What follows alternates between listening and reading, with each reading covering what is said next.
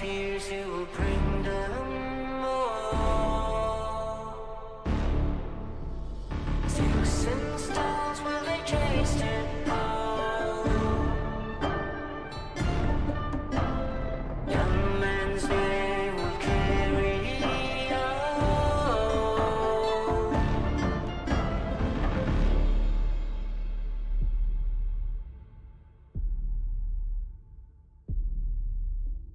Kinsmen crave the island call. Each night chase watch them fall. Young men's reign will turn to stone. We've been spoiled by the shiny new silver age of Flesh and Blood, but personally, I'm in the mood for something a little bit more classic. Welcome back to another Flesh and Blood calling here, live from the snowy shores of Montreal. Howling Minds, Elly Bird. I've been waiting to do this for a very long time. How are you?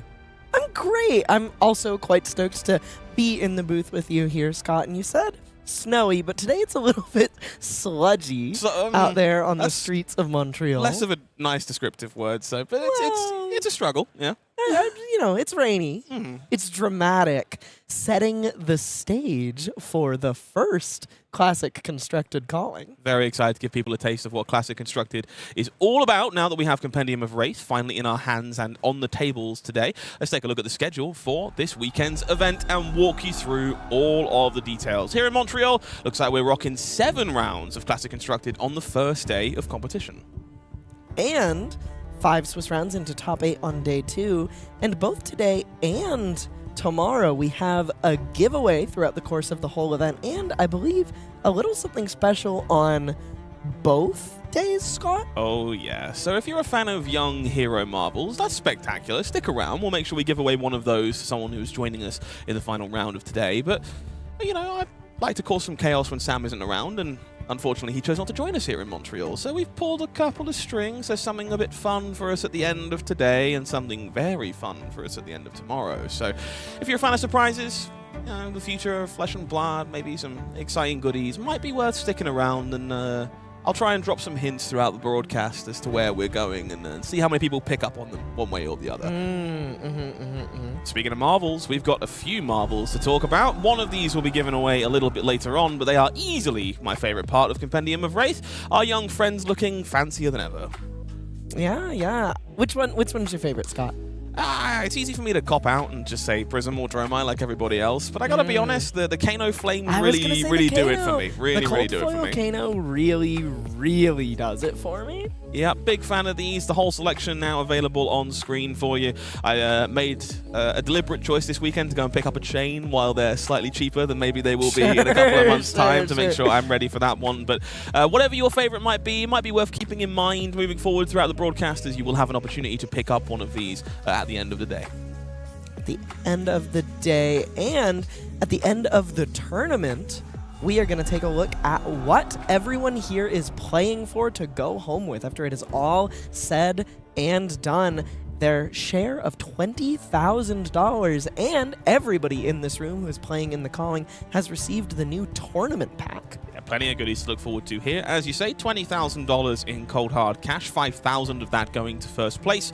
Gold foil legendaries for our top 8, PTIs in Lion, and those all-important World Tour points as our players make their way up that leaderboard. As you say, tournament pack. Second time these have been distributed this weekend. Have you had a chance to get your hands on any of these yet? So I'm not playing the calling. I have not gotten my hands on any of these today, but my partner has, and she opened a card. I'm super stoked about that being in there. Blue Mavrian Skies. Ooh, very nice. Some goodies in these. I'm looking forward to watching them evolve over time as more cards become available in the tournament packs, but now available at events near you. Things like Callings, Battlegrounds in the near future will have these available. Of course, these might not be available at a Battleground near you. A rather fancy prize card for our winner today. Our winner today will be taking home the Extended Art Marvel Gold Cold Foil Quick Dodge Flexors, this gorgeous Calling Champion tournament, a PTI, a Pro Tournament Invitation, not to be confused with a Pro Tour Invitation, a completely separate thing, 10 World Tour points, and $5,000 US. I'm going to be jealous of somebody at the end of the weekend. remains to be seen exactly who that will be. Plenty of goodies to look forward to over the course of our broadcast, and plenty of prizes to be won by our phenomenal cast. Elly, I know it's the talk of the tournament right now. People are unsure what Classic Constructed looks like. You got any kind of surface level thoughts to start us off at the beginning of the day? So I kind of have a few things I kind of want to talk about. I think early on, a lot of the zeitgeist was very much, wow, this Phi guy is crazy. You know, they took Art of War away from him, they gave it back. But I also think that, and a testament to the design of the card, Art of the Phoenix War is subtly different from Art of War in just enough ways that it's actually somehow quite fair to draw 2 cards and give your whole turn +1. I also know everyone's talking about a certain owl in a certain lightning wizard deck. And on that topic, a lot of quite strong players in the room are bringing Kayo specifically because of how popular Oscilio, or rather how powerful Oscilio seems to be. I know some big names in the room, Michael Hamilton, have brought Oscilio to this tournament, but Jordan Jalbert-Ross, the current reigning Canadian national champion, is playing Mr. Armed and Dangerous, as well as Yukiwi Bender and multiple other quite strong players in the room. Okay, one to watch as we make our way to those Living Legend leaderboards. If you agree with Elly or disagree, there's only one way to prove it. ProQuest season kicking off near you last week, I actually think, one way or the other. So we're already underway with those Silver Age events from the start of February. But if you're looking for a taste of the brand new format, you've still got time. And if you're looking for something a little classic yourself, it won't be long until we're finding ourselves there for ProQuest season as well. Yeah, I just got kind of off the heels of a Silver Age Pro Quest. Last week, I took a deck that lost to Kano, and I beat everything in the room, and then lost in top 8 to Kano. Did you get to play one, Scott? I did not. Unfortunately, I've been a bit travel-lagged, racking up the air miles recently, so I haven't had the chance. And the only Pro Quest I was hoping to get to started 15 minutes before I landed here in Montreal. So unfortunately, I couldn't quite make it, but I'm hoping to make it to some Classic Constructed ones upon my return from Toulouse. So very excited to dabble with things for the Pro Quest season. If you haven't had your chance yet, there are plenty of prizes to look forward to, some incredible promos, some remarkable playmats, and of course that coveted gold foil envelope as well. A gold foil envelope with quite a few new offerings, I believe.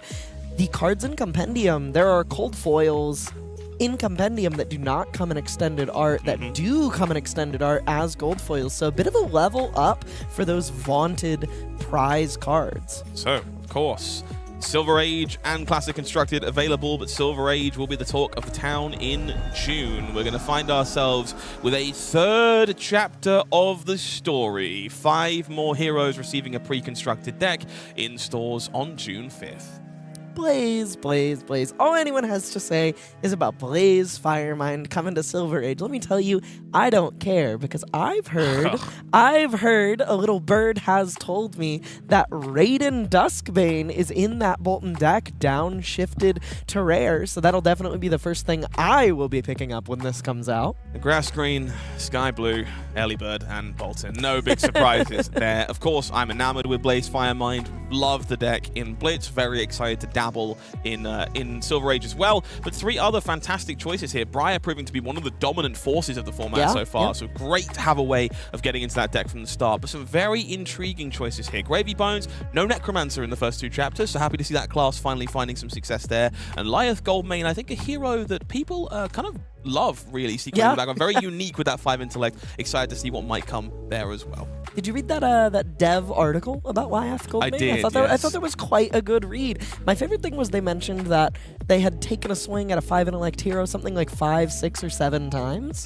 That makes a lot of sense. If you haven't read that one, check out Karl's article on fabtcg.com. Learn a little bit more about how Lyeth came to be. If we want to take a look at the past, I guess, in this case, the Living Legend leaderboard is a hot topic of discussion this weekend, not only because we are playing Classic Constructed for the first time, but because we have 1,500 points available in the upcoming CC ProQuest season. That's guaranteed. They have to be distributed. And so some of these big faces that we've known to grow and love, they might not be with us for much longer. Yeah, to touch on what you said, typically it is 6 weeks over which 1,500 points are distributed. It is only 4 because of the 2-week Silver Age preamble to this ProQuest season. So each ProQuest comes close to 5 points at a baseline, making it like almost 7 per win. So quite a volatile Living Legend season. They talked about one of the goals for the Compendium of Wraith was to get some LL board churn going by introducing no new heroes. And we're very much going to see that, Scott. Kayo is only 40 points away. That's like, I think 5 pro quests this season.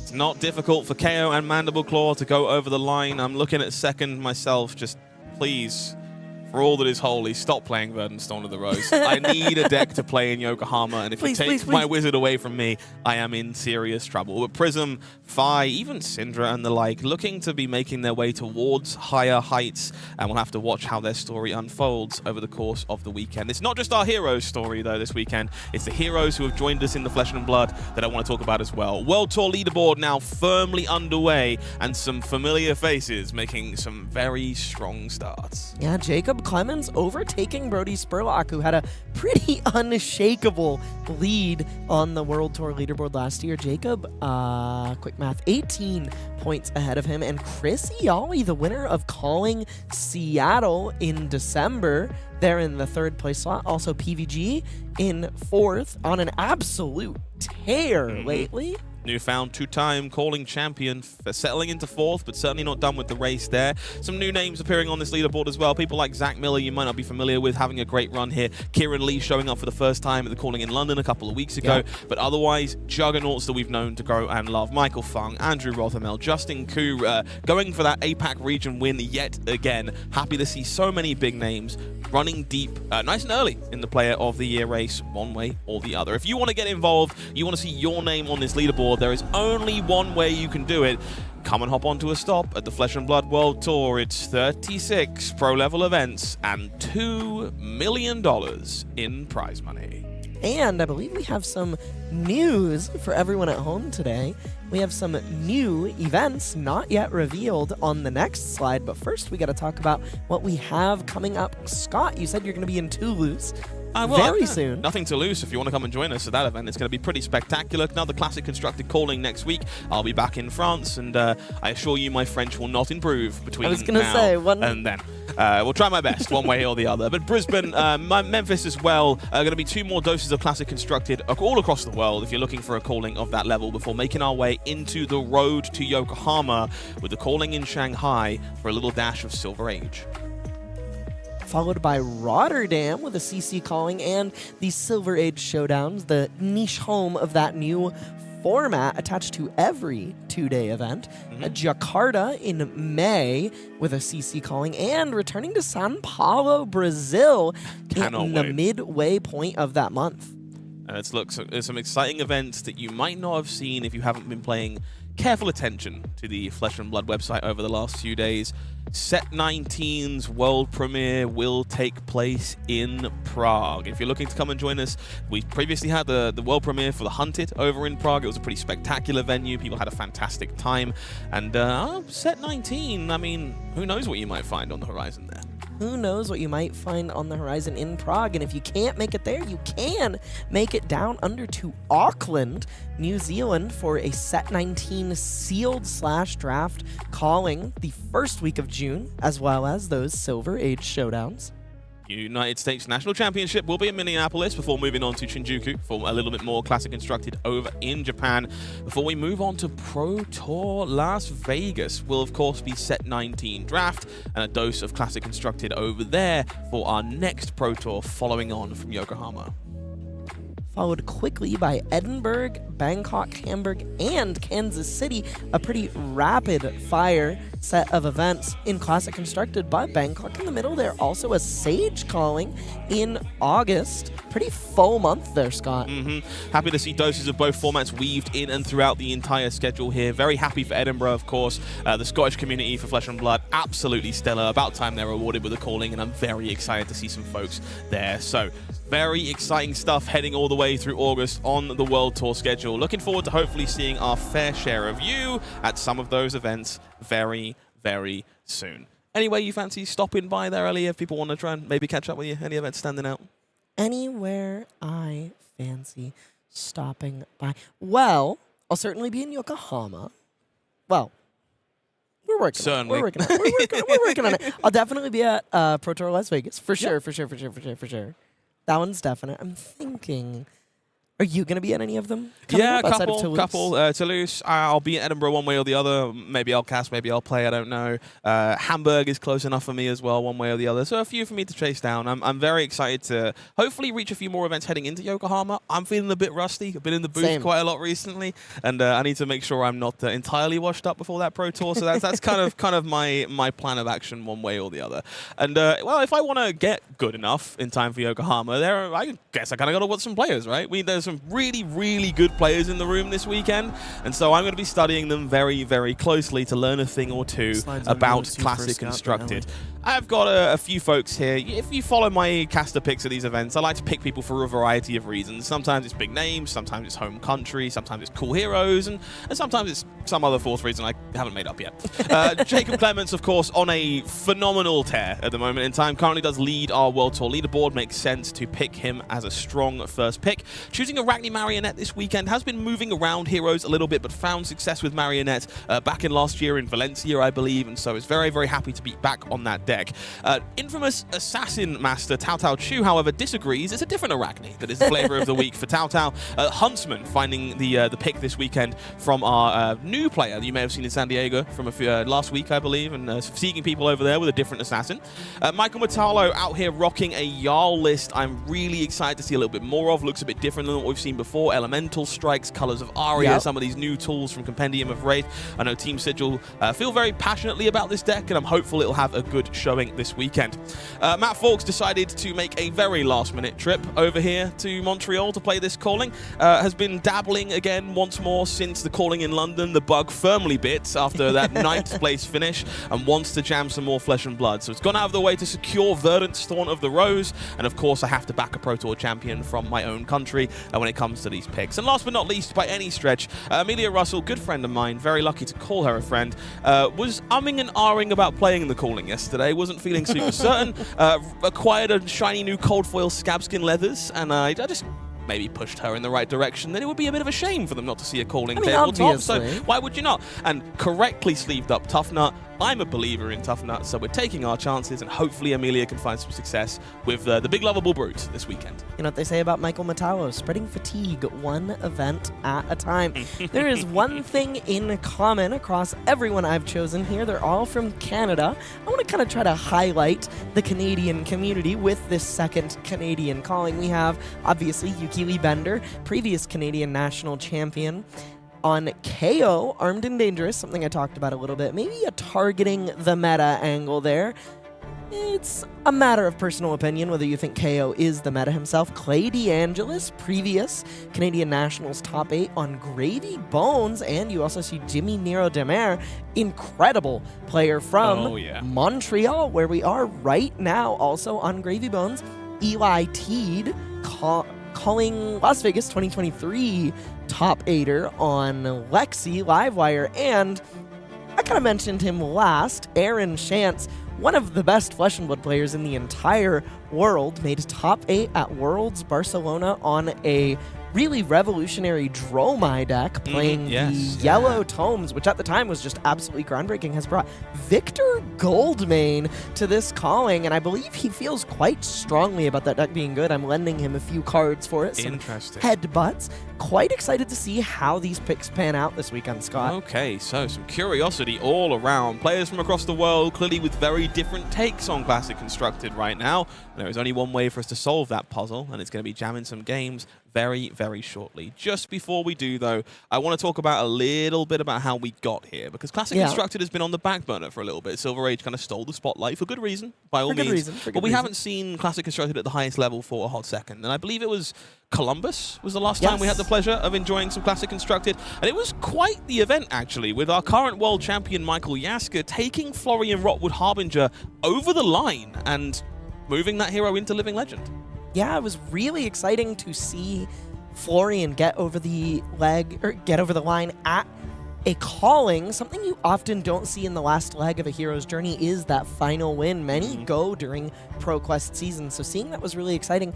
And this meta looks pretty different from what we're seeing in the room today, and we're going to get to the meta breakdown shortly, but there was 2 of this Breakout Fatigue Pleiades deck, which didn't quite convert but there was also a fair bit of some mainstays. There's a Katsu, who I believe we have a fair bit of in the room, finding quite a bit of purchase with some new toys in Compendium of Wraith, some Gravy Bones, some Oscilio, and some Arachne Marionette. So a bit of new, bit of old in this top 8, and quite a bit of new in the room with us today. Some big faces. Let's see how it's evolved as we take a look at the metagame for the calling here in Montreal. Good news, it is 33 different heroes represented in the room today, and none of them has more than an 11% share of the field. Uncertainty is the name of the game this weekend, with players representing just about everything across the board. The most represented hero, as you said, only at 11%.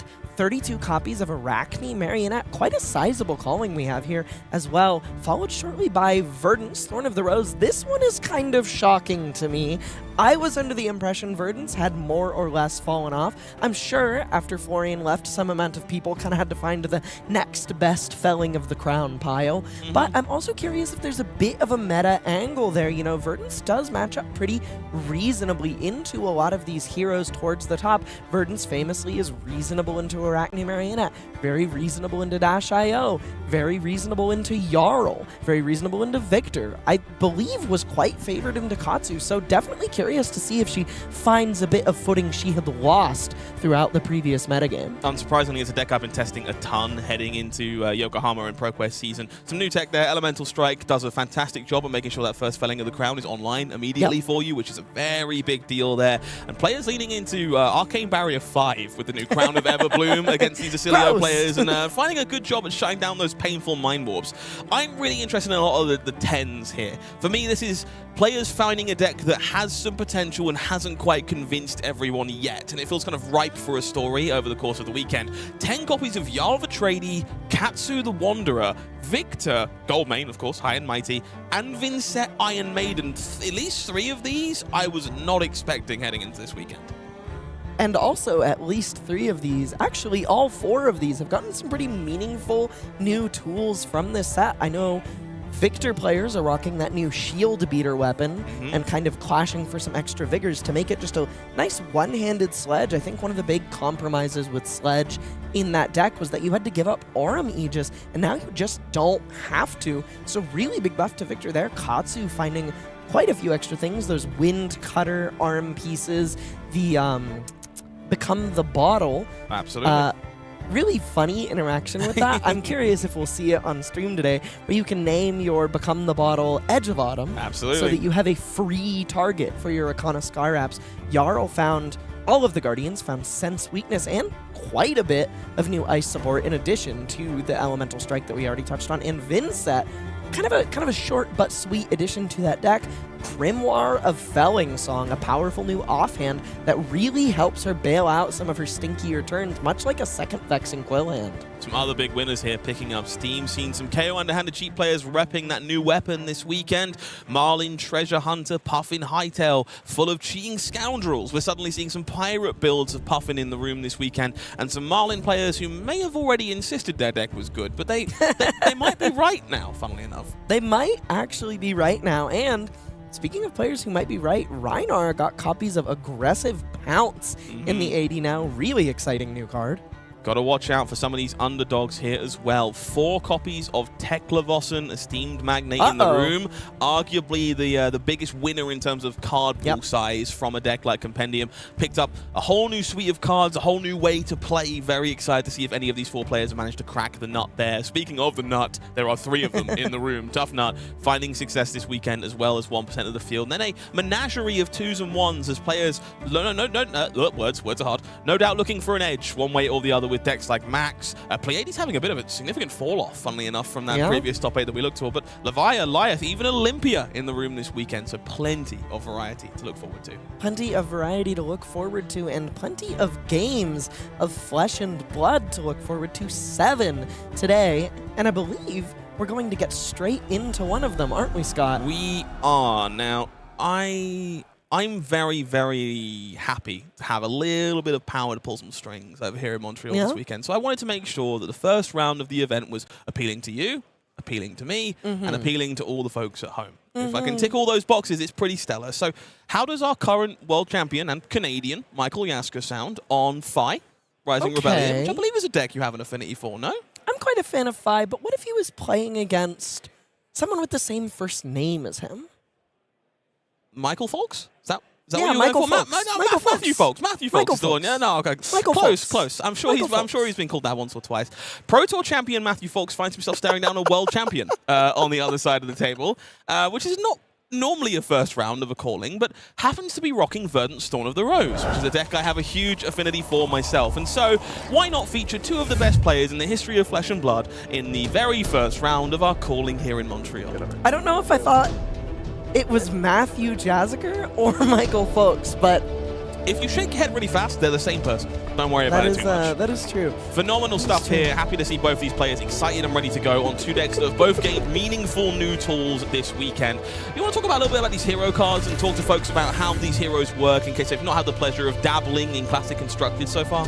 So, Fi is a pretty, well, I say bog standard. To me, he's bog standard, but to many, he's kind of so old or has been out of the meta long enough that he hasn't necessarily been relevant for quite so long. He is a very straightforward, aggressive deck that wants to... He has a very powerful baseline. He has these strong two-card hands where a Draconic Head Jab and a blue can get him to a very simple, clean two-card 7, and he has these very explosive turns with force multipliers like Spreading Flames and the new Art of the Phoenix War that allow him to leverage multiple Draconic Chain Links and just hit you really, really, really hard. He's going to play these reasonable baseline 2-card 7, 2-card 8, 2-card 9 kind of hands and find the space he needs to hit you with something like a 30 or 40 damage turn off the back of Card Draw, the Fire That Burns Within, and Mask of the Pouncing Links. Infamously won a world championship in the hands of Alexandros a few years ago. Happy to see this hero rising in the hands of our current world champion this time around. On Verdance's side, if you're unfamiliar, 8 or more Earth cards into the Banished Zone will give Verdance a special ability that means whenever she gains life during a turn, she'll deal a point of arcane damage to the opponent. That one, gonna be a little difficult to get online in this matchup. Fi comes pretty hard and fast, and it's not quite as easy for Verdance to decompose as she used to, so we won't see quite as much of that combo element listed for this deck, but good, efficient tempo is the name of the game here. Arcane spells that Fi is not going to be interested in preventing one way or the other. Big attacks like Felling of the Crown with forceful interaction is going to be the kind of thing that Matt, you got me doing it now. Yeah, Michael Foulkes, well, you've ruined it entirely. No, Matthew no, Foulkes that's is his name trying now. to do this time around.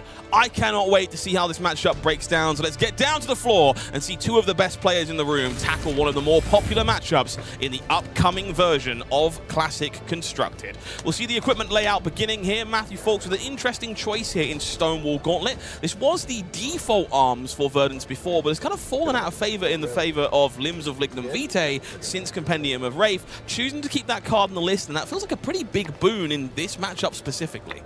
I was going to say, if there is ever one place you want access to Stonewall Gauntlet, it is going to be the hero that is more or less prohibited from breaking the chain thanks to the effect of cards like Spreading Flames.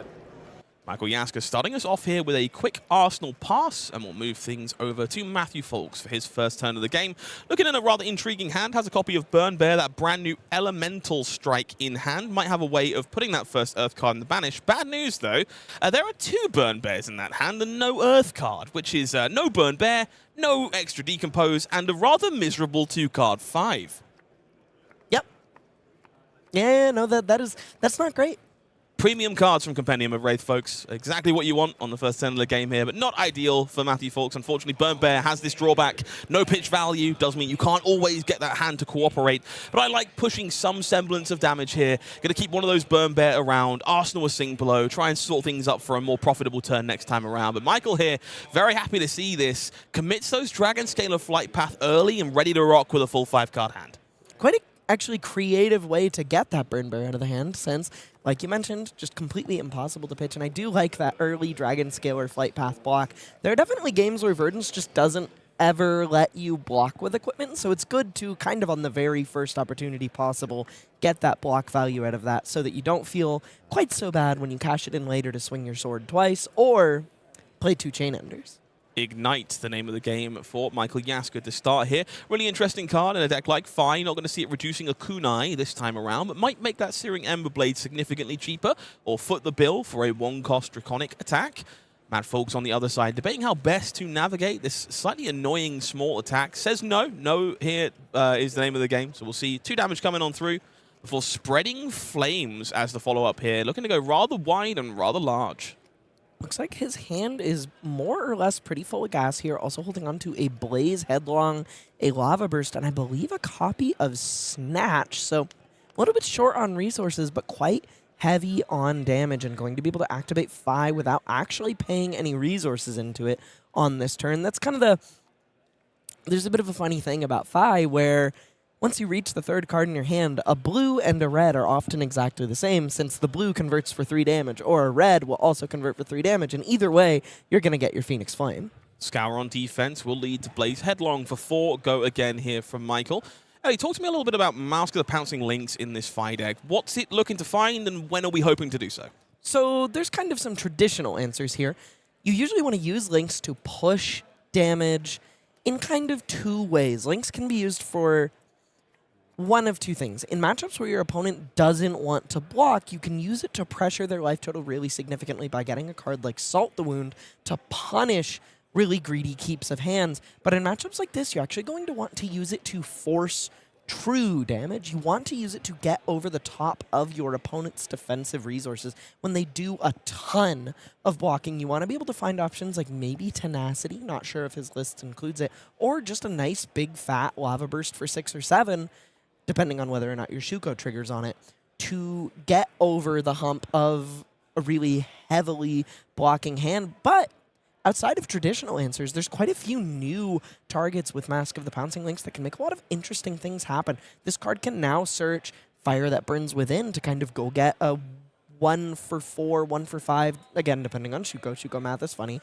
Card that lets you filter a Phoenix Flame draw card can do some very powerful stuff there. And if you need a flame in a pinch, you can also search Inflame if that's in your deck, or the new Inflame the Firebrand. Sink below, covering up that Blaze Headlong here, means no damage coming on through. Phoenix Flame rebought, does come in for 3, courtesy of Spreading Flames, and we'll see this turn ended with a gigantic Lava Burst here. 6 damage comes across, and we will see Matt Foulkes happy to play defense entirely, commits the 2nd Burn Bear, felling of the Crown and the blue here to deny all that damage. It'll be Snatch in the arsenal for Michael Jaszczur. Matthew Foulkes drawing back up before we make our way back to the World Champion. That's right. From Michael Foulkes' turn to Michael Jaszczur's turn. You gotta stop. It's gonna ruin my entire day if I mispronounce every M name for the rest of time. Well, I've already ruined my day, so I've got to bring yours down with me. Ronin Renegade is the start of the combat chain this time around. Spicy Head Jab, as it's commonly referred to. 3 go again on Draconic in nature. We'll see Matt Foulkes reaching for a card to cover this one up. It is another Burn Bear. That is the 3rd copy of the powerful Arcane spell. Forced to play defense early here. Not what Matt Foulkes is hoping to see. Searing Ember Blade coming on in, converting that blue dragon power into 3 damage and a floating resource. Looks like we do have some 1 costs available here for Jaszczur. Yeah, holding use that bonus on resource to a blue 1 cost, that Cinderskin Devotion. He could possibly have fired off this dragon power, but doesn't have any fealty to make it actually be fully powered, and the other card in his hand is Breaking Point.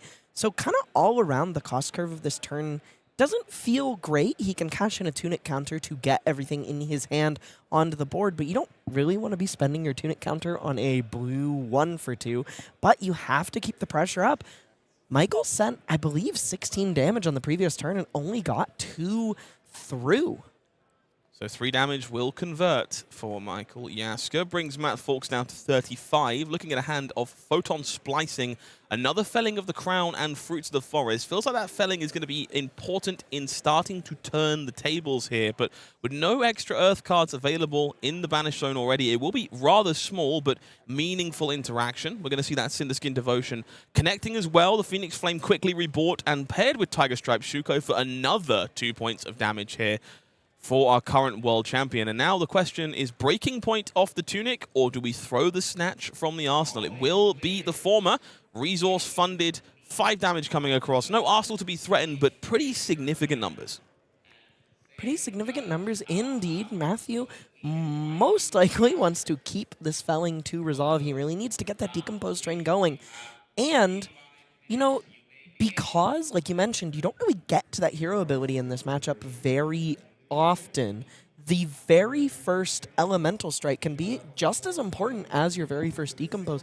So that unfortunate hand on the very first turn of the game is kind of coming back to bite him here, as he's going to be forced to play a felling for 4 rather than a felling for 8. And I think the amount of fellings you resolve for 8 can kind of just be the difference in matchups like this. He already has one in the graveyard that he was forced to block with, and he might be forced to block with the second one here as Michael Jaszczur goes for the Dragon Scalar Flight Path play on this turn, putting Snatch on the table and forcing more cards out of Matthew's hand. That felling isn't going to hit the table on this turn cycle. It's going to end up in the arsenal. Big fan of this from Matt Foulkes. This matchup, in my experience, is a lot about patience on the Verdance side.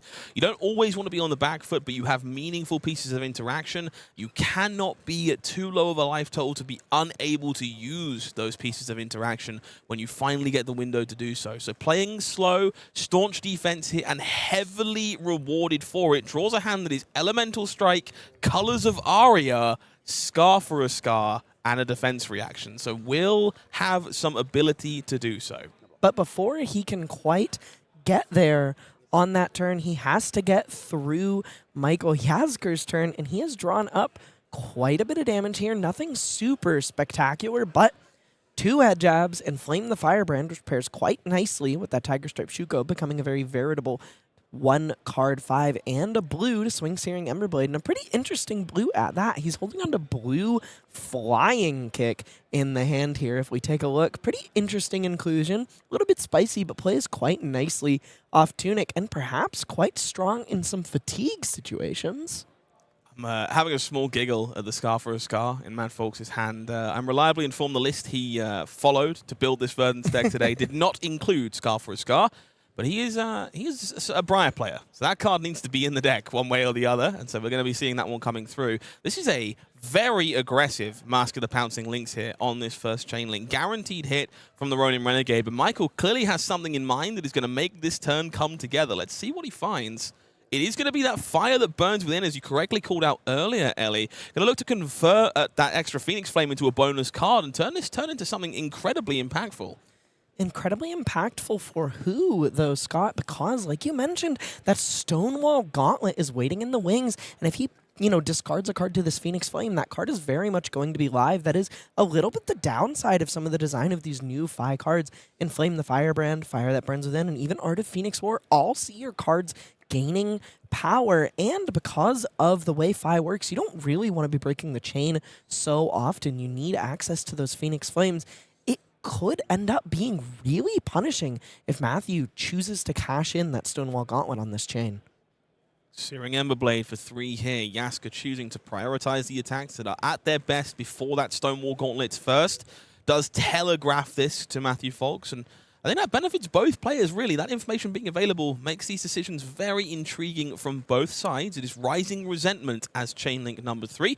This one does have a somewhat relevant on-hit if there happens to be a expensive card lurking in the hand for Michael Jaszczur. He knows that there is no 0, but this card is kind of like Pulse Wave Harpoon to me. When I'm playing against Fi, I see Rising Resentment hit the table. I've played enough Fi to know, no, that is not hitting. That is the one head jab that I will always block. See if our Pro Tour champion agrees. It will be the Fate Foreseen deployed on defense here. Takes a peek at the top card. Pretty interesting. Like I was talking about how this card's on-hit can be so potent. He did cash in 4 points of defensive value. It might tell you a lot about the texture of his hand. He might be stuck with quite a few 4 blocks, or he might just be, looking to block with only 1 card on this turn and has decided that this is the moment for it. Decides the opt to bottom is better placed than the one on top. We're going to see that Phoenix Flame being rebought here. And no doubt cashed in to this fire that burns within. Will come roaring in for 4 points of go again damage. That Phoenix Flame back in the graveyard where it belongs. And a bonus card found. It is Lava Burst off the top for Michael Jaszczur. This turn going to be gigantic. This life differential increasing exponentially. Lava Burst, quite the find off the top, but also, again, still pretty punishing if that Stonewall Gauntlet hits the chain, because he can't just break the chain and play Lava Burst. It would only come in for 2. And so Jaska here, staring at the following attack. It's going to be Inflame the Firebrand, coming in for 5 with Go Again. Going to be jumped up by that Tiger Stripe Shuko. I want to take a real quick moment to thank all 2,000 of you joining us here nice and early. More than that already. Welcome to the Calling in Montreal. We're very lucky to have you. We have quite the treat for you in the first round of competition. Man, this looks so fun. I love Fi.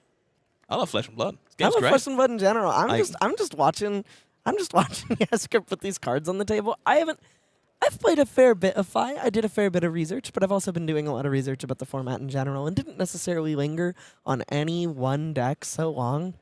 But these new Fi cards, I mean, every single time I see these hitting the table, I'm like, I just want to play more Fi. See, this is where I have to embody the Matt Foulkes the story here, as this Lava Burst hits the chain and continues pushing ridiculous damage. This is the Verdance school of thought. All your cards suck, you're incredibly far behind, and then your opponent dies. That is how playing Verdance Dawn of the Rose works, and I'm hopeful that despite a near 30 points of life differential, that Matthew Foulkes understands this was the turn. We need to hold our cards, we need to buy back tempo, and falling to 9 is the only way to do it. Incredibly impressive stuff from Michael Jaska here on just the 4th turn of the game. But it is time for our Pro Tour Leal champion to return fire, starting with the card that won him that title in Scar for a Scar. First thing we're going to see here, though, is, I believe, 7 dominate. Go again? Go again. Yeah, like what if Enlightened Strike was significantly better? Is typically the name of the game on this one. This is currently our calling promo as well, a card that is proving to be pretty spectacular in all of these Earth decks, but that Colors of Aria combo is definitely kind of the selling point of this. Being able to banish that one and have all of those modes available, incredibly appealing. Means it's 7 Go Again Dominate into 4 here. Very efficient 3-card hand. And we know it is a Felling of the Crown still in the arsenal here for Matt Foulkes. And so no blue to convert that this time around, but he's going to be very happy to play defense next turn and start relying on those Fellings and similar effects like Plow Under to hopefully catch back up here as Jaska falls to 25. Keeping the full 4 cards as that Tunic moves up to 2. Jaska did keep the full 4, but I want to point out his boots and hat are gone, and both have already converted for a fair amount of the missing life total of Matthew Foulkes'. He has dropped quite quickly, but the rate at which his life total is descending is going to slow significantly, not just because of the loss of equipment, but because Michael is out of, I believe, 2 of his lava bursts already, so some of the gas is leaving the Fi deck, both on board and in the main deck. We are seeing a reasonably strong start to this turn in the form of Rise from the Ashes into a Spreading Flames, but it's only 4 cards. There's no extra equipment to commit. It can only be so explosive, and perhaps a bit of a rake stepped on here. He's led with the Spreading Flames, but its power is already greater than its base thanks to Rise from the Ashes. So this entire turn is going to get a little bit murked by that Stone Wall Gauntlet, shutting down the offensive potential of Michael's turn. Folks rewarded for that choice of card and holding on to it so dearly until the opportune moment here alongside Spreading Flames. We'll see Orm's Touch deployed on defense, so the Spreading Flames will get knocked down to 5. We'll see 1 point leaking over here. I want to allude again how important that Colors of Aria was. That Felling in the arsenal we know is now going to be coming in for the full 8 one way or the other. We'll see Mental Block on defense here, covering up the last point, making a Ponder token to rebuy that arsenal after Felling of the Crown has done its work. Impressive sequencing and exactly what Matt Foulkes was looking for here on what's looking to be a slightly shaky turn for Michael Jaska.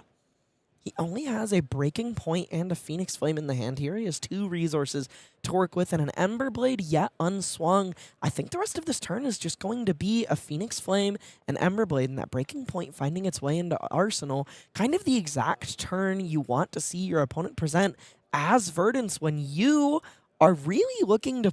he's looking to resolve the most powerful thing Verdance is capable of doing, which is Felling of the Crown with a Ponder token on the board. So Phoenix Flame here coming in, would be for 1, gets reduced down to 0, bolstered back to 1 by Spreading Flames, and so will still present a point of damage on this combat chain. Does require Matt Foulkes to pause for a moment. Of course, that balance of justice still lurking has been blocked with here, so should Michael find our brand new Art of War variant, will be a way to recoup some card advantage as a result. The Phoenix Flame quickly blunted, and the chain will be closed here to deny that Stonewall Gauntlet some additional value. And we're going to see Jaska deploying Breaking Point for 5 points of damage as opposed to swinging this Searing Emberblade. Clearly just interested in punishing Foulkes here for wanting to keep cards, and therefore going to see this Barkskin of the Millennium Tree reached for alongside the Autumn's Touch to cover this one up. Interested in giving that breathing room that will be required to get back into this game. Perhaps slightly unfortunate for Michael, though, here, is that he's, you know, essentially losing a card for 2 value here. He doesn't get to use this last resource efficiently. He could have swung Emberblade for 3 and is instead sending 5, so essentially converting this card for just 2, and he might be choosing not to arsenal that card to play around a Plow Under, as that card has sat in Matthew's arsenal for a couple turns, and Michael hasn't arsenaled, so he might be assuming that that card in the arsenal is Plow Under, but it's actually just a felling he hasn't quite had the gas for. Maybe a little bit punished for the way he was reading into his opponent's hand, maybe a little bit punished for the way things have lined up for him, and now, as opposed to, you know, the potential 5-card hand he could be setting up here, he's going to be forced down to 3 as Verdance gets to ponder following this felling. The iconic Earth Majestic from Rosetta showing its full power here, 8 points of damage and forced interaction against a deck like Fire. And we see a really inopportune hand for Jaska, forced to play defense on this felling here, commits Oath of Loyalty and the Snatch for just 5 points of value. That Ponder will find a fresh card, be parked in the arsenal here for Matthew Foulkes, and it will be just a card to work with here for Jaska. And suddenly, despite the life differential, the momentum firmly in the hands of Verdance, Thorn of the Rose. Seems like a rising resentment in the hand here for Jaska. This time looks to be passing priority. No longer scared of that Plow Under, perhaps, now that Arsenal has been freed. Interested in building a 5-card hand. On the other side of things, those Scar for a Scars looking awfully premium for Matthew Foulkes. So something I do want to touch on, you said slightly inopportune for Michael here, but actually something I think is really powerful in decks like Fi and Syndra against Felling of the Crown is I think one of the strongest things you can do is just block and tell them to do it again. And I think that's really common knowledge. But as you know, as we've seen with Matthew's hand here, we might be seeing common wisdom get a little bit punished here by this insane, I mean, absolute slobber knocker hand here of Scar for a Scar, Elemental Strike, Light Up the Leaves, and a blue.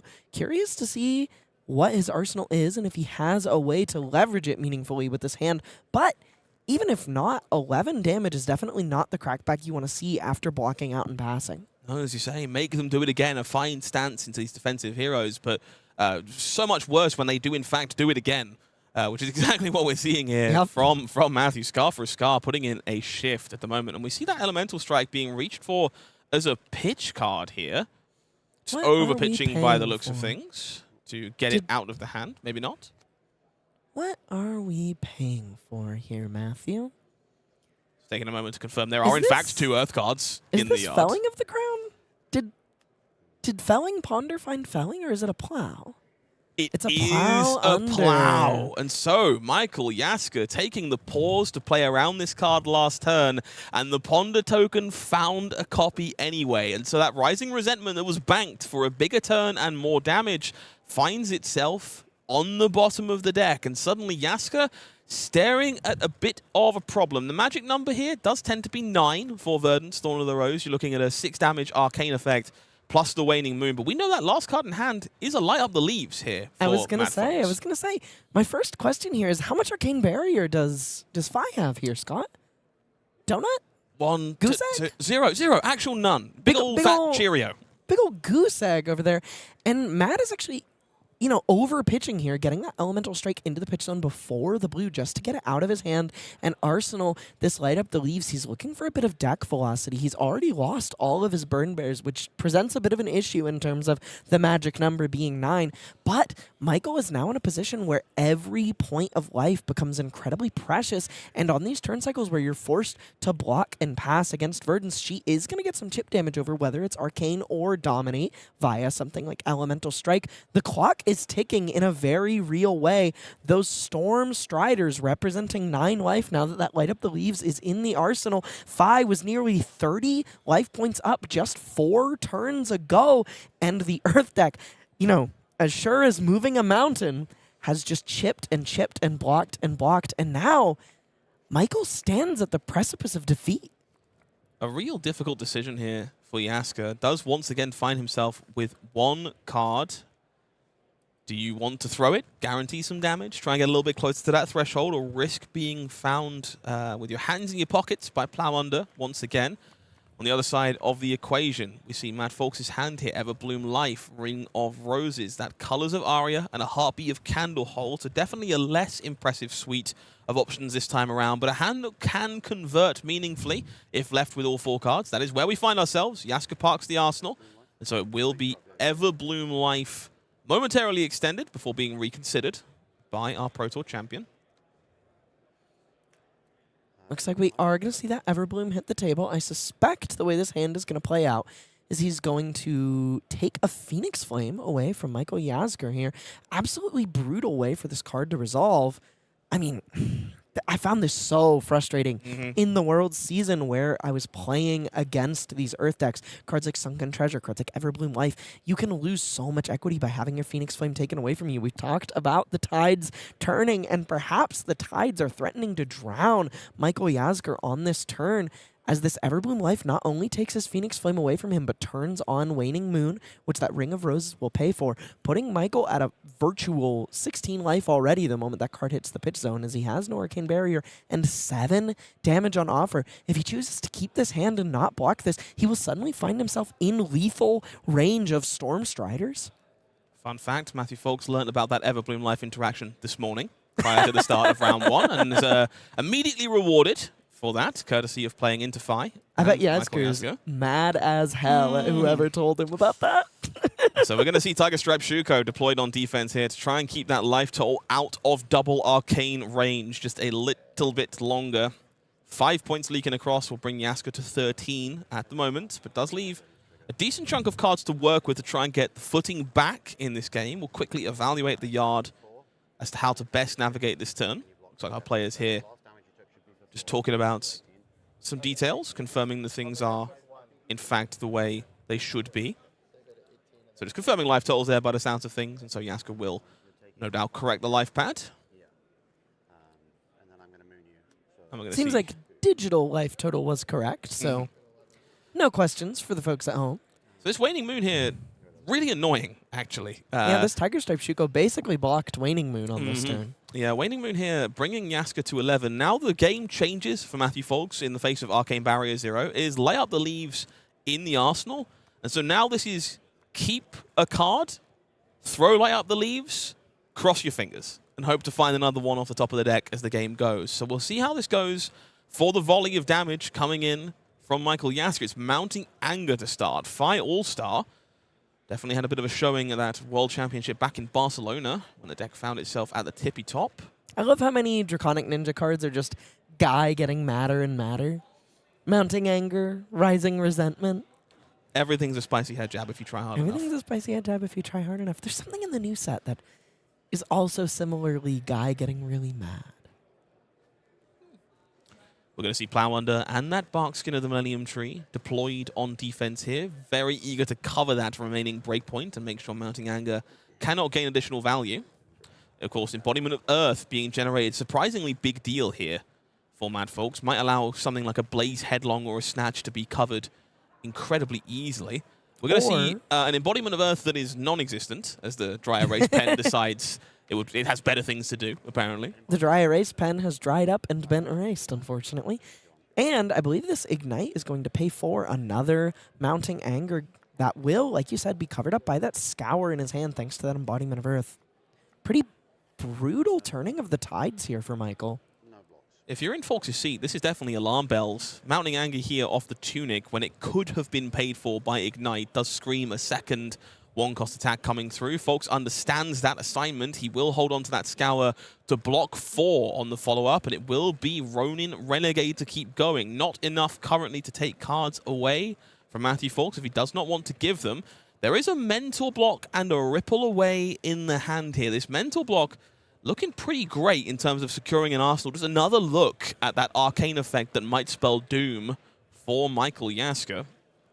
You want to talk about math? No, but go ahead. Okay. Thanks, Elly. You said no. No, I thank you for respecting my preferences. Now, enlighten me. What math am I paying attention to? I want to talk about math here a little bit. So, there's kind of a heuristic I live by with Mask of the Pouncing Lynx. You generally want it to convert for about 7 points of value in this matchup. It converted quite efficiently, finding that fire that burns within, but it drew him a card, and he then arsenaled on that turn. So it didn't truly find him a bonus extra card. It didn't convert for extra true damage. And we kind of find Matthew Foulkes with a little bit of extra life buffer here. The chit damage was maybe not respected in this game before that Lynx was cashed in. And you kind of find yourself in a bit of a difficult position.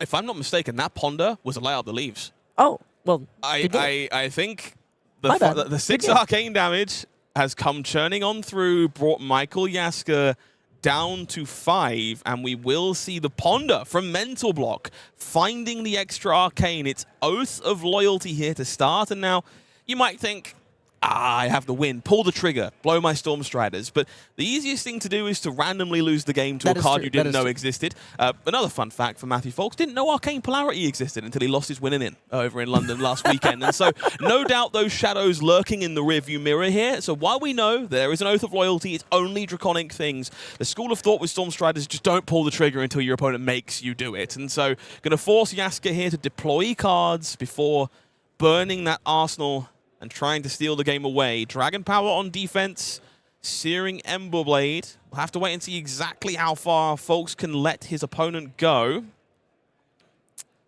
So, this game has turned around a little bit. On the Mask of the Pouncing Lynx thing that I was mentioning a little bit, I think a huge part of the way this matchup can kind of turn around is when you cash in your Mask of the Pouncing Lynx, well, they still have cards in their hand that they want to block with, because it doesn't essentially generate damage that is true and forced. And I think, essentially that amount of damage here is the difference between Matthew having the life buffer to find this Storm Strider's activation. He's looking to end the game here. 2 resources floating and a Light Up the Leaves hitting the table. A phenomenal Ponder token for Matthew Foulkes finds the only way to wrap up the game. We saw all 3 Burn Bears disappearing early, but it was not enough to stop our Pro Tour champion finding the win on Verdance, Thorn of the Rose. That's right, piloted by Michael Foulkes. You gotta stop. It's gonna be a really long weekend otherwise.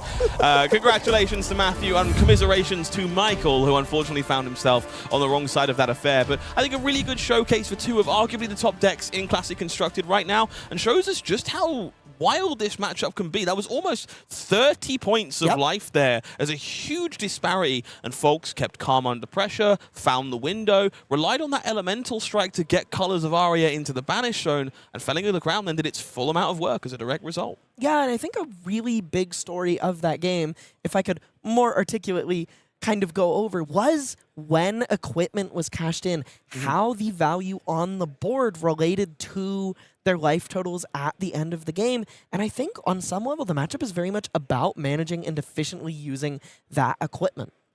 Couldn't agree more. I think ultimately that was the tale of equipment, Mask of the Pouncing Lynx, even things like Barkskin of the Millennium Tree, and ultimately Storm Striders when the game came to an end. So lots of decision points to learn for there if you're preparing for your upcoming events, such as Pro Tour Yokohama, perhaps. If you fancy joining us in Cherry Blossom season, it's going to be quite the spectacular event from April 9th to 12th. April 9th through 12th. And on this weekend, you're going to be able to get your hands on some new Japanese promo cards. This new Gravy Bones promo that I've taken to calling the Power of Friendship Gravy Bones. It depicts not only the Pirate Necromancer himself, but a fair few of his allies. You can see Rigor Mortis up there in the netting, Whaler Humperdinck singing his Graven song behind Gravy Bones, and Scuba in the foreground. But let's talk about Scar for a Scar. Matthew Foulkes' favorite card. You're getting there. Certainly Yeah, looking like his favorite yeah. card after that Matthew round. Foulkes. And it's hard not to have an affiliation with the card after it wins you a Pro Tour. Yeah. It definitely comes close to home. This one, full art, extended treatment, brand new art of Ira in the anime variety. Going to be a hot ticket item, I think, for many folks in Japan. And what better way to secure a playset for yourself than our souvenir package? The only souvenir package I have ever bought, and I bought it instantly upon seeing these promos. Really stoked about this. I think this one is absolutely excellent. Not only is it 3 copies of a new promo, it's also the Gravy Bones promo and twice as much product as previous souvenir packages. So really exciting things on offer in Yokohama. I'm a bit of a souvenir package magpie myself, so very guilty of picking these up.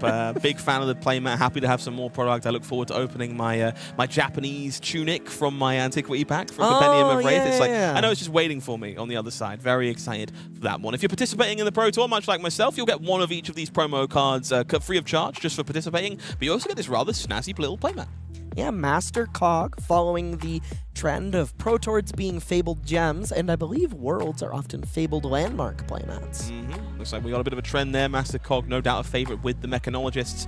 Very excited to see everybody in Yokohama at the beginning of April for the first Pro Tour of 2026. It's going to be very special. Silver Age, Classic Constructed. Make sure you find yourself there. Well, Yokohama's very exciting, but we've got plenty to look forward to here in Montreal to start with. I'm not sure we can find Pro Tour champions and World champions every round, but we'll dabble around. There are quite a few of them in the room, for what it's worth. It is, but thankfully there are plenty of fan favorites in the Flesh and Blood community that aren't, Pro Tour winners, and one of those, to the best of my knowledge, is a gentleman named Eugene C. Bit of a Rhinar aficionado. Rhinar? Yeah. I mean, easy to have missed, but definitely one of the bigger names for that hero. So, what do you think? Should we get some Eugene on camera next round? I mean, he's the people's champion. All right, People's Champion it is. Stay tuned.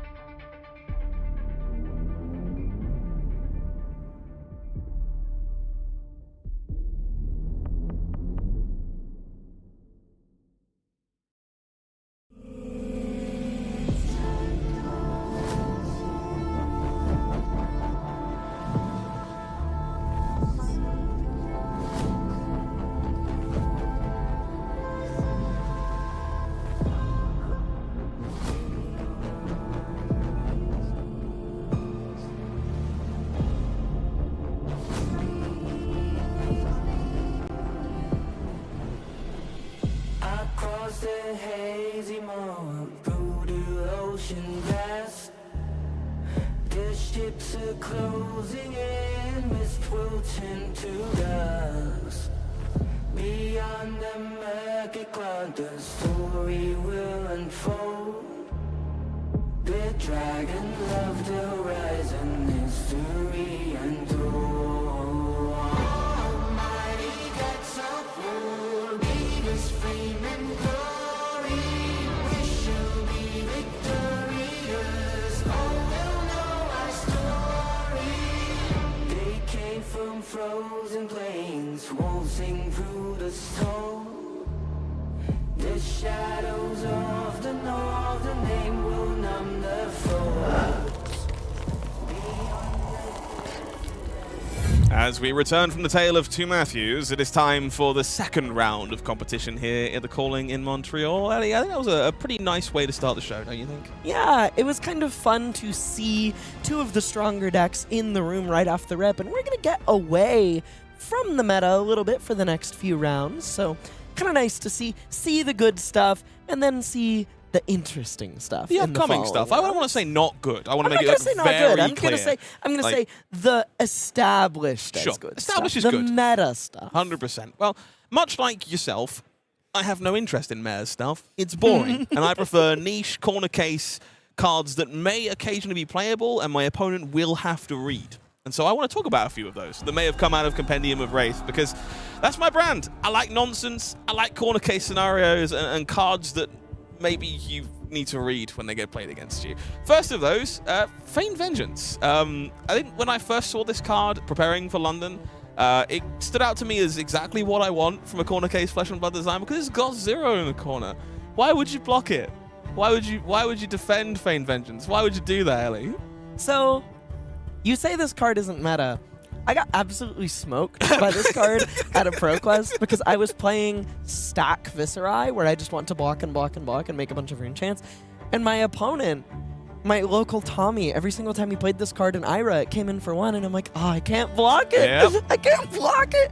Yep, I mean, Ira's the corner case there, but, well, I guess the premium case there, but even things like Tiger Stripe, Shuko, attack reactions, like, it's really cool to have a blue ninja attack that says, my Mask of Momentum trigger, I can get it, or I can get it. It's entirely up to you what you want me to do, and I think it's such a sweet design. I'm very excited to see where this one lands in the ninja resource bases for even Katsu, potentially, going forward. So happy to see this one seeing print. Excessive Blood Loss, I've been waiting for more solid contract cards for Arachne Huntsman for some time. It always felt like I have a strong belief that Arachne Huntsman has the strongest hero ability in the game. I think if players are actually like at their best and at their highest, information is power. The single best thing you could ask for in a card game is information, and so looking at the top card of your opponent's deck constantly, this feels like the best thing you could ever ask to do, and so I've always accepted that maybe we aren't allowed the best contract attacks to make sure that Arachne's never like all dominant in the format, and kind of forcing that thing to be the case. So was surprised to see Excessive Blood Loss. Definitely feels like one of the more impactful contract attacks, and pretty spectacular with all those Graven equipment and the new shurikens and things that all need the silver to function. Kind of feels like it glues a new engine together in the deck. Yeah, we found Assassin Carrion Husk in this set. That is very much true. I have seen that equipment block for absolutely sickening amounts off of the back of Excessive Blood Loss. And Vestige of Flagellation is a card I really am excited to talk about, because I read this and I don't get it. And nothing fuels me with excitement like me reading a card establishing that it is powerful. What this card does is incredibly powerful. Strong. Like, making bonus resources is why we all love Phenol Spring Tunic and other chess pieces in the first place, and that's exactly what Vestige does. But why? Why does it do it like this? It blocks for 2 points of blade break damage. My opponent has to gain life, and I lose that life, so it's like a weirdly unprofitable exchange, but I just can't stop looking at that Shadow Equipment tag. It's a majestic, like, surely something has to be coming down the pipeline that would make use of a card like this. I think that's probably true, but maybe I'm a pessimist. I look at this card and I think, man, I'm going to die to Sigil of Solace. And you're telling me that's not peak Flesh and Blood? You don't like dying to your opponent's Sigil of Sun? Just block with it, Elly. There's counterplay. Don't let your opponent play their hang on. Okay, we might have some loopholes. We got to work on the Vestige plan. Some fundamental systematic issues a little bit. Look, I made it very clear the whole appeal was that I didn't understand it. So clearly there's some things to figure out there. But those are some of my highlights from Compendium of Wraith. It's just a small subsection of the cards that I love from this set, and I'm very excited to talk to you a little bit later about some of yours. So you can highlight some of those cards that have stood out for you. But I don't want to keep a man like Eugene C waiting. We need some Rhinar in our lives. But well, he's quite patient. I'm sure he is. I think of Rhinar as a very patient hero. wrong.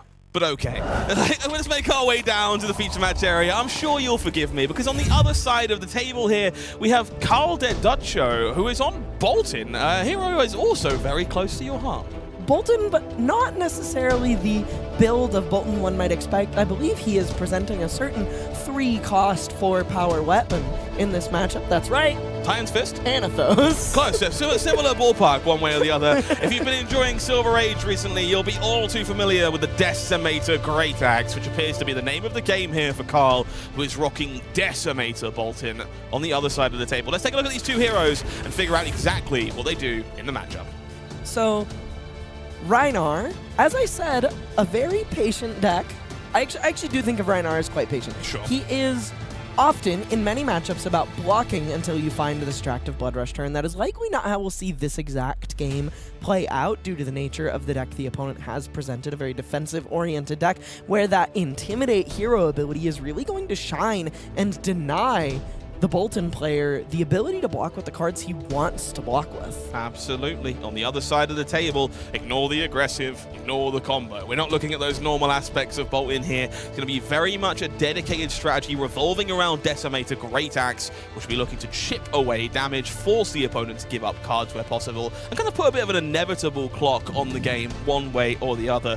Can't ignore that little bottom right corner, though, awaiting their first champion. Someone out there still gets to be the first big Boltyn winner in the future. That's going to be Callings or Tier 4s, and hopefully we see maybe Karl making a name for himself this time around and taking up that slot for the first time.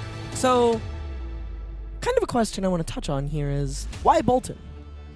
Why would you play Boltyn if you want to play Decimator Great Axe? You know, there's so many reasons. Dorinthia has some really powerful specializations, and I think the answer is largely going to be access to an absolutely massive, light, exclusive fridge in the form of cards like Soulbond Resolve, which also pairs really nicely with Saving Grace, the 0-cost defense reaction from the Boltyn Armory deck. Yeah, even things like Soul Shield, which none of the other warrior heroes get access to, means there is some really powerful defensive tools that Boltyn is able to enable with Decimator Great Axe. Some of his compatriots might not. Enough waiting, enough looking at these hero cards. Let's make our way down into the feature match area and see exactly how this one will play out. Eugene, of course, representing those lovely Rhinar sleeves from the World Championship this year. Wouldn't have it any other way. And enjoying Mandible Claws for what might be one of the final times.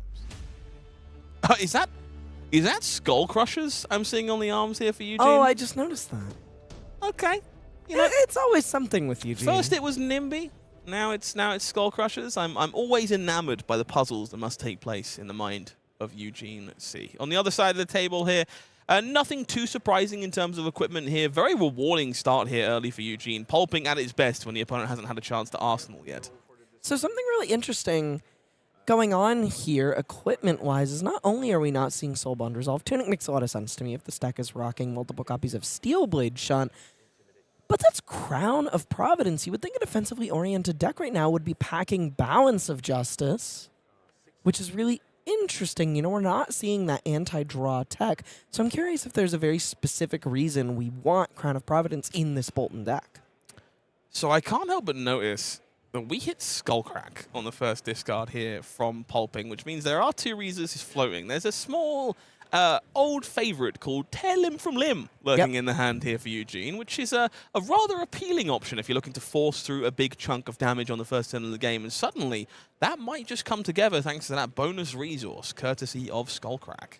Though, it still seems a little bit difficult, right? If he plays that out, he has nothing floating, he draws a card, then discards a card. I can't really fathom him being capable of paying for whatever he has left over, but it is going to convert into at least a Claw Swing, or he could just fire off the 2-cost attack in the form of another Skullcrack in his hand.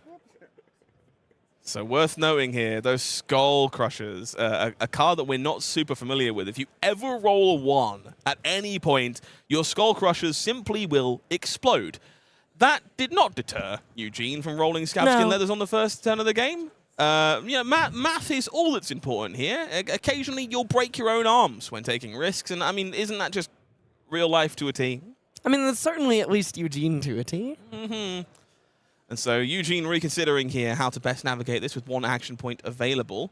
Does, of course, have the second Skull Crack available here. Can be played out, courtesy of that bonus resource as well. We'll choose to hold on to that tail limb from limb for a bigger, more impactful turn down the line. It will be Cleave on defense here. It's a very fruity one for Karl. But just soaking up that damage before making our way into the first turn of the game for Decimator Boltyn. Tunic up, Fiddler's Green in hand. Exactly where you want it to be when you're on offense.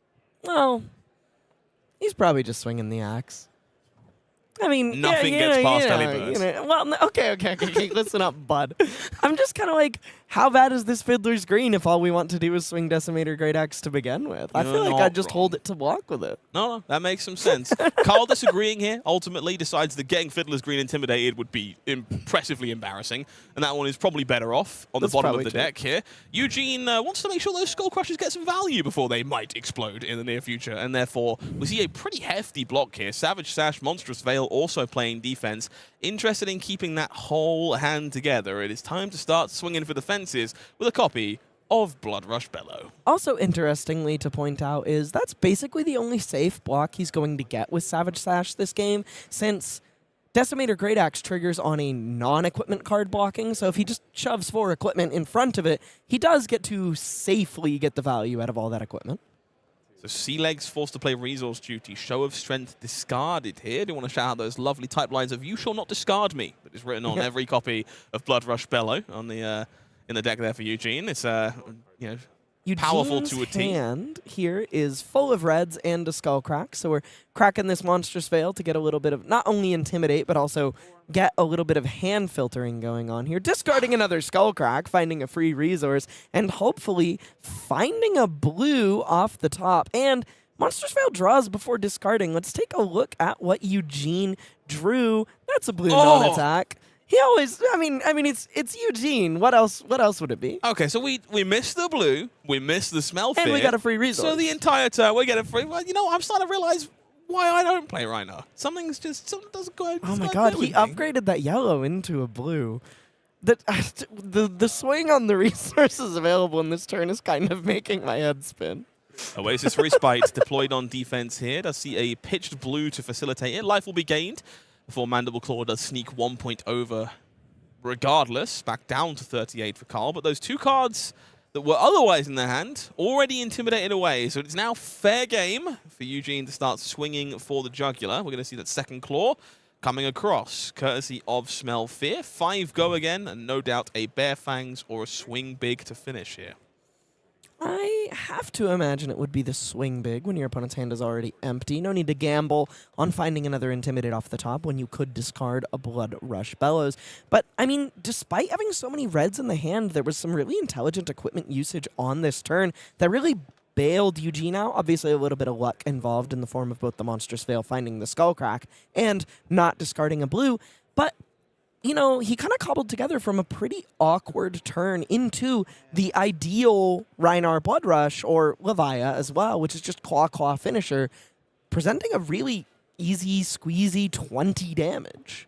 Karl falling to 31. It's Decimator Great Axe for 4 here. Looks like a Steel Blade Shunt going in the arsenal. Not quite aligned with that Findle Spring Tunic just yet, but no doubt will be in the near future. Eugene happy to sink the axe and keep 5 cards to work with. We know it is Tear Limb from Limb in the arsenal will be deployed here off of Sand Sketch Plan.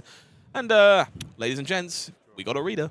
So, while he is reading, I want to talk about something interesting about the Intimidate mechanic in that due to its randomness, even against decks that do want to just be doing a ton of blocking, you can often find yourself just hitting the cards they wanted to hold on to anyways, and it's exactly what happened on this turn cycle. Karl kept a blue to swing Decimator Great Axe. Maybe he wanted to block 3 with it, but 4 is bigger than 3, and these decks are very math-oriented, and he got to convert all his cards in Arsenal a defense reaction. Intimidate essentially didn't do anything on that turn cycle, Scott. Blocking with Truce here on the first Mandible Claw. Mandible Claw, of course, enabled, courtesy of that discard from Tail Limb from Limb, but doesn't eat the buff, and we will see Splatter Skull threatening to rip away the Intimidated card, coming in for a hefty 12. Just want to be clear for our new players at home. We are seeing some die rolls here to decide the cards that are being intimidated, but those do not count for Skull Crushers. You're not quite allowed to sit there and keep spinning the wheel until some bonus damage is given to your attacks. So don't count those ones if you're keeping those impressive arm pieces in mind. So bit of a nasty thing here. Karl is holding on to Sigil of Solace, and while it is worth 3 life, that card does not block. I was thinking that perhaps he could protect this intimidated card by making use of the Steelblade Shunt in his arsenal, but due to a lack of armor, you know, he's already blocked with those Braveforge Bracers, and that Sigil not blocking, he is just going to lose that intimidated card here after he takes 4. Splatter Skull connects for 4 damage, and that powerful on-hit will take that card that was intimidated. We see Standing Order, unfortunately forced to be discarded from the Banish Zone, directly into the bin.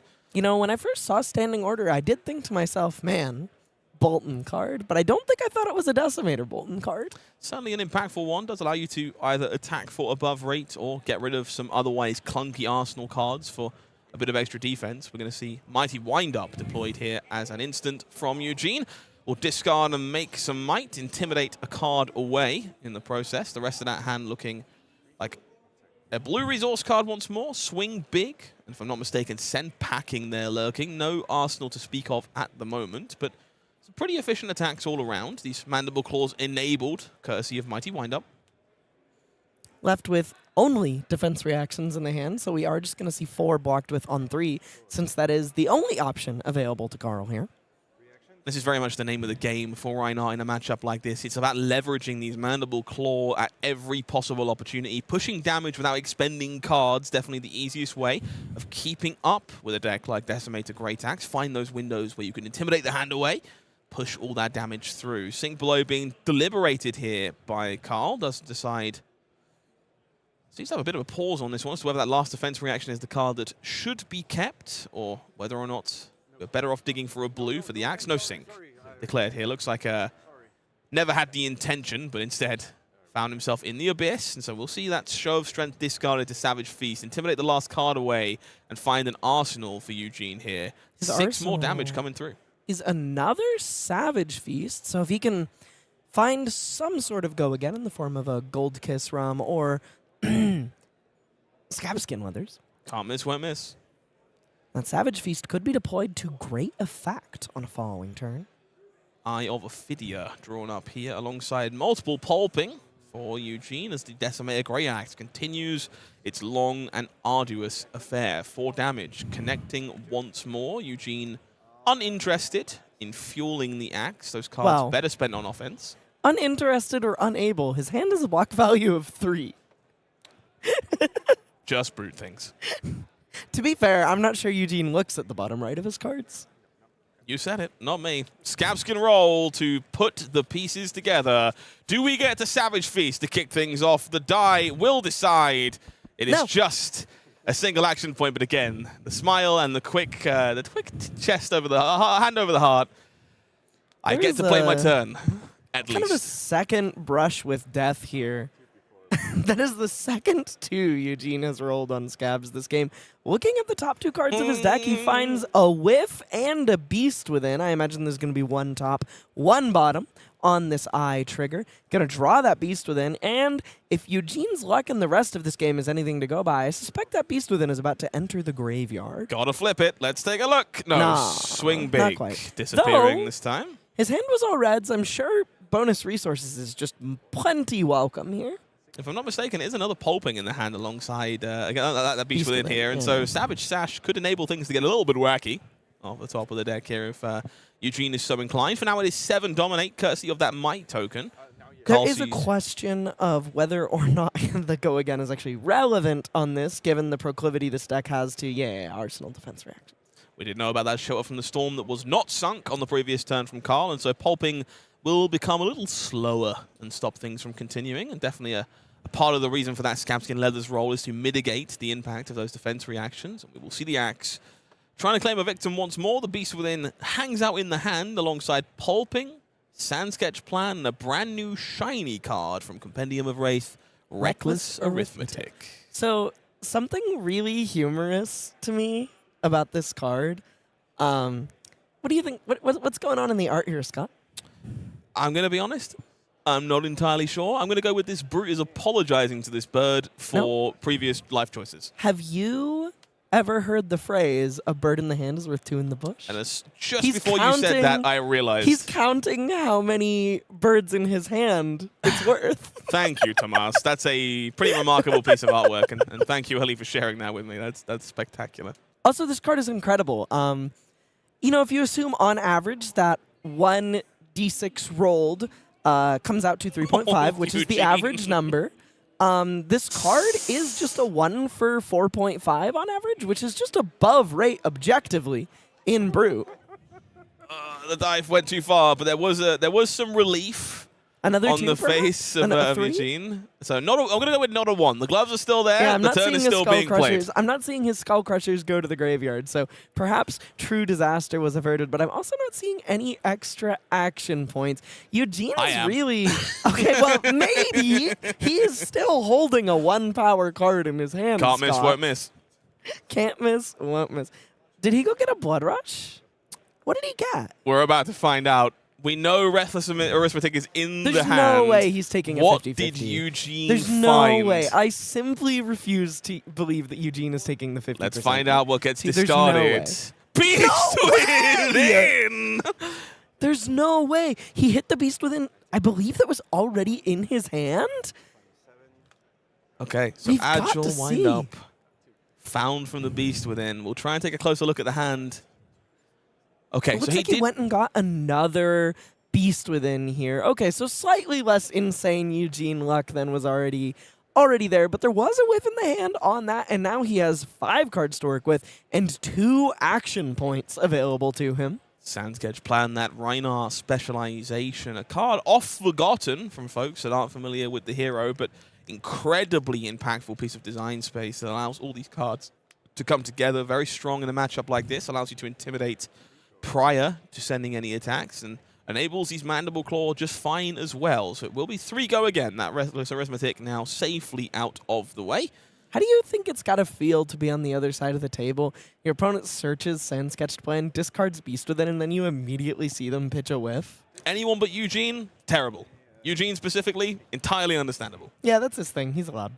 Fiddler's Green on defense will, of course, block 1, but gain some life when the combat chain inevitably closes. A little bit later on, Karl falling down to 18 for now as Eugene reassesses the situation. Of course, Pulping offering the ability to, again, go wide if interested, but that Arsenal does potentially spell doom for that plan. So we're going to see these Mandible Claws leveraged once more. 3 more damage coming in, quickly blunted by Felling Swing. We won't. He has 2 action points. Correct. So the pulping is a forgotten conclusion in that regard. Very true. Curious to see if we'll see Sash deployed on this turn or saved for something a little bit bigger. That 1 resource could be really huge with this Pulping and Beast Within lined up. This very much appears to be what Eugene is deliberating at this moment in time. Savage Sash, of course, a one-time resource, and deciding when best to use it, not the easiest thing to do, so the Sash will be reached for here to enable that Pulping to come on through. We'll see another card joining Beast Within off the top of the deck. He doesn't look. I'm always looking at the hand cam. He just doesn't look. He's a monster. Love it. Never He's look. a beast. Well, is the Beast in or out? That is going to be the question on the discard from this Pulping. Let's take a peek at the card discarded here. This one. Let's give it a flip. Sandsketched Plan. Well, good thing he had here. 2 action points from the last Sandsketched Plan. Mm-hmm. And I believe... Well, so he has 2 action points available. He could still end up with Go Again from this, which for the viewers at home is still meaningful since this Sash is going to make a Savage Feast free, which he will then discard a Beast Within. So this Soul Shield is going to cover this, but this isn't going to lose Go Again. Eugene still has 2 action points to work with, and he's going to play a Savage Feast that's going to draw 2 cards and leave him with an action point to spare. This turn is kind of unbelievable for a turn in which Blood Rush Bellows was not deployed. Yeah, I think the biggest part of this, of course, that Pulping discard did not intimidate the final card away. Picking so up Soul a Bear Shield, Fangs, Soul Shield was which able is to be guaranteed played. going to be playable thanks to that Savage Sash activation. This Sash was activated relatively in the blind as far as these draw discard effects go, and yet it has been worth 3 resources and an absolutely staggering amount of damage. Agile wind up. The additional card added to the grip there for Eugene afterwards will facilitate any and all plans, but Soul Shield enabled just about from that missed discard, but the turn's still pretty gigantic here for Eugene. Maximum value found from that Savage Sash as the assault does continue for our fan-favorite Brute. Just one armor joining the fray there. Interesting. So Brave Forge Braces deployed on defense. Karl will fall down to 16. Action point left, clarified by Eugene, as Bare Fangs will spin a card from the top. It is a Sea Legs, No of course. way! So the turn will get bigger. We'll make a Goal Kiss Rum for the trouble to enable the next assault from Rhinar, and it will be another 8 points of damage pushed through, bringing Karl all the way down to 8 here, as the anti-defensive tactics of Rhinar Reckless Rampage continue to show their value against a deck like Decimator Boltyn. Sometimes the true patience of Rhinar is being able to keep your cool when you discard Sand Sketch Plan. So just an Arsenal and a pass from Karl. No resource card available to swing the axe. Could be good news, could be bad, but full 4 cards and a Goal Kiss Rum to work with here for Eugene. Rhinar getting a little tipsy before rolling the Scab Skins. I love this. Yeah, this is one of my favorite plays. Give your Scab Skin, others go again. The 4th to this game, but at least he has 1 action point. So this Gold Kiss Rum has essentially gone by the wayside here, which is quite interesting. But if you're using it to protect the floor of your turn, it's somewhat reasonable. It's worth clarifying here. Scabskin Leathers does get go again, courtesy of that Gold Kiss Rum. So it doesn't have it naturally, so you get 1 from Scabskins and the 1 you still have from the go again. So does manage to generate a second one with some roundabout tricksy goodness. Sure, so it's just higher ceiling. Wild Ride, choice of attack here. Intimidation will go through. Quick 6 defense on block. We'll see Mandible Claw equally quickly covered up by Fatal Engagement as the second claw comes leaking on through. It's still 2 floating here, and it is time for Karl to decide how much heat he is willing to take. That last card in hand, I believe another Wild Ride can... Nope. Looks... Oh, no. We've lost the Wild Ride. Instinct in his hand right now. Completely incapable of making use of it on this turn. 6 resources in the pitch, 6 resources spent. So just going to find its way into the arsenal. Not actually that much damage coming over the top on this turn. It looks like Eugene was hoping to hold on to that second Wild Ride from the first copy, but instead lost it to the discard, and therefore working with what is left. It is Heart of Fiendel deployed on defense here alongside Crown of Providence. Fuels those quick dodge flexes.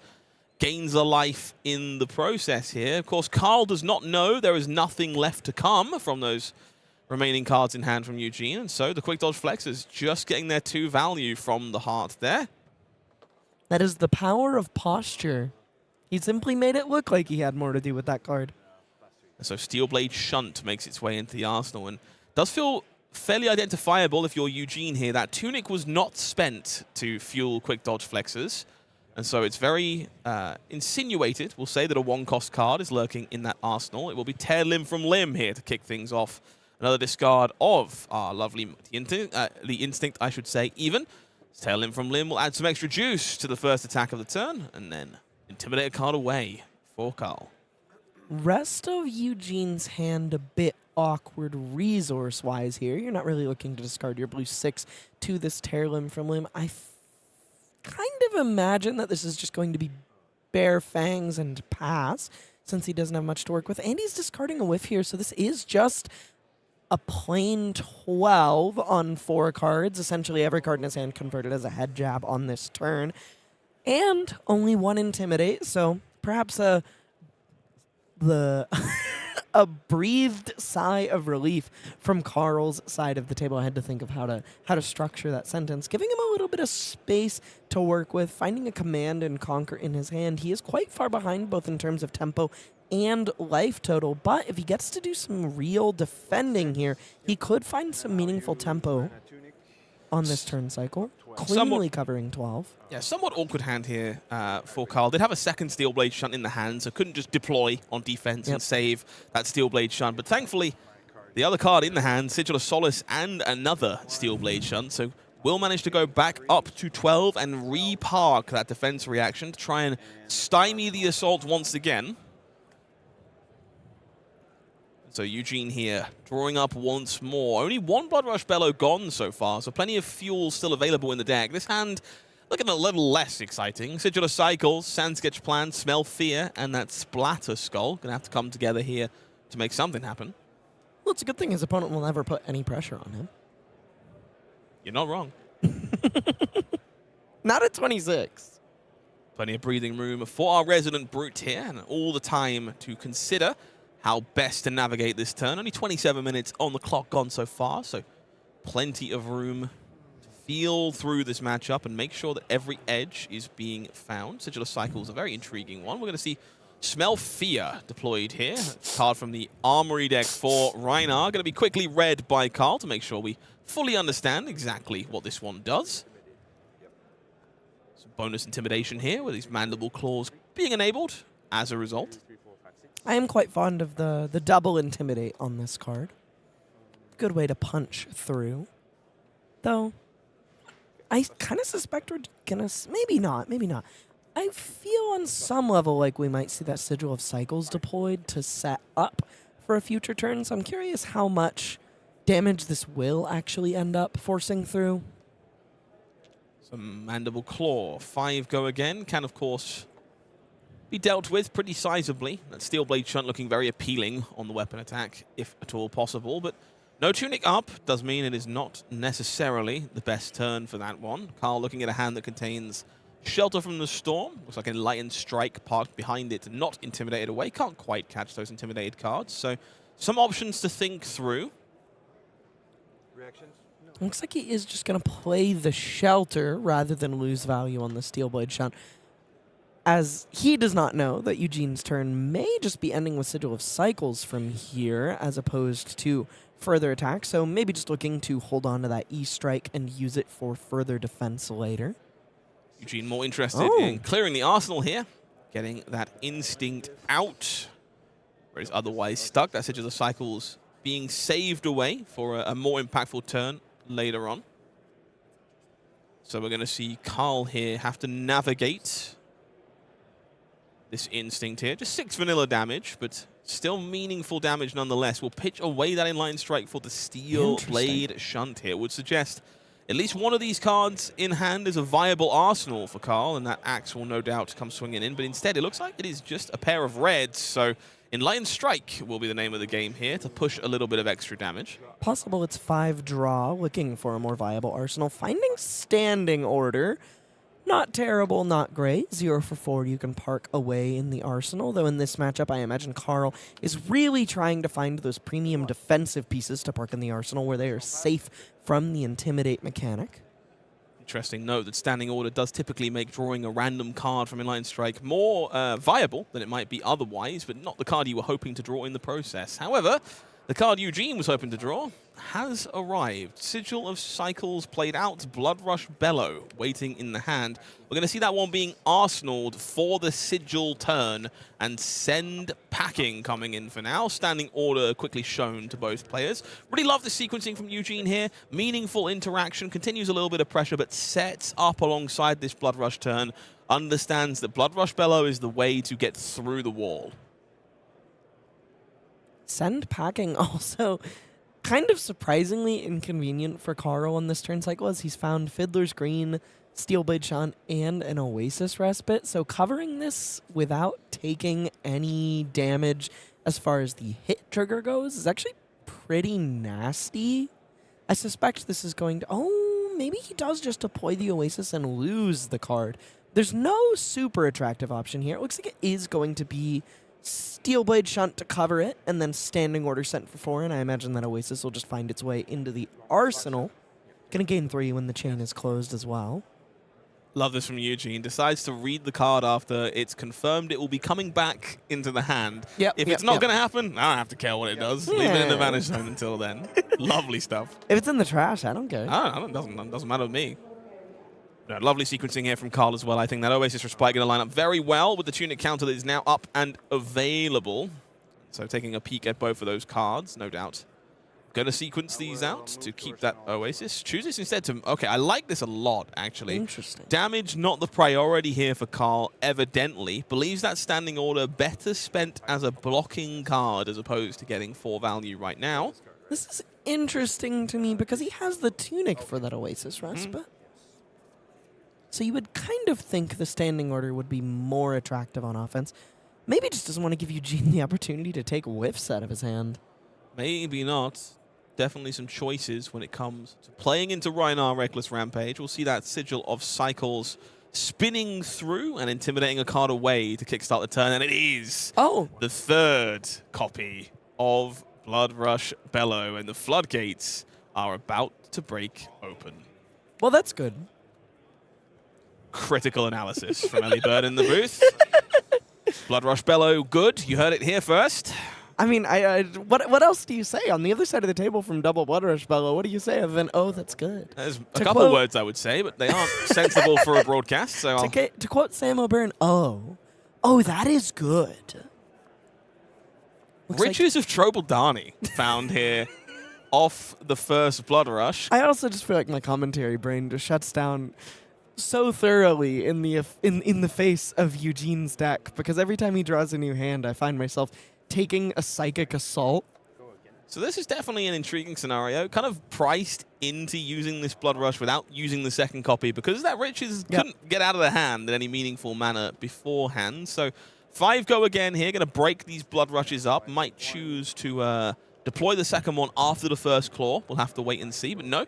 Will be Riches on defense, gold generated, and 5 go again. That standing order happy to just play defense, going to keep that Oasis around in the arsenal for now as a safety valve. An agile wind-up will finish things off here. Efficient resources spent by Eugene here, and that final Blood Rush Bellow successfully saved for another big value turn. Agile wind-up pretty far from the ideal chain ender here, coming in for 5, 5, and 8. Only kind of barely above rate as a 4-card hand goes. Not as strong as you would like to see, especially on a turn where you had Sigil of Cycles available to you. This Tunic Oasis play really stymieing the more, impactful amounts of damage this deck could present. And Eugene's deck is actually looking somewhat thin. He may be in a position where he really needs to make this 3rd Blood Rush count. I also want to shout out Karl here for how incredibly well this game has been navigated. Every time defense reactions, defensive tools like Oasis Respite have been intimidated, has found a way to sequence the hand, still swing the axe whenever possible, and keep that safety valve parked in the arsenal. Knows that's where Rhinar cannot attack you without send packing or something similar. So better spent keeping those defensive tools around. It's fate foreseen this time, and it will be a scab skin rolls once more to try and push through these final 8 points of damage. Let's see. It's finally a 4. And 2 action points to work with this turn for Eugene C. In a sense, we still haven't avoided the 2, though, as 4 becomes 2. 1, 2, 3, 4, 5, 6. Also, no Skull Crusher's equity this game whatsoever. Do you want to point that out? It's all about the mind games. Overcrowded on pitch duty here, and fueling this Blood Rush Bellow as 2 more cards come into the hand. It is Sea Legs, Beast Within, Eye of Ophidia in the hand there alongside Wild Ride. Might be time to crack our gold with those remaining resources and take a look at a 5th card to try and tie everything together. That Bear Fangs is a pretty sweet one to find. So I imagine this Eye of Ophidia, which we have gotten to the 2nd time this game after Sans Sketch Plan has shuffled the deck. Firing off the Bear Fangs here to get a little draw discard action since he already has 2 action points available to him. Finding Sea Legs and Reckless Arithmetic on the top of the deck. So a viable discard target and a whiff, but a whiff that is also a blue. Eugene may ship the blue whiff off since he is holding onto that Beast Within, and it kind of just represents some amount of loss of life should he discard the Beast Within, but also this hand is somewhat flush with resources to begin with. He can already afford to swing both claws, and should he find another card off the top, he can also play the Wild Ride that is currently waiting in his hand. The answer is keep both in this case. No doubt the Arithmetic, the 2nd card down. Sea Legs on discard will make that Goal Kiss Rum, means we can go 1 wider, courtesy of the Go Again offered by that delicious beverage. Intimidation knocks yet another card out of the hand here for Karl. Will be 2 remaining as we stare at 10 damage with an action point remaining, courtesy of those scabskin leathers. And he, just to be clear here, he did put the Reckless Arithmetic on top to draw the blue and put a whiff in his hand. Yes. Yep. Yes. Yep. Eugene did, in fact, leave the miss on top here. Yep. Thanks to that bonus action point, the risk was more than worthwhile. We'll pay for Wild Ride here. Draws another card. And we get a spin at Beast Within once more. And, of course, Sea Legs number 2 will be the Beast Within to find additional fuel. That Gold Kiss rum definitely capable of putting together a fantastic chain ender for Eugene here. Wild Ride. Scorching on through for 6 points of go-again damage. 8 points of go-again damage, sorry. Blood Rush Bellow, of course, existing. How could you possibly have forgotten that Blood Rush was played on this turn? There's only been like 20 cards played. Real amateur hour from me over here right now. But it will be Mandible Claw deployed on defense next. Tunic plays sheepish defense in the face of 8 points of damage. And Eugene C is, Eugene. I'm starting to understand the mind space of Eugene. I'm starting to kind of understand the appeal, because in that last turn, I was so consumed by the Zool of the Rhinar turn, the Blood Rush, the draw discard, the put the whiff on top, the discard it, that I forgot that the opponent was in the process of dying. I was just so enthralled. In the process of dying is certainly a way to put that. I think every time I thought I knew what Eugene was going to do, I was wrong. I was simply incorrect. And that started in deck building, apparently. So the more you know from the master of Rhinar, happy to see a 2-0 start from Eugene there. I will be less happy if I bump into Eugene at a Battlegrounds in the near future, because I'm starting to think my chances might not be that spectacular. I'm sure all 3,000 of you watching along with us agree, and hopefully we'll see some of you at a Battlegrounds soon. Okay. Can I give you a quick quiz? You can. There are 5 pieces of art on the left here. What are they? No idea, because we're on to the next slide. They're Pinnacle of in-store play for Battlegrounds. These launch events are going to be happening for you very, very soon, all around the world from the end of March. You're going to compete at the store level to win PTIs, gold foils, cold foils, tournament packs, resource. Have you seen this resource coin? Yeah, it's quite nice. Hefty. It's got some weight on it, and most importantly, open entry. No qualification required, but make sure you sign up soon, because I hear these things are selling out fast. You actually have to qualify by telling me what all 5 of those No, I don't.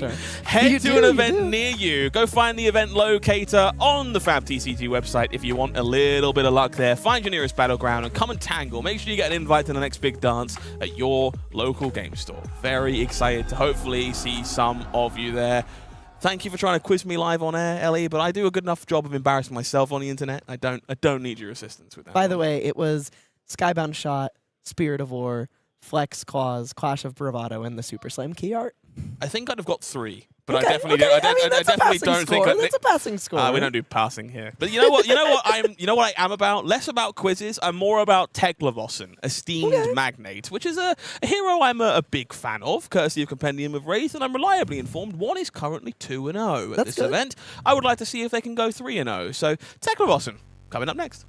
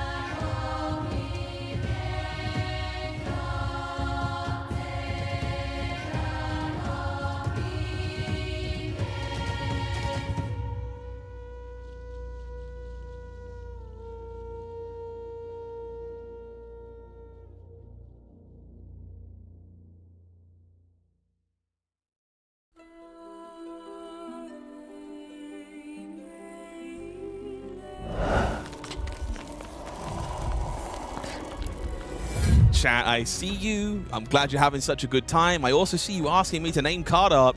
I'm not going to do it. Do it, it's Scott. It's not going to happen. We got other priorities at the top of the show, regardless of what you might think. Elly, how much do you know about Teklovossen?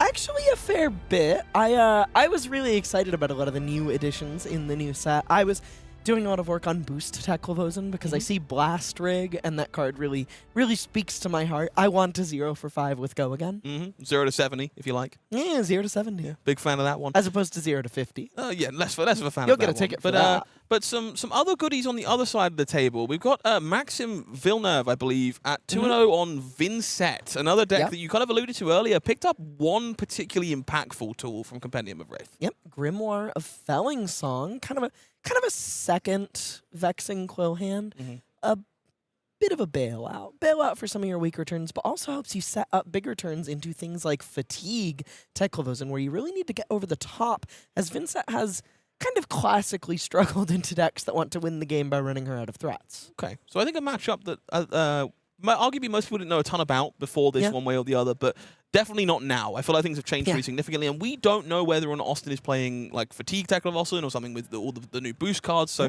lots of questions left to figure out one way or the other. I think this is pretty telling of the metagame we had the pleasure of looking at the top of the show. Incredibly diverse. 33 different heroes in the room, and all kinds of heroes to choose from. All kinds of heroes to choose from, and our players in the feature match area have chosen Vincent, of which there are 10 in the room, 4% of the room, and Teklovossen, who is down there with just 4 copies, 1% of the room, but nobody in the room exceeds 11%, so the 4%'s a bit more impressive than it might be at a very different spread. The folks at home might be happy to hear that the Puffin Hightail contingent is putting on a bit of a showing at the moment. Looks like they're having a pretty strong start to this event. Hopefully we'll have the pleasure of seeing some of them on camera over the course of the day. But no doubt some hidden gems we haven't had the priority to look at. I'm sure there's some wins that we haven't had the chance to look at. And I'm reliably informed that all 3 of the Tough Nut players are having a bad day.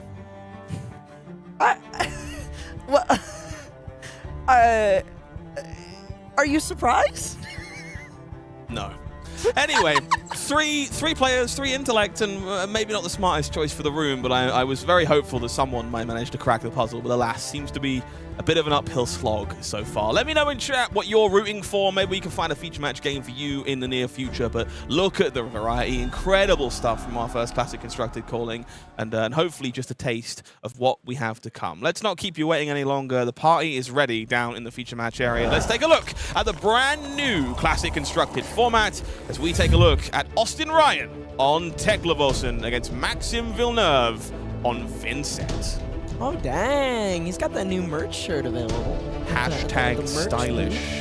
Very cool, very cool. Okay, so you Quite might nice. not be familiar with these heroes. They're not exactly the biggest metagame staple. So we're going to take some time to walk you through exactly how these work. On Teklovossen's side, this deck is all about those Evos. You can play them from the Banished Zone if you get them there. You can do that with your headpiece, Synapse Spark Cap. You can do it with boost attacks. You can do it in a variety of other ways, including you have this hero ability to play them as instants if you want to get a little bit more fancy. Paying a blue does allow you to play your next Evo as though it was an instant, and if you do, reimburses the blue as a result.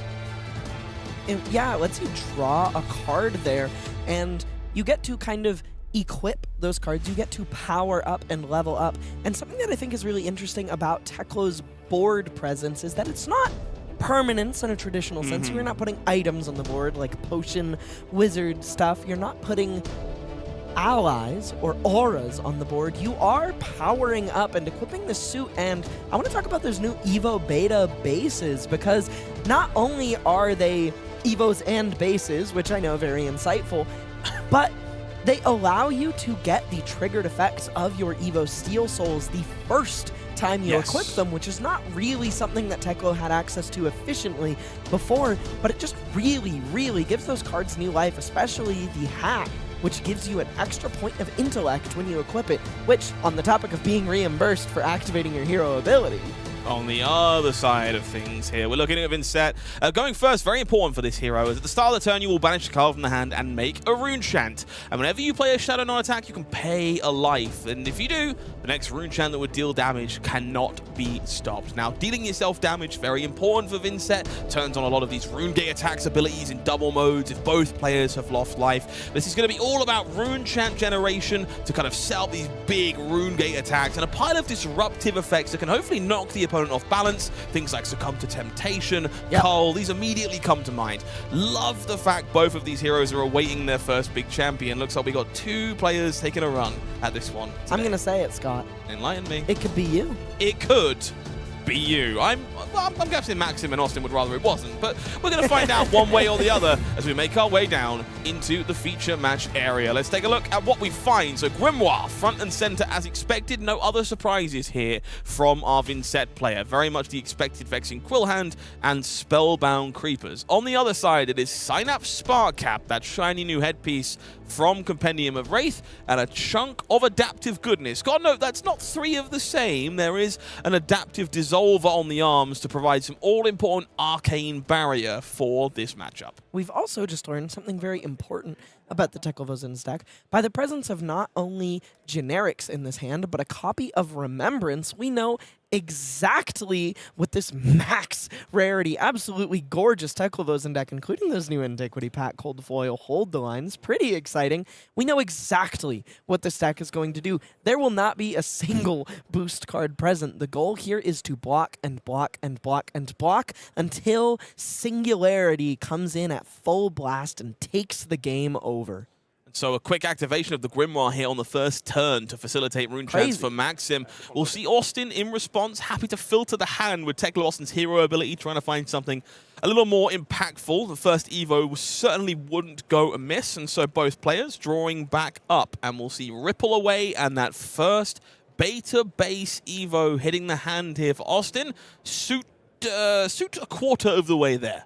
So a bit unfortunate. This Evo beta base that is in his hand is the arm slot. So the first Evo he's likely to equip this game, and he's actually opting not to here because it would get rid of his arcane barrier immediately. Also, Maxim is a strong Vincent player. We've seen him do some really impressive stuff. He played against Yuki Lee Bender, who was on new at the time and had an incredibly close game at Battle Hardened Toronto last year, and he led the game with an activation of Grimoire of Felling Song, which my first instinct would be, is that good? But I have to trust someone who knows this much about this deck, and I'm really excited to see what it is he has planned. Is it just acceleration? Is he setting up something big with that Deep Recesses of Existence? He's banished this turn, the new card from Compendium. I'm pretty stoked to find out.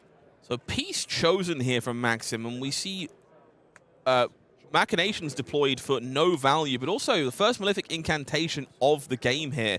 Gotta note there is, of course, 2 4-cost rune gates lurking in the Vanish Zone here. So Maxim definitely setting up something big. We're going to see the Teklovossen activation here from the hero ability.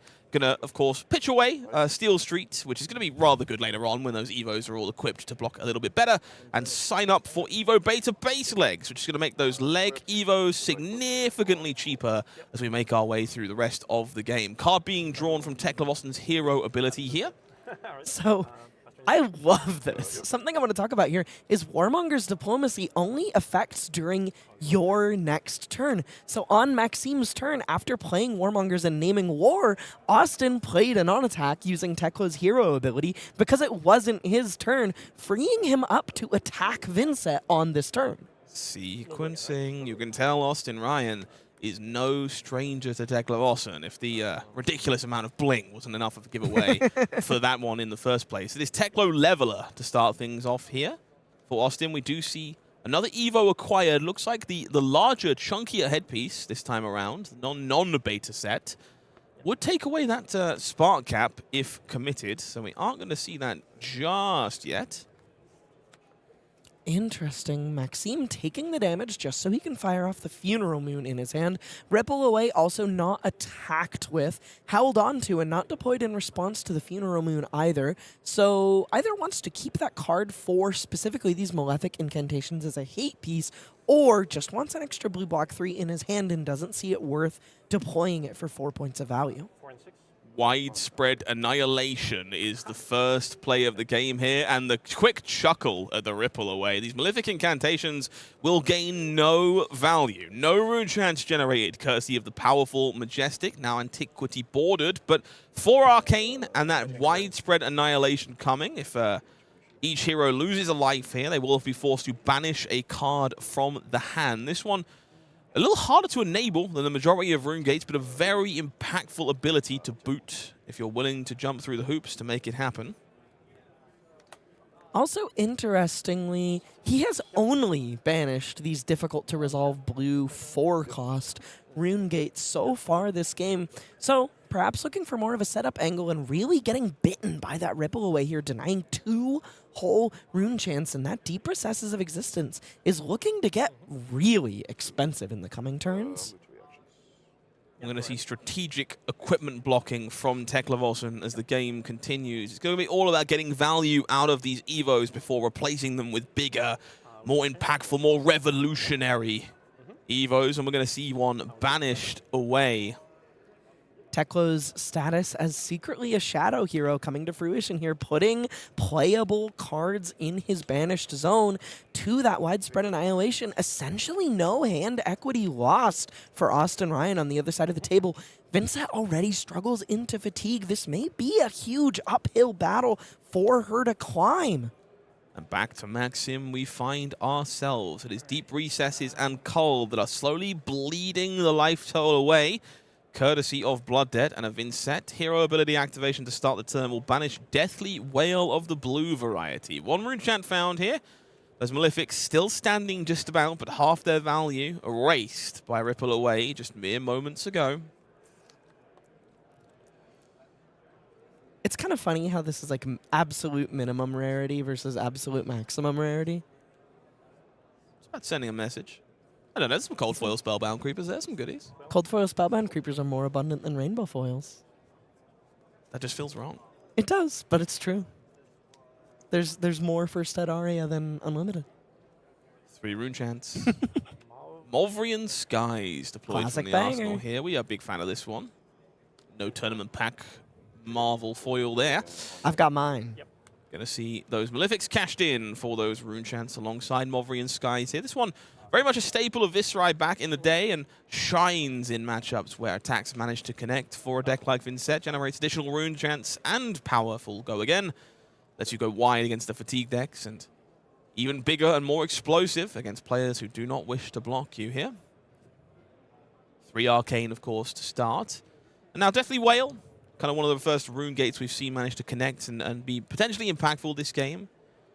Extra rune chants generated when the chain is closed, so not guaranteed to be made immediately if Maxim doesn't want them to. He does have the Flail of Agony available to him, but it does look like Austin is going to take some arcane damage, so Maxim will likely just get to play this Cull and spend some life if he wants to preserve those 2 rune chants on the board without swinging Flail.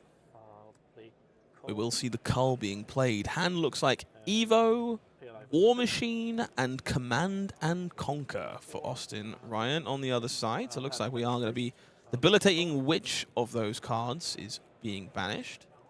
Life paid to the Vincent trigger to enable the rune chant from Deathly Wail, and another Cull enters the banished zone. And in Austin's banished zone, we do find his only blue, meaning that that Command and Conquer is going to be a little bit awkward and likely just forced to block with on this turn cycle. So we're going to see Adaptive Alpha Mold deployed alongside Overcrowded from the Arsenal here, making the most of the rune chant tokens on the other side of the table to successfully cover this breakpoint from Deathly Wail. Oh, man. Tomas's signature on the Overcrowded in combination with that art has kind of like 90s energy to me. I don't know how to describe this. It just has that very like, it has like wacky 90s board game vibes in a really good way to me. Revel in Rune Blood. Heavy hitter coming out of the hand here for Maxim. It's going to be 8 rune chants alongside this deep recesses of existence. The arcane damage will bleed on through, brings Austin Ryan down to 29. And Deep Recesses of Existence has the ability to rebuy one of those powerful Rune Gate attacks once this does finish resolving. But for now, 6 points of damage to consider. Command and Conquer forced to play defense here as Austin falls to 26. Man, this card is so good. This card kind of falls into a category I think of as kind of blue in sense of being rarity, not blue pitch. Blue Majestics from Compendium of Wraith to kind of raise the power level of the Silver Age format. And this card is the Blue Majestic to me.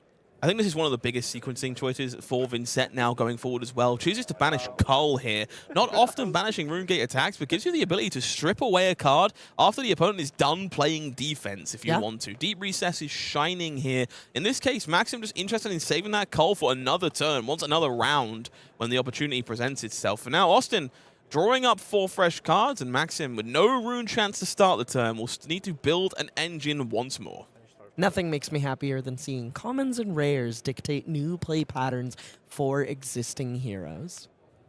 Widespread Ruin banished here to generate the first rune chant of the turn. Looks like Shadow Puppetry, Mordred Tide, and another Rune Gate attack in the hand. Mordred Tide, a very intriguing one. Does see play in these Vincent decks on occasion, and has potential to be very powerful if lined up alongside Malefic Incantations and the like. This is an absolute masterclass of effective Vincent sequencing from Maxim. Not only is he making very good choices on the turn, but he's also making exceptional choices turn over turn. He is setting himself up for success with the cards he's leaving in Banish and stocking up for future turn cycles. I'm just very impressed. Rightfully so. Rune Chant taken, Shadow Puppetry here, available as an on-hit for Widespread Ruin.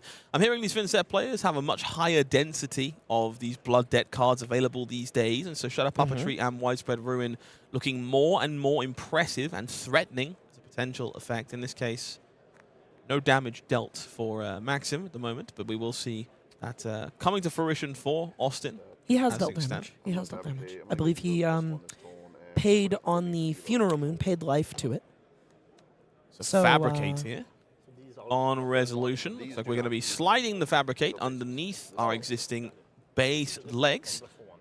That is a mode on Fabricate, isn't it? It is indeed. And the extra default defensive value, the other choice there, to get a breakpoint covered from Widespread Ruin. Gets an extra point of block from Fabricate and an extra material underneath the shoes to get ready for Singularity to strike just a little bit later on. The Flail will come on in. Karl will be the follow-up. We'll see that Widespread Ruin banished away for a future turn, and perhaps more importantly, Ghost Protocol Architect banished here for Austin. Would have been a rather impressive one-card hand available to find another Evo. Maxim doing an incredible job here of really leveraging Austin's lack of armor left on the board. I believe a developer article recently, it was mentioned that there was a Teklovossen Majestic that was severely tuned down before release, and I feel like it's just gotta be Ghost Protocol Architect. Maybe. We do see another Ripple away. The hand here for Austin Ryan proved its power earlier on, maybe incentivized to hold on to that one if possible. But for now, has been playing the defensive game and are forcing Maxim to convert this hand turn after turn. It is Deathly Delight banished to the hero ability at the start of the turn, Rune Chant being generated, and a quick moment of pause to consider how best to sequence the rest of this. Hand looks a little bit awkward, quite a bit of Rune Gate in the hand, 4 pieces, and that Ripple away looking a bit less attractive, no Malefics on the board. Maxim struggling with a bit of consistent setup on this turn cycle, drawing into kind of a classic Runeblade hand, just in a very different way, and just over-pitching to send this Deathly Delight for 2 and 5, not bothering to Runegate anything, and he's going to lose 3 life to Blood Debt at the end of this turn. Definitely not the position you want to be in. No, my mistake there. Deathly Delight banished by the Karl at the end of the last turn, therefore, but Deathly Whale managed to start this one around. It's about time we saw this Runeblade clunk that Vincent definitely has to struggle with. The engine has been humming pretty reasonably so far this game, but getting those rune gate attacks into the stack for the late game, not a bad place to be. Holding on to plenty of damage in the banished zone for when the engine is up and running once more. And we are going to see a Rune Trance being covered here by the Arcane Barrier that's still available on that Dissolver. Before defense is no doubt deployed in some capacity here by Austin. Debating how to do so. Looks like Fate Foreseen, Ripple Away, and another Evo in the hand. So Fate Foreseen will take a peek and show a Shelter from the Storm for a little bit of flourish and flair. Gonna leave that one on top. 22. I will close chain. Hand not so impressive here, though. Now that he knows that that shelter is there, I imagine the course of action may just be pitching a blue, equipping an Evo, drawing the shelter, and slam dunking it in the arsenal. Definitely power in Fate Foreseen, revealing the top card of the deck for a hero that can draw a card in a pinch. Oh. We are going to see the first Evo deployed from the Banished Zone here. It will be our chess piece, reinstalling some armor to blunt the defenses of Vincent. That Shelter going to be just fine in the hand and getting much, much closer to being up, active, and online for all of these War Machines and similarly problematic attacks. I believe War Machine now has a hit effect. Hit effect and costs 3 so far. No overpower and no 9 power available to Austin, but he does now have some real disruptive power available to him.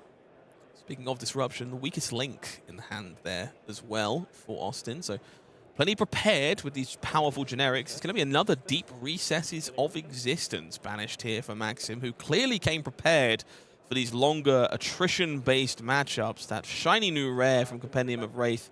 Bit of a masterclass so far. Mordred Tide from the Arsenal would suggest that it's time to begin generating some rune chants. Envelop in Darkness to start here. We'll make a bonus one and add a little bit of extra power to that first rune gate attack of the turn.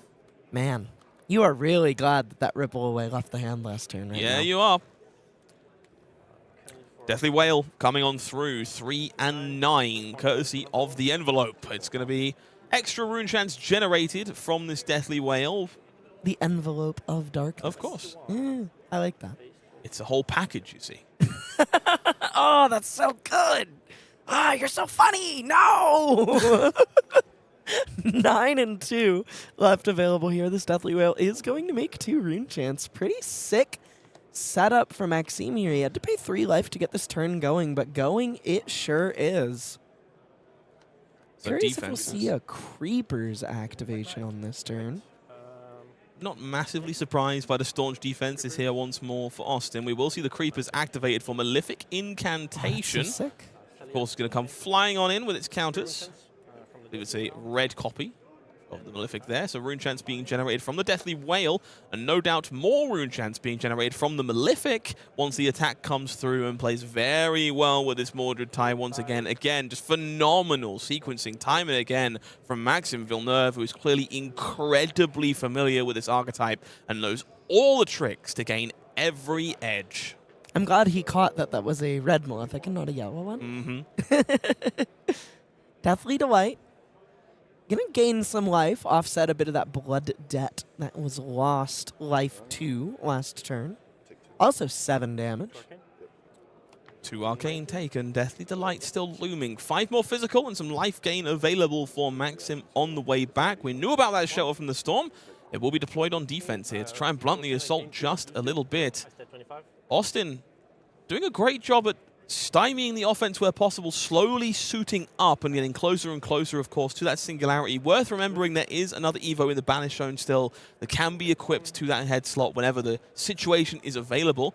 Perhaps more importantly, the third Ripple Away found in the hand here for Austin, which could be incredibly impactful in the face of this existing Malefic Incantation, especially when Oblivion has arrived in the hand of Maxim. Curious to see what he banishes this turn. Seems like there are a few options available to him. Has both a Call and a Deep Recesses of Existence. Got to be conscious of the blood debt available to you, as we saw in the game Lucas Oswald played at Columbus against Vincent, where he opted to just fatigue them as Arachne Marionette. And we can talk about this while there's a quick judge call here. We saw Lucas kind of in this back foot defensive posture basically the whole game, and he just won the game due to his opponent bleeding out on blood debt. And that is very much a consideration that Maxim has to worry about this game, and I'm curious to see how it's navigated because he's put on such a masterclass so far, and he paid 3 life to blood debt last turn and has 3 in his Banished Zone at the moment. Let's get back in there and take a quick look and kind of see how Maxim chooses to make this turn work for him. Difficult choice once more for our expert Vincent. It will be 3 rune chants after that. Karl makes its way into the Banished Zone, and we'll see Deep Recesses, Oblivion, and Mordred Tide to work with. So, as you say, incredibly difficult to sequence this one and get maximum value from all of those cards. On the other side of things, we do see another Ghost Protocol Architect in the hand and may finally put the suit together for Austin Ryan. That ripple away that could be very impactful at some point in the near future. For now, Maxim going to reassess the graveyard, and it feels like this is an important part of what you were alluding to just moments ago. He's going to need to find every inch in the chamber to get through these staunch defenses, needs to understand what's been pitched so far, what's already been expended, how many of my power turns remain to get these blood debt cards out of my Banished Zone, because if they get stuck, I'm in a lot of trouble. Mordred Tide could also spell Disaster if Ripple Away hits the table this turn. Maxim does kind of dodge it here by just passing, maybe not sensing that Ripple Away's in the hand, but perhaps sensing that it could spell Disaster if he is rippled, just needing to set up, paying 3 life, but it also opens him up to the War Machine lying in wait in Austin's hand. He has that Ghost Protocol Architect in the hand as well. Curious to see whether he values Disruption or getting the suit online as soon as possible more.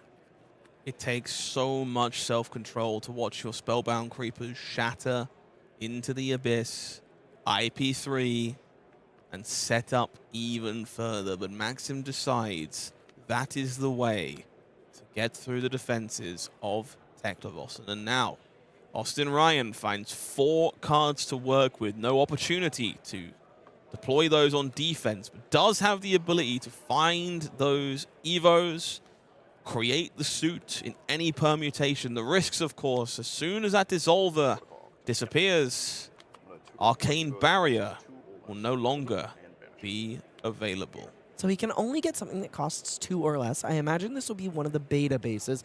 Likely for the head slot, it seems like he is avoiding getting rid of his Arcane Barrier until the absolute last possible moment. Could also be one of the Steel Souls for... No, it can't be a Steel Soul for the leg slot. Interesting, it's Evo Short Circuit, which is actually Arcane Barrier in the arms slot, something I didn't consider being in the deck list at all, actually, but it makes a lot of sense. An expansion slot card that many would have forgotten from part of the Mist Veil for this deck. Yeah. Evo Short Circuit does deal true damage, if you like, on the way in, an unpreventable ping, and I have seen this end games when people forget that it is available and around. The Short Circuit means that Arcane Barrier can stay while getting closer to that inevitable singularity. A pretty impressive silver bullet for our Teklovossen player. Also already an instant, which is quite nice. On the way back, 3-card pass into 4-card 1. Maths. Irrelevant in a matchup like Teklovossen and Vincent. These players understand that it is a war of attrition. It is about card value in the long term and not necessarily in the turn cycle. It will be a Teklovossen activation, pitching the chest piece away and the Ripple away here as well to enable the extra Evo from the Banished Zone. Steel Controller, the memory online, and we find Remembrance, I believe, as the draw. I mean, if you're Maxim here, you've got to have some alarm bells going off, knowing that that Ripple Away, the 3rd one, just left Austin's hand. You kind of know that you are safe to deploy that Mordred Tide you've been setting up, and also perhaps feeling a little relieved. And this is where the story gets really tense. The 4th Blood Debt card, another Deep Recesses of Pain, existence, I should say. Pain, all of they are pain. quite painful right now with 4 in the Blood Debt zone. Mordred Tide and 4 rune chants against a fully assembled suit for Austin Ryan. Will Teklovossen achieve singularity, or will our All-Father see oblivion on the other side of the table? It is the big shadow demon that comes scorching across. Will be need to be immediately dealt with, I should say, to keep things in check. Evo Short Circuit also kind of pretty meaningful here. Evo Short Circuit dealing 1 damage to Maxim, who had not yet had the ability to deal damage to himself, to turn on his own effects. So while these rune chants aren't unpreventable, he has all of his side of the life loss effects live, thanks to Austin being essentially forced to resolve the Evo Short Circuit on this turn, and Maxim putting one of these shadow demons on the board. Every shadow hero has one they're capable of making. They are 6 power, 6 life allies that attack for 0. Also, Nazareth the Soul Harrower. If this card hits Teklovossen while Singularity is live, it does get to banish cards from his soul. It's very relevant. Now, if you're not sure exactly how this came about, you might not be aware that rune chants do trigger. And so Maxim found a window there with 4 rune chants available and 2 being generated to have 6 rune chants before the 4 expired to enable that oblivion, which means our big Nazareth, the soul, is lurking in the background as deep recesses of existence plagues Austin Ryan and threatens to continue the coal train, these big rune gate attacks. Another Fabricate here deployed on defense, and we're going to see, no doubt, some modes for extra points of defensive value on these Evos. The other mode, questionable, depends on the cards in hand here. Looks like our players might have a question about exactly when this resolves and when you have to pick some modes. So, on the topic of rune chants triggering. Yes. Sorry, I just want to talk No, about that's Rune okay. Blade. You can waffle. Here's a hot tip for everybody at home. Runebleed Robe from Compendium of Wraith. Instant ability, destroy this and a rune chant you control. Notably, rune chants don't need to destroy themselves to deal arcane damage, so if you put lethal on the stack and, say, an opponent Blaze or Kano responds with arcane damage at instant speed, you can destroy a rune chant that is already triggering and still get the damage as well as the prevention. This has been Tips by Elly. Feature match area. Let's make our way back down. These players seem to be ready and through that judge call, clarified exactly as to when Fabricate does select its modes. So we're going to see the Fabricate popping under the arms once more, bringing up to a bigger Teklovossen when the opportunity is available. And no doubt the extra defense value selected all around in this case. So we'll see these Evos reached for to try and blunt the damage from this deep recesses here. The big hefty fridge finally coming in clutch. Also, on the judge call, I believe the way modes work in Fab is that they are chosen on resolution, and I seem to recall Voltaire having been an exception to this for some reason that I don't recall. Sounds believable. I think resolution's correct as far as I'm aware as well. So we'll see Widespread Ruin banished from the cull. And then, of course, again, this trick we saw before, Deep Recesses is going to be happy to re-banish the cull and make it available if required. I'm just thinking about Chain and Living Legend. Can you imagine if he had 6 cull? Let's not. 3 blood debt taken. We will not be doing that. Vincent, we will not be doing that. You're not wrong. So the other side of the table for Austin now flushed with defensive options once more. We see Shelter from the Storm front and center. War Machine sink below. And a big old blue in the back. That is like Steel Street Toons. Enforcement. Forces, other one. Which is the block card, which presently blocks for a whopping 5, thanks to Austin having 4 Evos equipped. Quite a bit of defensive value here. The first Deadwood Dirge I believe we've seen this game ending up in the banish zone, signaling a bit of a clunky hand for Maxim on this turn. He does have an Envelop in Darkness. I think this has been a very important part of Vincent's kit, though. Maxim has been careful to manage that banish zone this entire game, so when these hands arrive with no rune gate attack available, you're not caught with your hands in your pockets. There is still plenty of way to make this turn come together, and as a result, in our Galaxia, the Envelope in Darkness is going to generate plenty of rune chants, find more Malefic incantations, and still volley some significant damage in a game that is suddenly 17-17. Austin Ryan here done a great job at playing defense, but needs to find this singularity to turn the corner sooner rather than later. Huge amount of damage, setting up and accruing on Maxim's side of the board. Really just probably looking for another Revel to close the game if you're in his position. Of course, Nazareth still sitting there.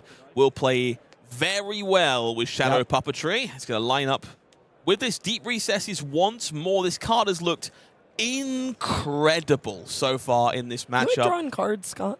I like drawing cards. I like drawing I'm cards. named after a card that draws cards. It's quite That's literally true. my favorite thing. Rune Chant's 7 physical damage. And again, Deep Recesses will continue this resource loop of buying Rune Gate cards and powerful Banish Zone tricks back over and over again. And Austin Ryan finds himself in the blender once more. Defense reactions, very few resources. We're going to see those Rune Chants coming through as a result. Down to 13 and not a lot of breathing room.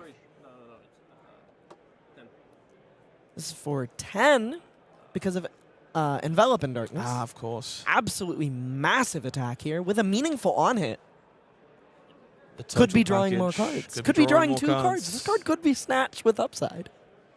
It feels very strange to call a 10 power blue a snatch with upside, but you're not incorrect If you about play your Briar, assessment. snatch was a blue snatch was often for 10. So Austin reaching for that Evo Soul memory. To play defense here alongside Sink Below, potentially shelter from the storm. Keep out the physical damage where possible.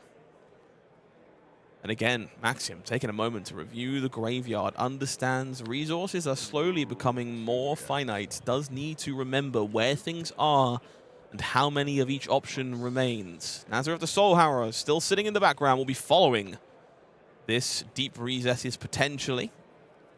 Still no singularity for Austin. Opting not to fully block this, letting the Shadow Puppetry trigger happen, getting rid of a 4 block, and digging. Trying desperately to find that singularity before time runs out, and there's about 9 life points of time remaining. With a demon on the board looking to claim 2/3 of them in a single strike, time is running out for the esteemed magnate. The assessment continues, and we'll see Mordred Tide being banished here. For the Soul Demon, makes its way in for a swing of 6. Clearly here, Maxim not interested in additional blood debt at this time. 17 starting to get a little shaky if too much blood debt is available, and we'll see 5 block deployed in the face of the Soul Harrower, thanks Not to all bad. those Evos. Pretty good one, I would say. Blue block 5, pretty good. Grass Pretty green, good. sky blue. Yeah. So Austin, 2 cards to work with in hand. Curious Seems to like see. War Machine. Oh, well, he doesn't get to, thanks to that call being looped over and over and over. I was going to say, curious to see if he just kills Nazareth with this War Machine, but he had the blue stripped from his hand. He's going to get to equip it and go to 5 Intellect, which is definitely no slouch into Vincent, but you definitely want to be getting that Nazareth off the board, but Karl just keeps protecting it over and over, turn after turn. This Remembrance is going to buy back some threats, but it might be too little too late. Nazareth has been so thoroughly kept on the board. Terminator Tank and double Command and Conquer reached for here as the Remembrance targets for Austin Ryan. That War Machine going in the arsenal, no doubt. Reassessing what that 3rd card should be, perhaps. Ripple away, perhaps? Definitely. We banished the Ripple away. Got banished. Got Oh my banished. god, this matchup has layers! It's got some layers. Warmonger's Diplomacy is the final choice there. Remembrance being banished as those 3 cards will make their way back into the deck for Austin Ryan, which is admittedly looking very healthy at this moment in time.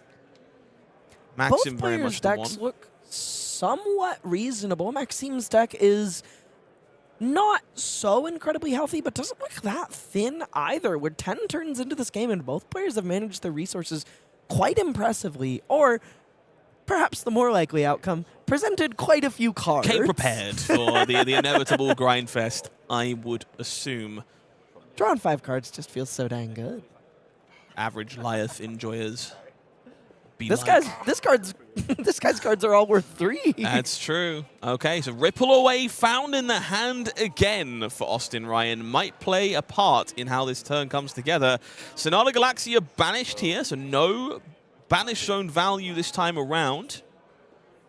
Runeblood Incantation here looking to tick down. We will see the Ripple Away as a result. No Rune Chant. Do not collect $200 this time around.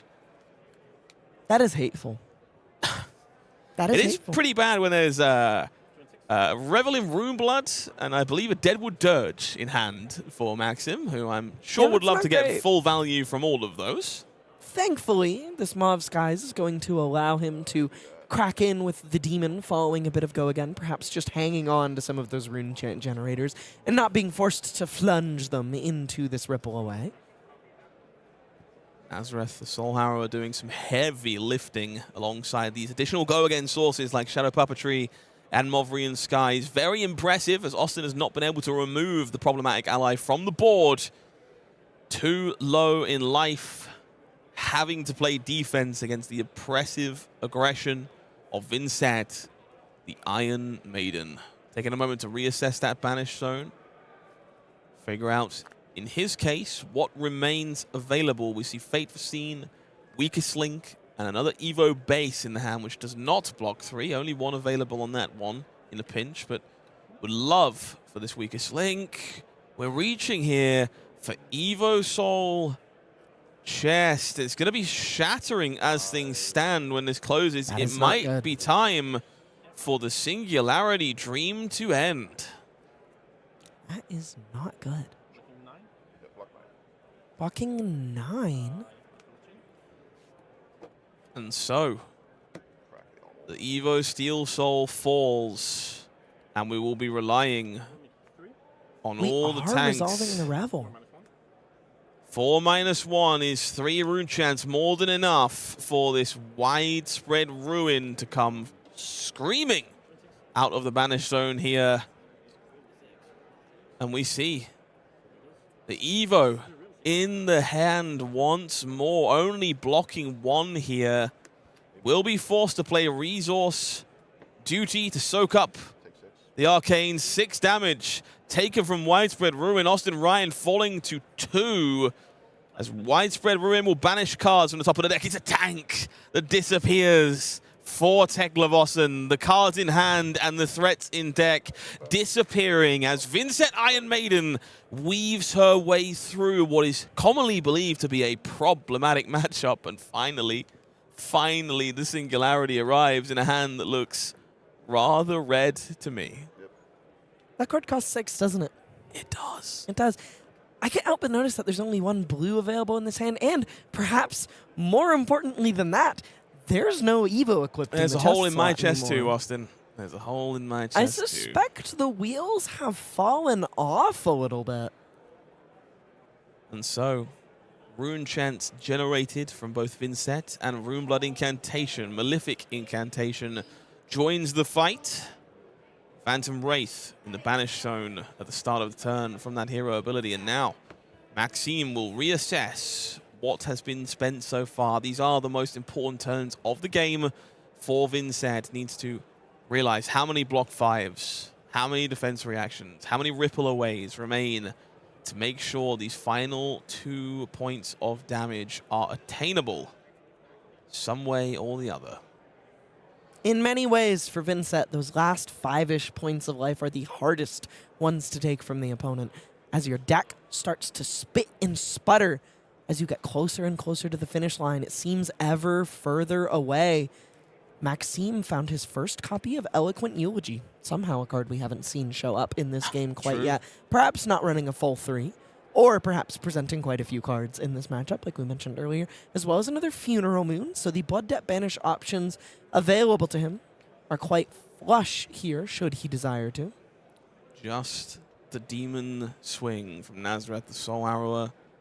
6 points of damage. Cards being maintained here for Maxim, who thinks better value can be found in that beautiful Marvel sign Singularity, forced to play defense alongside Sink Below in order for Austin Ryan to stay alive. No Cole. He finally gets to kill Nazareth. You're finding the positives. I'll give you that. Silver linings. No Cole. So 2 cards to work with, it would seem, as things stand. For Austin, we do see a Terminator tank in the hand alongside the resource card. Not fully powered, unfortunately, but powered enough. Yeah, sorry. Oh, yeah. Yeah, sorry. This doesn't have go again. Sadly. Only. Austin just confirming there that, in fact, the Soul Harrower does not have Go Again. It would be a bit good if it did. It's already a bit good. 6 overpower on hit, destroy. So, Terminator tank here, not fully powered, so just 6, but does still gain the overpower here, courtesy of having 3 Evos online. Sending at Maxim here. I only have 3 Evos. See players confirming here. No, just 6, not 9. Only 3 Evos available, so not the big full assault you would expect. Terminator tank is hand. Terminator tank, I believe, is. I want to agree with you. I want to say Terminator hand tank discard. is hand. Yes. War Machine is Arsenal, and then the one nobody plays, Annihilator Engine, destroys all defending cards. Correct. Yes. Okay. It's weird that I remembered Annihilator Engine, which tells you something about me. There's also Apocalypse Automaton, Bless you. the one that the one that attacks every player. Maxim here. I'm Forced. being informed by our producer that if you pummel Apocalypse Automaton, it hits everybody. That's a factoid known only by somebody who has played UPF before. Deathly Whale into the Banish Zone here, courtesy of Vincent's ability. Rune Chant made, Rune Blood Incantation ticking down, tries to make another, no ripple away this time around. 4 Rune Chants available, and it will be Machinations of Dominion alongside this first Phantom Wraith here. Maxim Villeneuve looking to close the door with these evasive Go Again sources. Eye for an eye, and overpower for overpower, responding to his opponent's overpower with his own, being forced to discard a card and saying, hey, I have it too. This is also meaningful evasive damage. Thankfully, Austin does have a defense reaction available to him as well as a block card, but overpower is particularly brutal against Teklovossen, where his defending armor is also action cards, so it can often just get stuffed by the keyword pretty fully. Pretty bad news if you're relying on your equipment to do the job, and as a result, we'll see one Evo playing defense via Rune Chants here. Soaking up 3 of the Arcane, 1 more remaining as it stands. Austin Ryan, without a lot of breathing room here, has to liberate this final Rune Chant too. Unfortunately, if he takes 1 here and then blocks as much as he can on the Phantom Wraith, he will die, as he only has 5 physical. Oh, no. Steel Street blocks for 4, and then he can play the Hold the Line. Sure. Keeping a blue 3 block in the hand, but still not an enviable position. We will see that Steel Street enforces and the Hold the Line on defense there in order to block 6 in the face of overpower. You do what you gotta do. But of course, the Go Again here available from Machinations of Dominion means Deadwood Dirge is popping the follow-up. counterless Rune Blood Incantation. Full value as Deathly Whale and Funeral Moon spell the end here for Austin Ryan, who cannot survive the onslaught of Vincent Iron Maiden. Fatigue? Haha! What a cute principle. That's pretty exciting. That was quite a fun one. I felt like Teklovossen was just so close to resolving the full blast singularity, and really the wheels just fell off due to an overwhelming amount of damage presented at really key moments by Maxim. Not only was that a masterclass in sequencing by Maxim, but he also really showed an excellent understanding of when to hold them and when to fold them. Oh, yeah. I think open passing multiple times in that game. I think masterclass is the word I would use. I think if you're looking to play Vincent, that's the kind of game you want to go back and watch. So many sequencing tricks, a deep understanding of when Karl was the important card to rebuy with deep recesses, when to pass with 3 cards in hand and do nothing. I think these are very unintuitive decisions because they don't really fall into any other hero. So I just think all in all, pretty impressive stuff. If you're looking at turn over turn value, you're not going to get there on Vincent.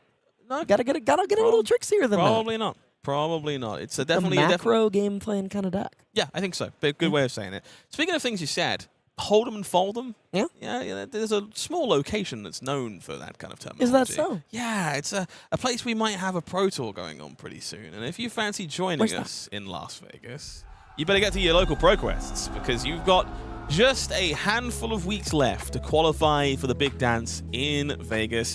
Silver Age was the name of the game to start us off, and it's just about still going if you fancy this weekend. But if it's Classic Constructed that now has your attention, don't worry, a couple of weeks of that coming up. A couple of weeks of that coming up indeed, with quite a few LL points on offer. The usual 1,500 per season, but distributed over 4 weeks. So if you want to get out there and make your name on the history of Flesh and Blood, now is the time. And if, like Austin, you would like your Teklovossen deck to look nice and shiny with all these maximum rarity cards, you'll need to make the top 4 of some pro quests of your choice to pick up those Ghost Protocol Architect and Ghost Protocol Mainframe. But if you aren't a mechanologist enjoyer, don't worry, there's plenty of prizes here you'll be interested in. Yeah, like that gold cold foil, as well as the new Gem Pack 4. Some pretty exciting stuff in there. Something I'm particularly stoked about are the extended art Duty Bound Blitzes and Roaring Beams, one of my favorite cards from the set. No surprises there. Austin Ryan, of course, had these in the deck already, so very passionate about Teklovossen. I'm sure many of you are the same. Hopefully you could secure one of those playmats and maybe an invite to Pro Quest Las Vegas, all the way to the Pro Tour there as well at the very end. I'm hopeful to see some of you there. All in all, a pretty impressive showing of what Vynnset can do. Arguably an impressive showing of what Teklovossen can do. Those ripple-aways were nasty. Real funky. Not Real a big funky. fan of those on the other side of the table. No. But you know what I am a fan of?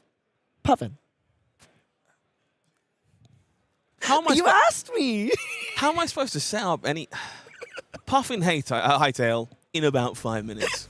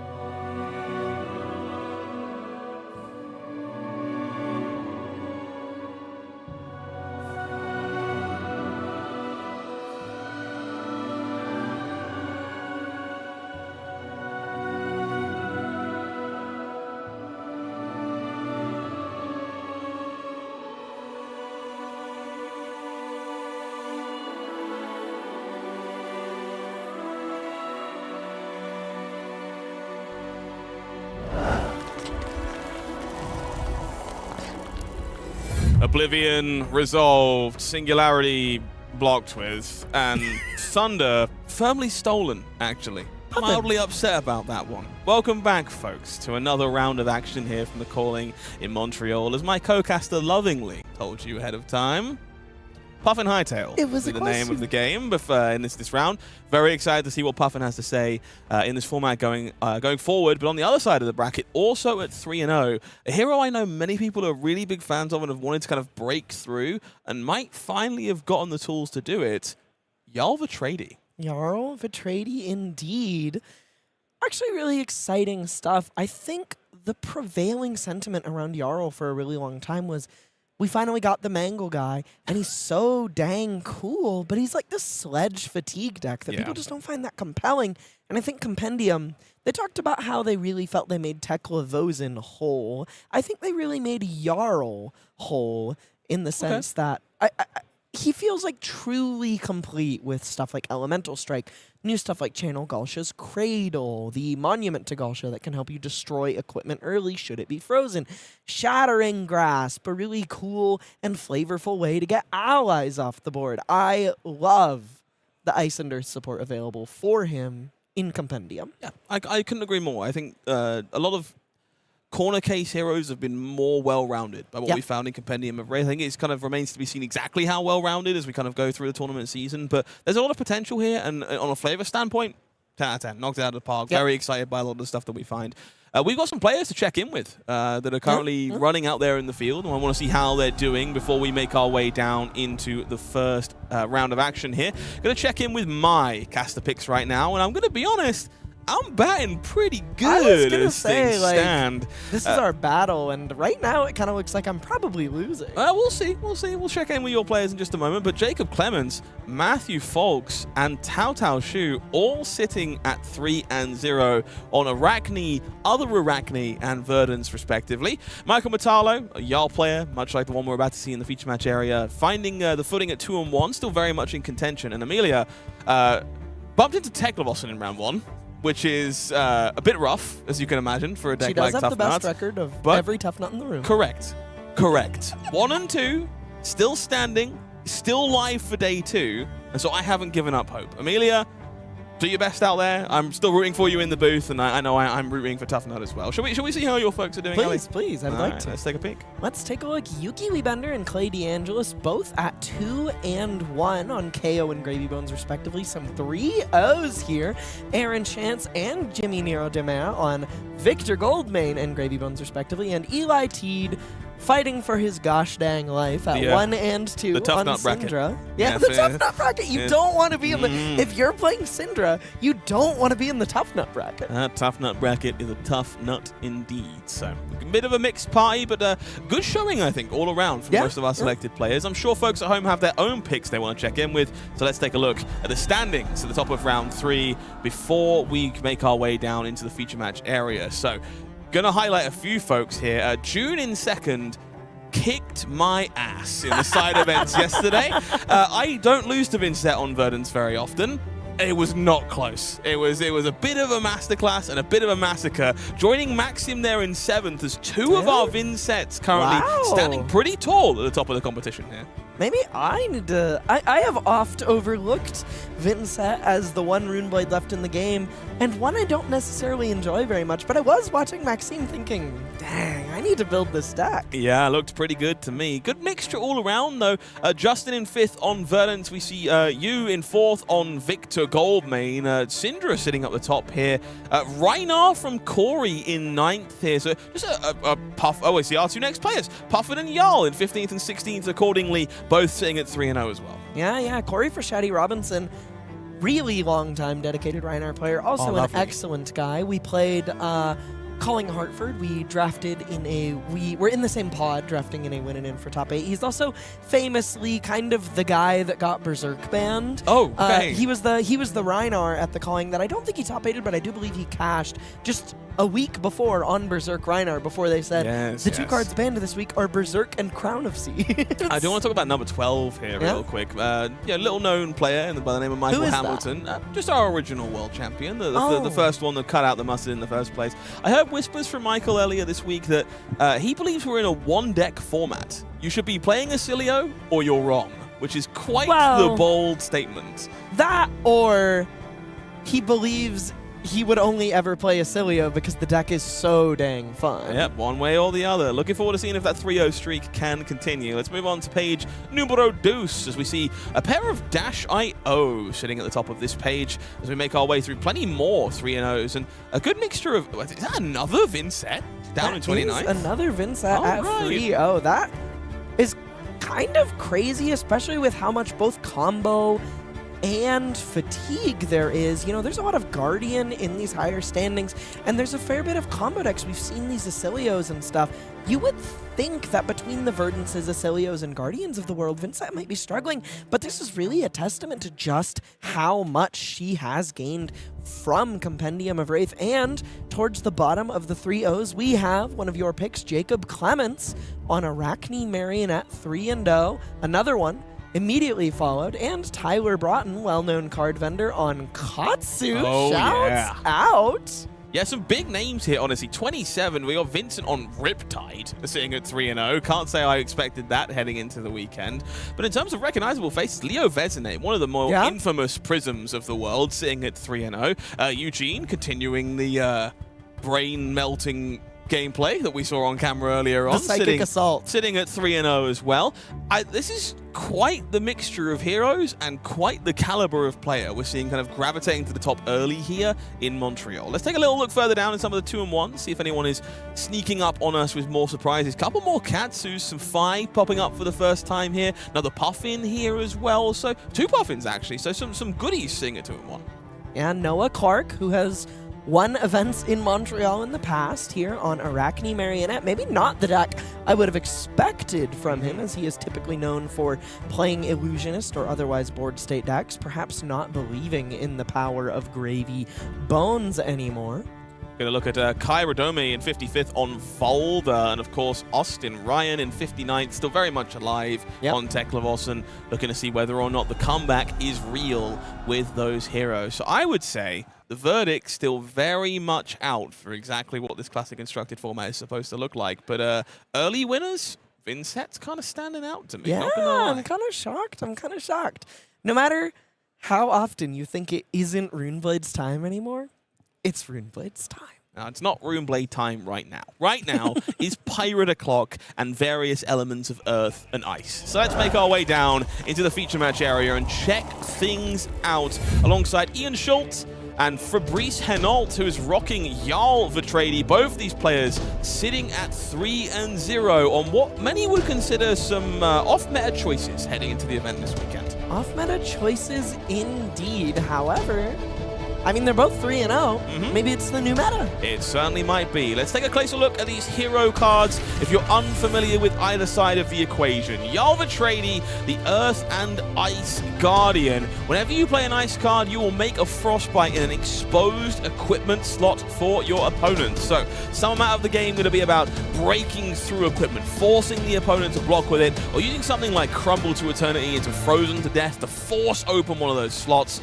And as the game continues, all of your ice interaction starts to slow the opponent down and force them to continually play off-curve.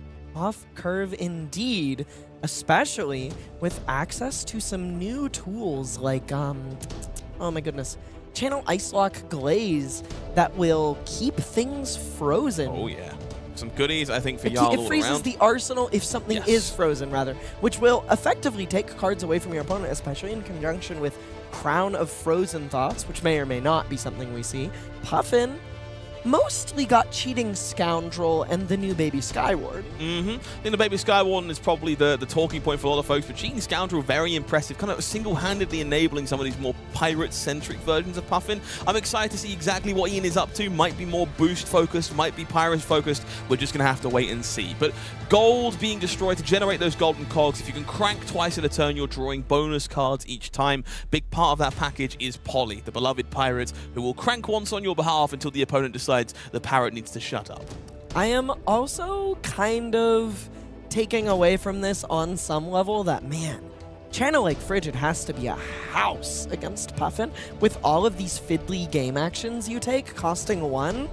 Ugh. Only one way for us to find out. Let's make our way down into the game and see how Puffin Hightail versus Jarl the Tradie will play out. We'll take a look at the equipment suite to start things off here. No big surprises from either player. Teklo Foundry Heart would suggest this is a boost-centric version of Puffin this time around. Don't want to be playing those misses if you want to be making resources from that one. But Ice and Earth available in the equipment suite. Well grounded, the foot choice here for Fabrice. It's a little bit interesting whether you want Civic Steps or well-grounded. Civic Steps is more raw defense available, but well-grounded obviously can cover attack reactions. Very helpful, but the most important piece of equipment I want to talk about here is that Shield Beater, new card from Compendium. Jarl in the past has traditionally been a Sledge deck, and something I talked about a little bit was the cost of Sledge in Victor was your Aurum Aegis, that all-powerful shield falling by the wayside being a huge problem for the deck because he cares so much about the gold. And in a similar way, Shield Beater being a one-handed sledge is huge for Jarl here because it gives him access to Stalagmite, Bastion of Eisenloft in the same equipment loadout, letting him really stymie some of these more aggressive decks' powerful turns. Maybe Jarl will finally reach the summit when not relying on 6-cost weapon he came equipped with. For now, it is Glacial Footsteps out of the gate to start here, and Ian says, yeah, that's fine. 8 damage sounds good to me. That also makes me think it's the boost deck. Ah, yeah. Perhaps not interested in blocking with those cards, rather spending those cards on offense. We see Oakenold and Tear Asunder found alongside that Crumble to Eternity in the hand there. So Oakenold very much available. We'll have to see how much damage Ian can present in return. 0 to 60, the iconic Arcane Rising boost attack to start. The rest of the hand here made up of some good ones all around. Tighten the Screws, Draft All-Star, and some Cogwork Zeppelins sitting there to fuel the resource curve. Tighten the Screws is particularly interesting because it kind of functions as extra copies of Backspin Thrust, in a sense, allowing you to untap cogs. So perhaps Ian's deck is focused a little bit on operating on lower cog counts. So Puffin activated here, going to convert that gold from Crown of Dominion into a golden cog. Will be cranked here by the sounds of things. And then we'll see a Tighten the Screws deployed as the follow-up. So +4, the important part of this equation here. Just wants the extra damage on side this Cogwork Zeppelin, which Fabrice will take a moment to read, as not everyone is familiar with the intricacies of Puffin. This one capable of making another cog. If a cog is tapped when it hits, does mean that second crank would come through, draw a card for Puffin, and theoretically keep the turn going with that action point that will be regained from the golden cog. This card is also just nasty. I mean, the blue is a 2 for 6, and the red is a 2 for 8. As long as you have the cogs to power it, not only is the on-hit meaningful, but this card is just extremely difficult to block because of that built-in attack reaction, kind of a recurring theme of Puffin's design. I have to allude to the giggle from Fabrice there. I don't play against Puffin very often, was the statement there given. No, you don't. And you know what? I understand. It's definitely a deck that is breaking out, finding its footing in the classic constructed metagame. So looks like we have no blocks declared, that Arsenal being reached for here. Unsurprisingly, Fabrice interested in holding on to a functional Oakenold turn in an ideal world, but okay, so maybe reassessing here, blocking with equipment, and maybe that sink below. Cogwork Zeppelin gets tricky because this doesn't have to be 8. It can be bigger in a pinch. It can be bigger, it can be smaller, and also the ability is an instant, so the Stalagmite might not be doing the lifting he wants it to be. Fabrice kind of... I talked about the Psychic Assault from Eugene earlier today. This card is mounting a Psychic Assault all its own. Ian Schulte doing absolutely nothing as Fabrice goes, oh my god, what the heck am I doing? I have no idea was the statement just now from Fabrice, and I get it. I feel that in my soul. Shelter from the Storm, deployed from the Arsenal. The rest of this Zeppelin will connect, and so the cog will be tapped and cranked. Puffin will draw. Cog in the machine. Okay, so what's the follow-up here? 0 to 60. Boost. Okay. So well sequenced here from Ian. Smokescreen that information for as long as possible, but they managed to find a card off the top that will make for a pretty premium Arsenal, present additional damage here following on from this Zeppelin, and of course Spitfire still available if Stalagmite doesn't say otherwise. I suspect Stalagmite will say otherwise here. The opportunity to block for 5 with it is a little bit more enticing than you will typically get when you know you just get to block with it. So Elly, tell me, in the world of Shield Beer, should we be expecting to visit Anvilheim anytime soon? That card does have that text, doesn't it? It does. I don't really think so. I could see it finding its way into Guardian Blue bases sometime in the future, but I think right now the game is just so fast at the current moment that I just can't fathom ever wanting to take the time to resolve Visit Anvilheim. But in a world where you play a longer value-centric game, Visit Anvilheim does get really strong if you're willing to equip Season Savior, the Battle-Worn Shield from Dynasty that starts with 2 -1 counters on it. So 9 dominate from this Oaken Old from Fabrice. No big surprises here for either player, I would imagine. You don't take all that damage free of charge as Jarl the Tradie if the return fire is not particularly impressive. Interesting that he is essentially IPing the Crumble to Eternity while his Crown of Providence is still up. He didn't block with that sink below that he still had there. And he could have arsenaled the Crumble and blocked with Crown to get rid of it. Maybe not wanting to essentially commit that armor ahead of time. I was definitely expecting a pummel there.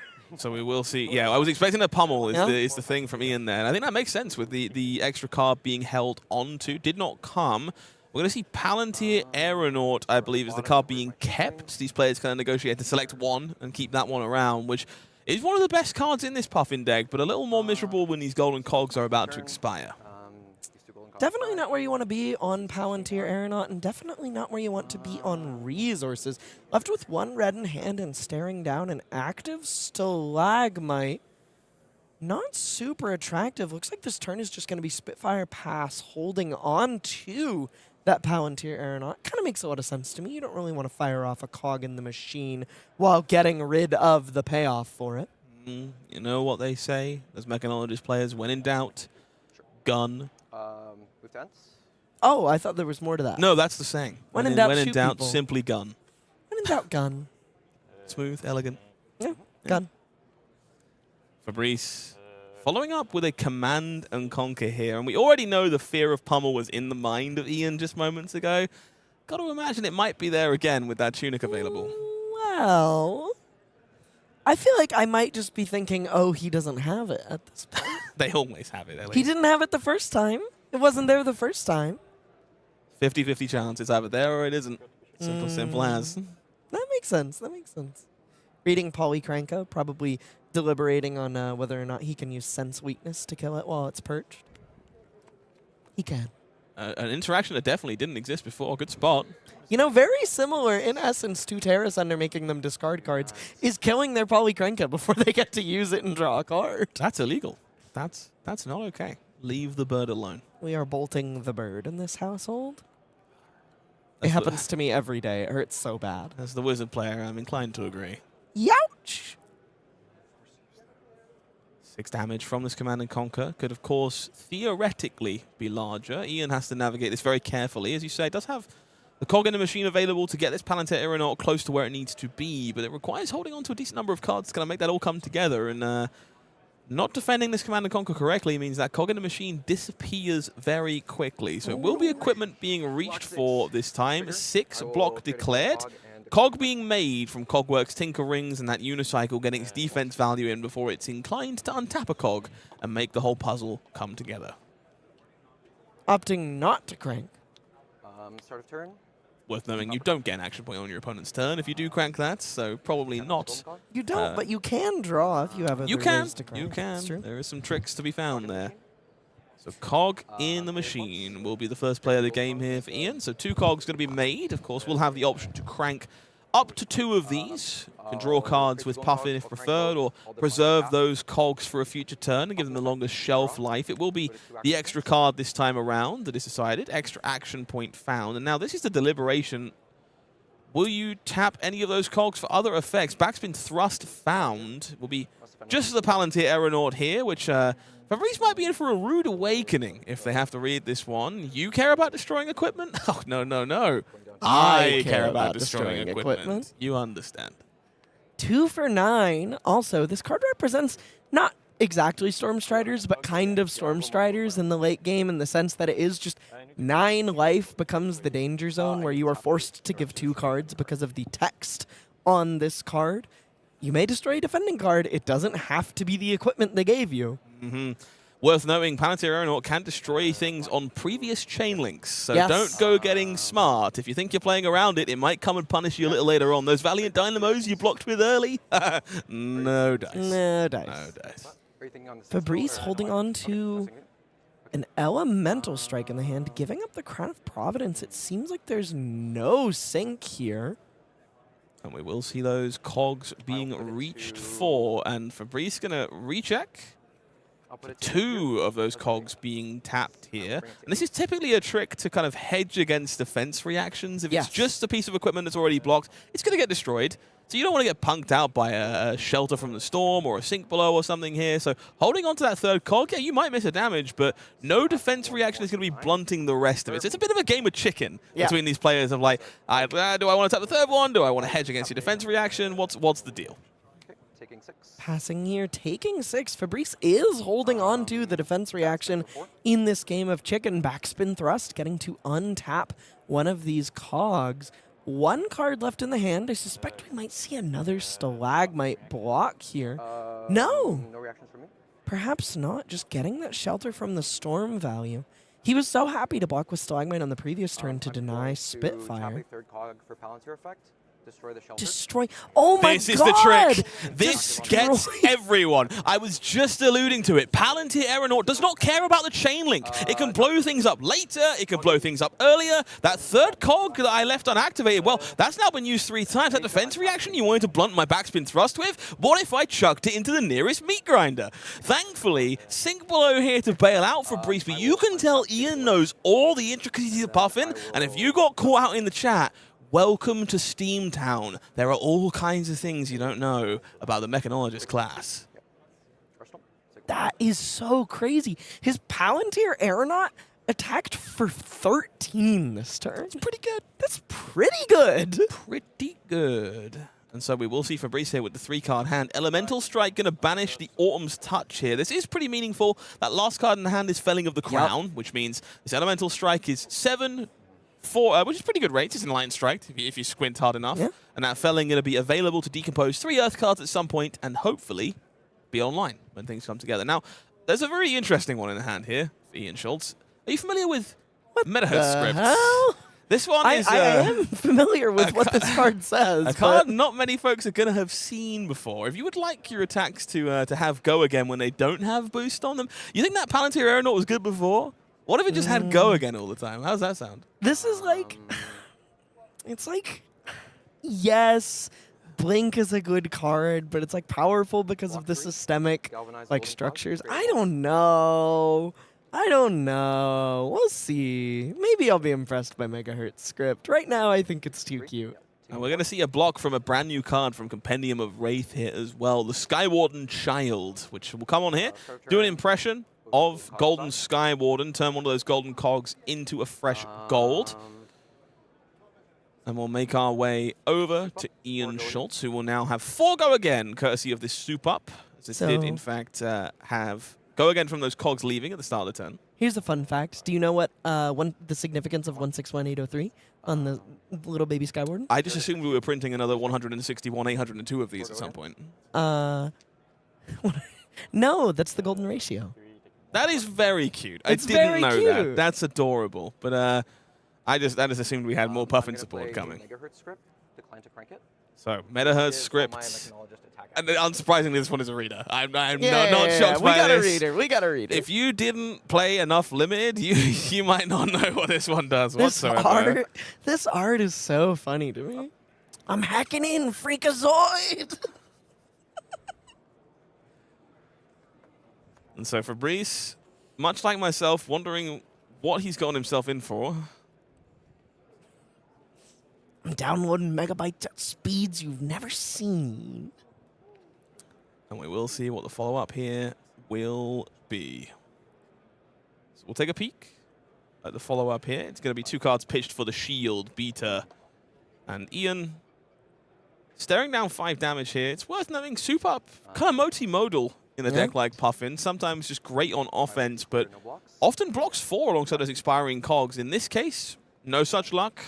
We're just going to eat the heat from that shield beater and continue to chain together a rather appealing turn as Metahertz script will tick down, but for now, all of these attacks will have go again. The Copper Cog will pop on in and be cranked, much like its sister, which will also be cranked, and a card be drawn as its backup Protocol Red that is found here for Ian.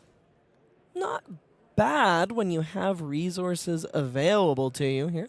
Could represent another Palantir Aeronaut, especially with that Unicycle ready to go, and Megahertz script there to give things go again, and a gold on the board.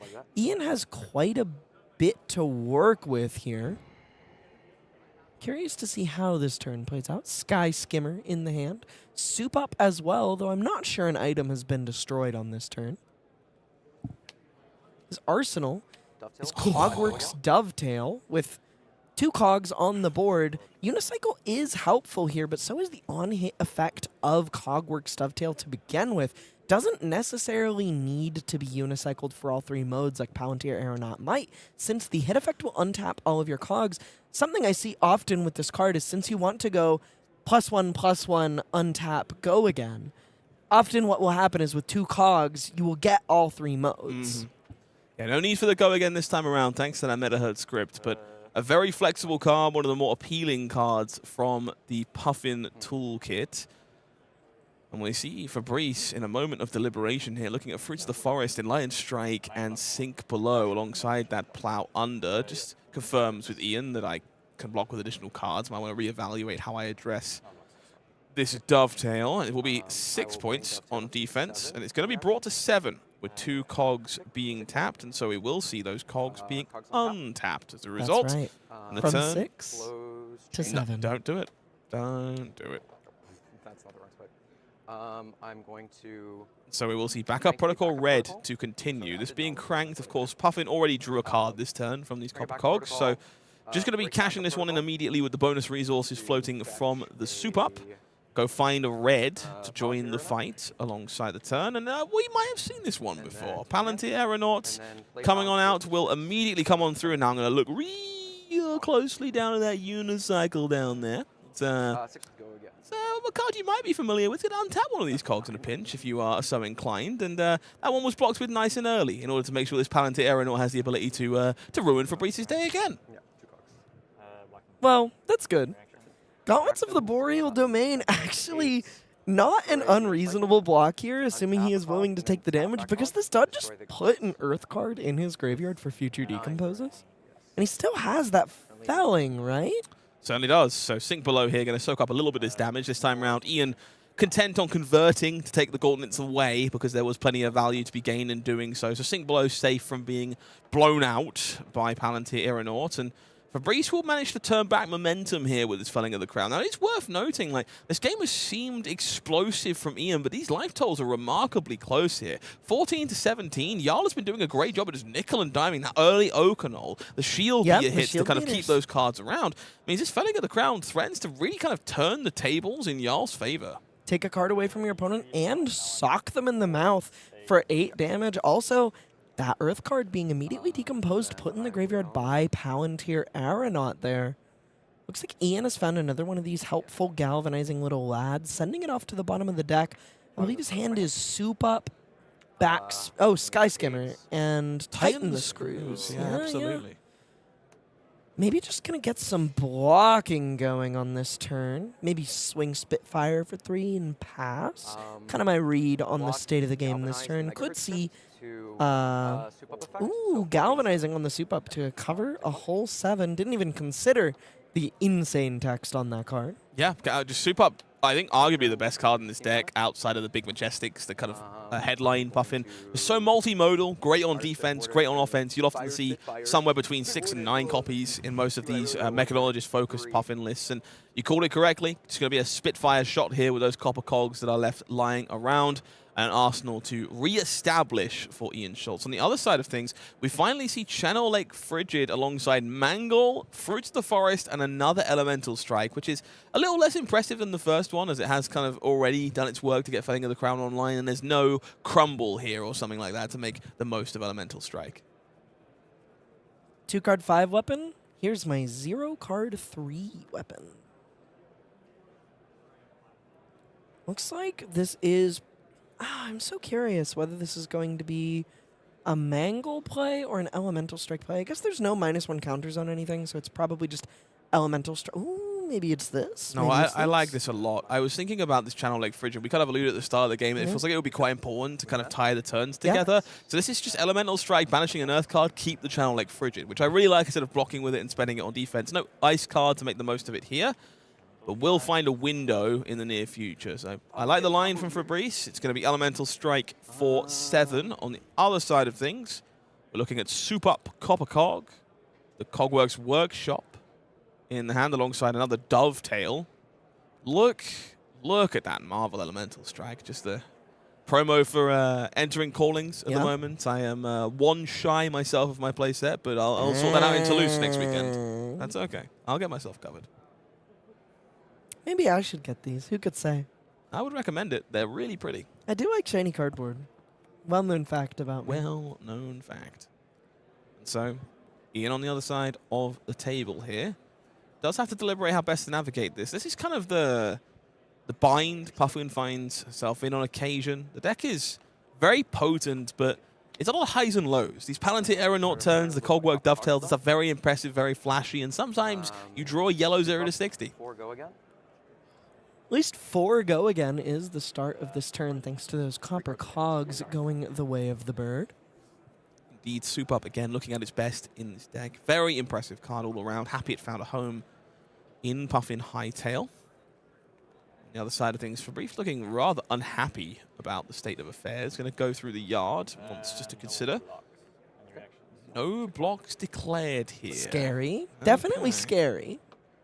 If your Jarl opponent opts not to block, you're definitely thinking, oh my god, what the hell is happening over there? So Cog cranked, Puffin activated, cashing in the gold for a golden Cog. We're going to crank that one to draw a card with our hero ability. That's a big one. Red Zipper hit found here will be facilitated quite easily by this Cogworks Workshop. And we know the follow-up here is also equally impressive. Cogworks Dovetail with at least 2 Cogs available. 5 go again. Of course, that Stalagmite still looming. Resource here available to play around it. It's all coming up very well for Ian here. On the other side of things, we do see Plow Under, the Pulse of Eyes Unloft in the hand, Enlightened Strike, and I believe Canopy Shelter, the last card there. It's a good mixture of Ice and Earth, but not necessarily the smoothest defenses either. I suspect Fabrice is looking to keep cards to resolve Enlightened Strike into Channel Lake Frigid into Shield Beater, though there does seem to be quite a bit of damage on offer. Puffin is getting low, and I think he wants to both present lethal damage and really tax Ian's upcoming turn, but Ian has something to say about that with this Tighten the Screws into Cogworks Dovetail, an absolutely massive amount of damage on offer. 9, potentially 11 could have go again into Spitfire. Fabrice is going to be forced to block here, but thankfully he does have that Pulse of Eisenloft available to him, which will not only buff up the other defending cards he commits on this chain, depending on their typing, it will also generate a Frostbite, as it is an ice card being played. I think that extra Frostbite might be a big deal here. We saw Ian activating Teklo Foundry Heart to play around the in-play Stalagmite, leave a resource available for Spitfire to fire, but if an ice card is played here, it may well shut down the turn. It is 5-9 here, and Fabrice might have a way to tie the room back together, just needs to breathe, think it through. How do you handle a Skyship for 9? By blocking, probably. These tips and more available from Elly Bird. That's right. And so, Plow Under, Enlightened Strike, and even Canopy Shelter being thumbed forward. The dissatisfaction on the face of Fabrice, very evident. Worth knowing those well-grounded are online at this point, thanks to that Elemental Strike from earlier on. So there is an extra layer of defense if the cogs get tricky and you get caught out by not blocking in a profitable manner. But the head The head hits the hand. The deliberation here clearly very painful for our Jarl player. Doing a great job so far of sitting at 3-0. Does not want to let that impressive start slip away. He can. He does have a reasonable line here. If he blocks with Stalagmite, he can block 9 using Canopy Shelter, Plow Under, E-Strike, and Stalagmite to cover 9, and then use While Grounded to cover up the hit effect on the Dovetail should it be activated. Getting to keep the Pulse, which would let him resolve the Channel Lake Frigid. He seems to so desperately wish to resolve. But if he doesn't commit enough defense here, it could be lights out for the Canadian. Stalagmite pulled forward, sheepishly pulled back, pulled forward some more. And back a little bit. And back more. Some dance routine I'm unfamiliar with, but we shall see where the shield ends up in the end. It is Stalagmite, Enlightened Strike. Blocking for making a Frostbite. Clearly the intention is to pulse here, I imagine. Surely. Blocking 4. Surely. Not that. So if you're in the situation where you are Ian here, it's very tempting to just pass priority and force something to be done, lethal damage being presented. You know it's not going to work. There is a well-grounded face-up on the table, so there's no guarantee here, but the deliberation is very real. You commit yourself to activating those cogs on the Dovetail before or after forcing the action. Might influence which tool Fabrice uses to address the situation, depending on what's available in the hand on the other side of the table for him. Presently saying no reactions is Ian Schulte. Which I like a lot. I think forcing the opponent to take the first step is very appealing, but we're going to see that Frostbite broken and Dovetail jumped up to 10 here, which will no doubt influence Fabrice to pulse. We're going to see Dovetail to 11. This could be quite big for Fabrice.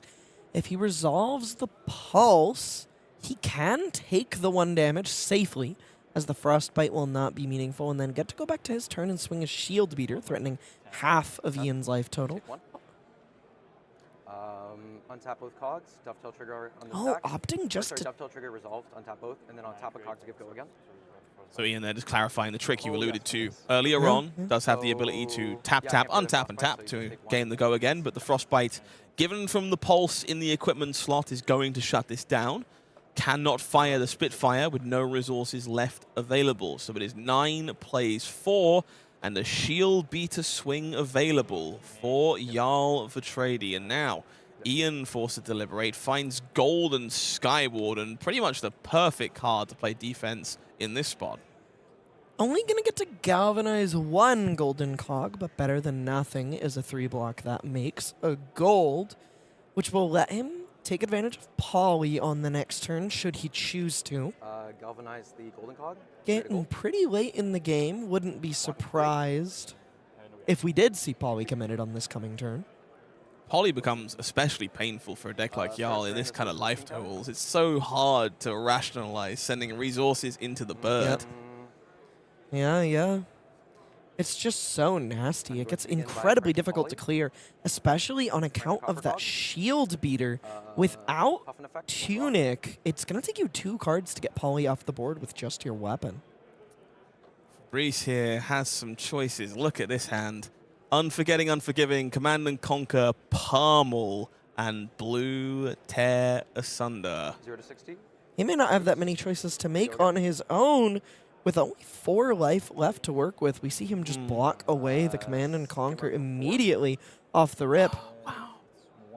Yeah, once per turn. Sky Skimmer thriving once more here. Can be 4 or 5, depending on what that cog would like to do. Unforgetting, Unforgiving deployed on defense.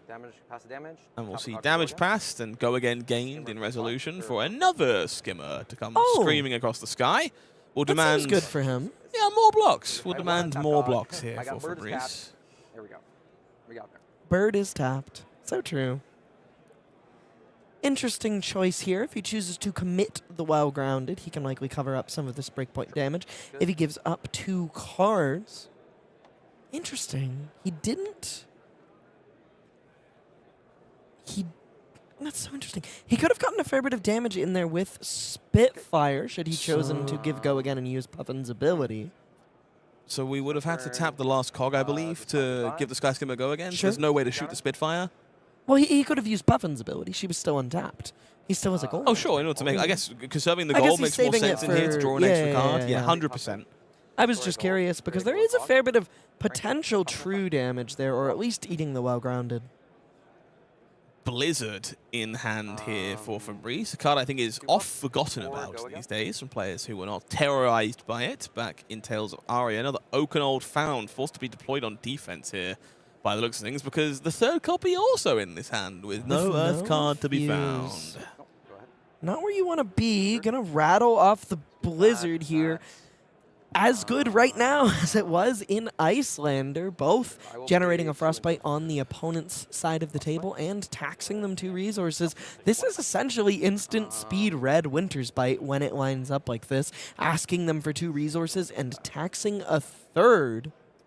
Pretty effective against Ian here, who is holding a grip full of reds Paying 1 for the Frostbite. and being forced to pitch into his 0-cost attack.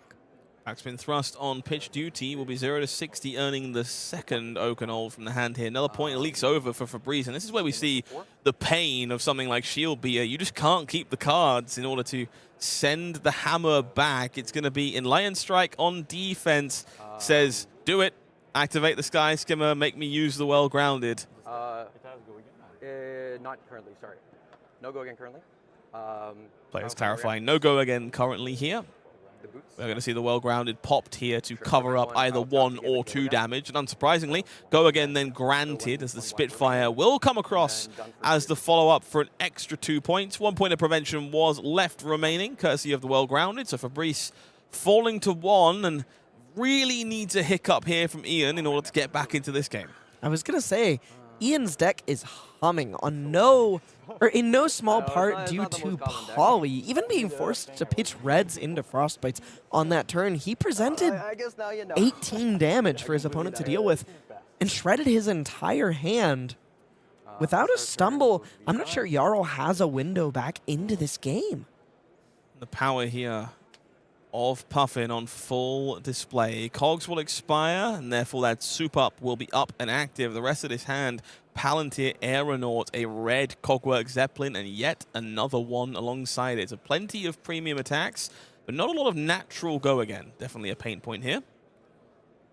So we'll see Fabrice looking at a hand that does have a 4-block from Unforgetting Unforgiving, but also a 2-block in the form of Winter's Bite. He can send the soup up and pitch 2 reds to attack for 6. Likely to take a huge chunk of Fabrice's hand, but even that line does allow Fabrice to keep at least 1 card. Pretty big for him here. Quite a grindy turn 10 endgame we've found ourselves in, despite a pretty explosive start to this game with that crazy Palantir play. So Ian Schulte taking a moment to reconsider how he wants to navigate this. Find themselves in a prominent position, but a difficult one to navigate here in terms of sequencing. Needs to hold on to some amount of these threats to make sure the final points of damage can be pushed through. These Cogwork Zeppelins, of course, looking a little worse, much like Palantir, when there are no cogs in play. And cogs are a finite resource. We saw Ian going through the yard just moments ago, doing the cog count, making sure there is still some number of copper cogs left in the deck to fuel these effects, and how lucky they would have to get in order to put them together. That is the axis on which Puffin is likely to stumble late in the game. Pirate or Boost. Running out of cogs is where the deck is capable of spinning and sputtering as it attempts to cross the finish line and give the opponent a little bit of breathing room compared to the quite oppressive position Fabrice found himself in just a turn ago. So deliberation. I like this a lot. I think it's something we need to highlight on streams more. These games have been fairly punchy. Still 18 minutes left in this round. It's unlikely to require that amount of time. This is the most important turn of the game for Ian by a sizable margin. And taking a moment to debate how to sequence, this is the spot you want to use that time that you've banked by playing so punctually until now. And so more importantly here... That is nasty. That does force the Tunic onto the combat chain here. I think this is really important sequencing here. Palantir Aeronaut forcing the Tunic away means that one-card shield beaters are just not going to happen for the rest of this game. And that Unforgetting Unforgiving lines up, well, I'm going to go with not well in the face of this Palantir Aeronaut. Forced to expend multiple cards alongside the Tunic here in order to stay alive.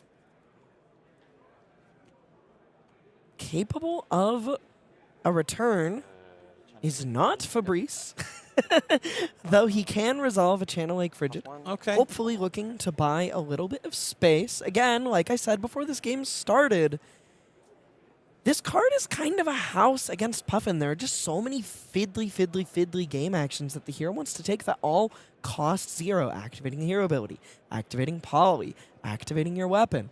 There's just so much resource expenditure thanks to Channel Lake Frigid in this matchup. I would not be shocked if this Channel Lake Frigid is the moment Fabrice needs to turn this game around at just 1 life. We do see Felling of the Crown found in the hand for Fabrice as well. If 2 cards can be kept, that one's going to be very impressive. It's 2 resources for Cog in the machine here. These 2 golden cogs will come out. Both will be cranked, and thinking on tapping one to enable Cog in the machine. But a card here will be drawn with that Puffin hero ability, one way or the other. I don't think it's going to matter here. Worth... Oh, no. I It's do worth think he knowing missed, here. Yeah, he missed the Jarl trigger. Channel Lake Frigid is an ice card. There should be a Frostbite in one of the equipment zones here for Ian that isn't currently there. We'll have to watch this resource curve very closely as the card is drawn as another red, but it is Cogworks Dovetail here. So red, red, yellow. 2 action points available courtesy of those cranked golden cogs. It's possible that this Channel Lake Frigid makes the turn too expensive to resolve regardless. This Cogworks Dovetail. Yeah, 1 resource left over, but not likely to pay for much here. I've got to be slightly mindful if you choose to block 5 in a spot like this, because Yeah, you can of course get the Cogworks up to 6, maybe even 7 if you pitch that last card in hand. So plenty of opportunities there to get tricksy. Fabrice needs to be really careful with these blocks. Would love to keep 2 cards, but a 7-power Dovetail does threaten to make that impossible if there is no card in hand that blocks 4. Does not appear to be the case. You wish you had that Unforgetting Unforgiving right now. For sure. Does get to make a might. Not sure if that will be doing anything, thanks to that Palantir Aeronaut munching I will pass. that Tunic. For 3. Using? I have an action point remaining. So worth knowing, action point remaining. Did crank 2 of those cogs from Cog in the machine. So Spitfire here that can use that 1 resource. Overblocks were forced thanks to the situation, but doesn't have to be expended. And so we're going to see that Spitfire theoretically coming across to take that last card out of the hand. Looks like we have a quick judge call. I think it's about that Frostbite, unfortunately. That does make sense. Okay, so by the sound of things, we're making sure that Spitfire works the way that Ian clearly wants it to in this scenario underneath Channel Lake Frigid. Make sure that nothing is amiss in that scenario. And again, this is the finale of this game. Call a judge, they are your friends. Take the time, make sure we all understand what's happening. So Gotta make sure it doesn't get messed up in the final act of an incredibly grindy... I just didn't expect this to be quite so crunchy, is the word I would use. When you have a boost mechanologist against Jarl, I think traditional expectation is that Jarl sits there and blocks until Puffin dies. Yeah, a lot of underestimation of what you can do with Puffin, and we saw some of those tricks from Palantir Aeronaut. Let's see if there are any more tricks towards the end of this game as we make our way back into the feature match. Spitfire is fine, so it just sounds like the judges were called because there's additional cost on Spitfire, of course, tap a cog in order to shoot it. Wanted to make sure it didn't require a resource for the tapping and a resource for the Spitfire. And again, well worth checking to make sure that's the case here. Fabrice forced to give up that Felling of the Crown, and so we will see these cogs expiring, but hanging on by a thread. We'll see the poly crank to start the turn here, which will, of course, enable Fast and Furious. It's going to be Palantir Aeronaut disappearing into the banished zone, but this Fast and Furious demanding 2 cards. And that's a rather furious hand right there. That's a whole lot of Fast. My goodness gracious. 4 into 4 into 4. Not great if you're in Fabrice's situation. And the third Fast and Furious. The game was not fast, and I am not furious about it. Ian Schulte takes down Jarl Betrayed, moves to 4-0 on this boost-focused version of Puffin Hightail. Bit of an upset. Definitely not the outcome I expected from that matchup. Pretty exciting to see Puffin finding some exciting, I don't know, some new purchase in the metagame. This deck got less than the Pirate Puffin deck, as really the only new tool this deck picked up was little baby Skywarden, but it was quite impactful in this game, yeah. Yeah, 100%. I think Puffin, a deck that's arguably been under-respected for a little while. I think slowly but surely people are figuring out how to make it come together. I think you do get some power in not knowing what version of the deck your opponent is playing at the beginning of the game. Kind of reminds me of Retro Dash, OG Dash, where sometimes it's a pile of block cards, sometimes it's a pile of 0 to 60s. That flexibility is worth power, and I'm eager to see if more people want to explore Puffin in the near future. And if you would like to explore Puffin in a new format, or perhaps 5 new Silver Age decks, you can explore Silver Age Chapter 3, bringing a new hero to the format as well as a new weapon with the Raiden Duskbane rarity downshift in the Boltyn deck, as well as access to Out of the Box, one of the best heroes in the format, the Briar deck, and some interesting new inclusions with Gravy Bones and Lyath Goldmane. Maybe not necessarily heroes I would have expected to see show up. No, I think that's kind of the puzzle I'm trying to solve here. Blaze makes a ton of sense. People have been desperate to see this hero in Silver Age since its inception. Happy to see her finally making her way into the format. Gravy Bones, no Necromancer in Chapter 1 or Chapter 2. Makes perfect sense to slot that in here as well. Boltyn, Raiden Downshift, makes a lot of sense to kind of guide that through, make it legal in the format, and make that deck more appealing. Briar, well, we've alluded, it's pretty spectacular. It'd be a great one to have out of the box. Lyath Goldmane, what are you doing here? There's something I don't know. I know some people feel reasonably positive about Lyath and Silver Age. He can be pretty effective. I'm curious. Also, something I want to shout out. Blaze has not been the easiest card to find historically. And I think having access to just like a stock non-foil standard printing of Blaze is huge for card accessibility for people. Cannot wait to get my hands on Silver Age Chapter 3. The only part I'm sad about is that I can't play Blaze in Yokohama. So I'll be having some words about that one. But cannot wait to get my hands on that one. Now, Elly. Yes. I know you like to steal my thunder. I didn't steal your thunder. You asked a question. Yes. And I answered. I question. Don't want you to this time, so I'm going to be really, really quick about it. Riptide coming up next. Be right back. Okay, good. Bye.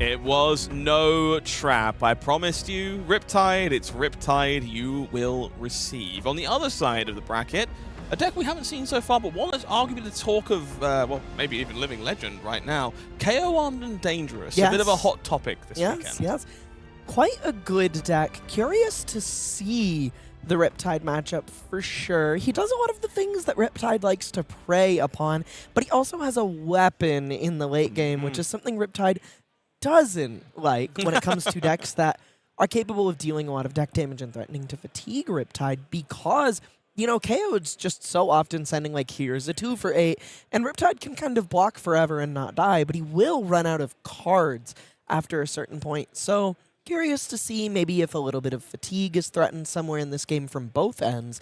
Maybe Riptide just decides to race with buffs and arrows, especially those new traps that also function as 0 for 3 pumps. Really, really helpful. Or maybe someone just high rolls the other one, sends them straight to their maker. Well, we're entering round 5 of competition, but I want to remind you exactly how today works, and we're making our way towards a full 7 rounds of competition today. So this one, 2 more afterwards, well worth looking forward to. Tomorrow, 5 more, and a top 8 to look forward to too. Yeah.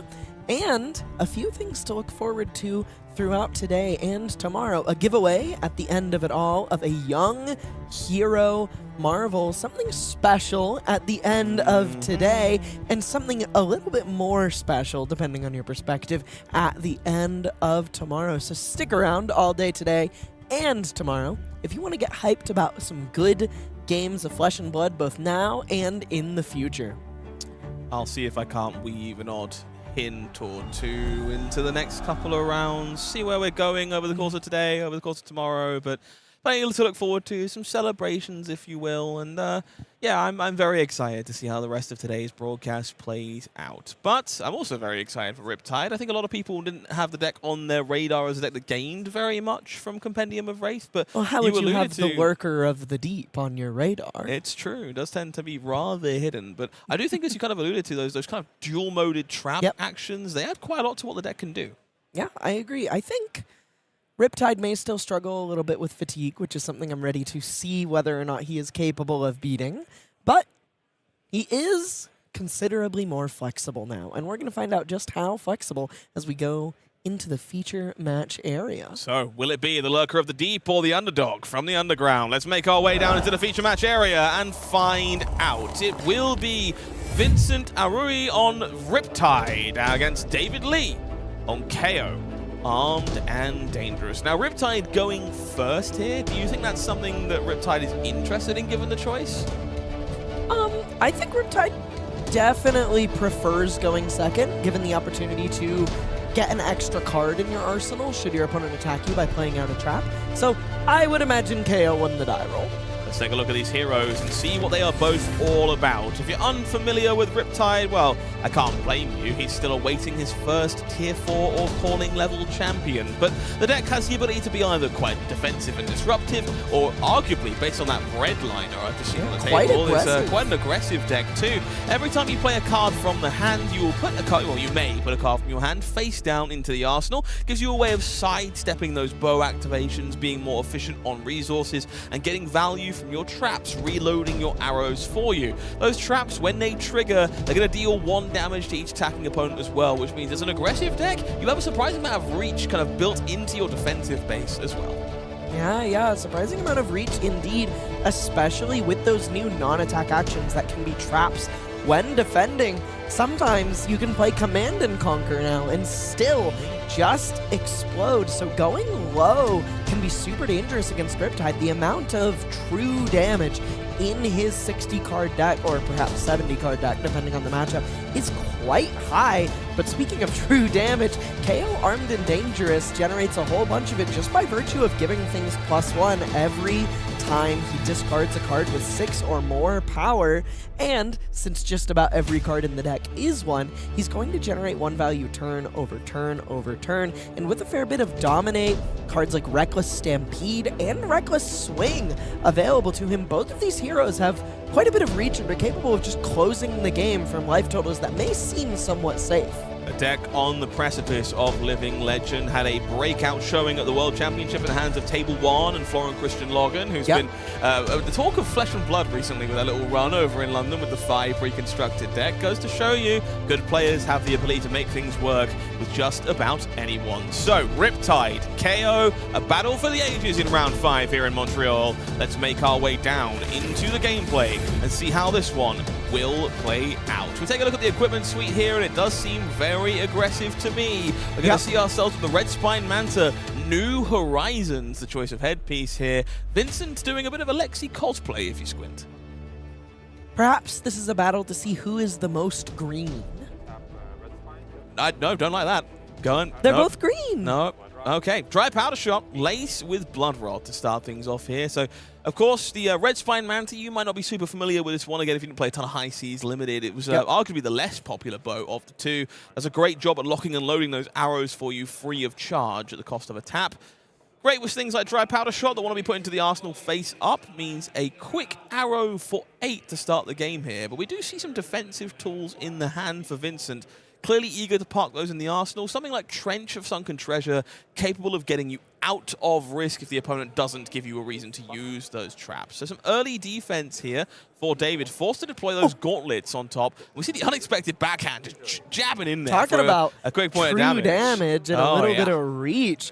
These vigorous smash-ups were kind of somewhat popularized by Florent Christian Logan at Worlds. He played a deck that was quite heavy on Vigor Generation, going so far as to include, I believe, High-Pitched Howl in the deck. Pretty interesting to see. I mean, free resources are just so incredibly powerful when your ideal cost curve is 2/2/2. So I want to talk about a few things here. The quick block from the gauntlets is very suggestive of a 0 block card in the hand for David Lee. Turns out that Reckless Stampede was the card that was the case for. Wanted to make the most value as possible here. Does indeed fire it off without the extra action point. So we do see there was the ability to go a little wider here and make the most of the card and arsenal, I imagine. This time round, sink below. Now, sequencing here, very important. You do get the ability to take a peek with this Reckless Stampede before the sink, which is important for a few reasons. But in this case, unexpected backhand is just going to pop its head out again and take a look at an extra point of damage before the sink comes through and tries to fix the grip for Vincent. 3 over. I will take 3. Nasty stuff. Only blocking with 1 card. That sink blow essentially blocked for 2 thanks to that unexpected backhand trigger. Okay, I will. Unexpected backhand. Quite the card in this deck. We see Blood Rush Bellow making the way into the hand of David. For now, Vincent will have a hand to work with, and we'll see locked and loaded. The Swift Shot to start. Does Go Again impressions. It's going to be laced with Blood Rot after the extra card is loaded into that second arsenal, granted by New Horizons. So this is Go a 10, if you will. We'll make Blood Rot and Ponder on connecting, and there is very likely a follow-up that was loaded into the arsenal by Riptide. Go again, but go a 10, you say, but this is essentially 12 damage and a draw on hit, thanks to the on-hits conferred by these 0 for 3 arrow pumps that we have available here. David Lee saying, I can't contest this. I will simply take 12. Blocking with the face, a very viable strategy in Flesh and Blood, and it will be Drill Shot here for Vincent. This one, pretty impactful. It's stripping away points of value from equipment, tends to earn it if there is no better way to block, and we're going to see exactly that from David, reaching for Scabskin Leathers and Savage Sash to cover up that somewhat annoying on-hit. We're making our way back to David, who was unsurprisingly eager to keep all these cards as the Blood Rush Bellows begin for him. Drill Shot likes to say use it or lose it with regards to armor. With good reason, did David take 10 damage here, firing off his first Blood Rush of the game. A little bit constrained, thanks to only having 1 equipment slot compared to the Blood Rushes of Eugene C. we saw earlier today, where Rhinar has 2 claws. Kayo includes a lot of go-again attacks to work with here, and we're seeing that off the rip with Yellow Buck Wild coming in for 8 with go-again. 2 floating to pay for a claw. I imagine we may go 3 chain links wide on this Blood Rush turn. David, a little bit of a grimace to lose the Show of Strength to the Blood Rush discard, and then was rewarded by drawing a Show of Strength, and therefore likely to be able to chain that one out after this, if so inclined. Big hefty 10 damage in theory. Purge Grapplers reached for on defense here alongside Tar Pit Trap and that extra arrow to block out as much of this Buckwild as possible, all of it, in fact, and trigger Riptide in the process. Looks like he's a little bit stuck on reds here, not the resources he would like to have. Could commit Savage Sash to enable a claw into Swing Big here, but maybe not the turn you're looking for when you want to use Sash. I think Rhinar is a little bit more willing to cash in Sash for 1 to 2 value, where Kayo really wants to find multiple Wild Rides or Pulpings on some sort of large turn, or just generate so much damage via those effects, and like Savage Feast, for example, that it is essentially another Blood Rush turn. Seek and Destroy into Ravenous Rabble will reveal the top card of the deck as another copy of Ravenous Rabble. Now, it's just a hunch, but I have to imagine there's an arrow in the arsenal here to pair alongside that Seek and Destroy. Threatens to strip I think he away. played it for fun. No, you would be wrong. I think he played it for fun. But of course, we saw that show of strength go into the arsenal here for David, so it's a pretty impactful one to lose if this Searing Shot does manage to connect. 3-card 12 with a meaningful on-hit is quite nasty. Not half bad. I think people underestimate the numbers that Riptide is capable of as an aggressive deck, and looking impressive here. Earns that extra block on Scabskin Leathers to cover the bases. Vigorous Smash Up. Going to come on through and generate another Vigor. And as you alluded to moments ago, these Vigor tokens are fantastic at kind of perfecting a resource curve for Kayo. Allows those 2/2/2s to be much smoother in a lot of scenarios. Allows some of those 3-cost attacks to function in a pinch as well. If ever you have wondered why they didn't give Brute access to Vigor in the original Heavy Hitters set as opposed to its sequel in Super Slam, these turns are why. 4 go again from David, and quickly went, no, actually no go again yet, which, what could possibly be in David's happen? hand? Might be a wind-up of some capacity. Those 2 resources left would be perfect for the show of strength in the arsenal, and so Vincent here with the deliberation. We do see some sweet ones in the hand, but that's Rapid Fire in the hand as a card that maybe hasn't had the opportunity to shine as you would have hoped, but Boulder Trap here coming on through will trigger. Riptide will knock a point of life away from David, and a point of blocking value removed from Scowling Fleshbag. Pretty premium defensive tool there. It will be the Agile wind-up, making a might, making an agility, and show of strength coming on through here. And Vincent, no doubt, eager to return fire. Lock and load that drill shot with a little bit of extra juice and get the most of that 4-power block card. You know, Riptide is kind of being disgustingly efficient on this turn, but Kayo is really kind of outpacing him in terms of value. Riptide really does need to find an opportunity to break away here. I do think this 2-card 12 is a great opportunity, or 2-card 11, I believe, is a great opportunity to pull away, especially with the meaningful drill shot, threatening to take away David's last point of armor he really has available in the form of the Scowling Fleshbag. I think Return Fire, a card that arguably hasn't gotten enough attention just from a lack of a real good home in the format, but very powerful alongside these 0-cost arrows, and we're seeing that with the drill shot here. No fear in the hand of David Lee. Will soak up the heat and keep that Reckless Stampede around. Pretty efficient all around, I would say. 2-card 8, that is pretty miserable to block, especially if half of your deck is non-attack actions. That sucks. Yeah, I've been there once or twice, Vincent. Fully sympathize. Endless Arrow twice, Codex of Frailty, and Lace with Frailty. We will see one of those Endless Arrows deployed on defense here. 6 into 4 means that it will swing the way of KO, Armed and Dangerous. So another point of damage will leak on through, and David here will debate whether or not Run Roughshod is of interest. I'm keeping on top. Sure. It's a good card. I'll take 5. Take 5. 5 damage coming on through brings our Riptide down to 10 here, but does have 3 cards to work with, including Codex of Frailty, which has definitely been one of the more impactful cards of recent Flesh and Blood history. It's not that recent anymore. We're old. Don't you dare say that to me. Codex of Frailty is camera. 3 years old. No, We're it's not. old. I'm not checking. You were my age when that set came out, Scott. I hated him. Double Frailty being threatened thanks to Lace with Frailty into Codex of Frailty, threatening to essentially remove Mandible Claw from the board for a turn when I was talking about needing a bit of a value swing to get his way. This is what I was talking about, the all-powerful Codex, both taking cards away from the opponent in essence, as well as giving you access to the pick of the litter from your graveyard and replacing itself. This is the kind of turn Vincent is looking for to find some footing in this game where he's largely been getting ground out by the one-handed brew. I do want to talk a moment about Codex of Frailty in the Riptide deck, because normally you want to empty your hand out Yeah. prior to playing a Codex, but Riptide is happy to jump through some hoops for you and load a card into the arsenal. That would be problematic if you only had one arsenal, because Codex of Frailty wouldn't get to load anything, but New Horizons is more than happy to facilitate some tricksy play, get the Endless Arrow in, Ravenous Rabble available as well. Pretty efficient stuff all around. As you said, this is That another is a turn that... pretty good ponder, too, while we're at it. Yeah, ponder. Yeah. Ravenous Rabble showing the sink below. There's about to be pondered into your arsenal. Feels kind of criminal. Yeah. Yeah. Hey, check this out, stupid. Endless Arrow will be met by unexpected backhand here. Less appealing to deny this Endless Arrow when you know the ponder is going to provide an arsenal nonetheless.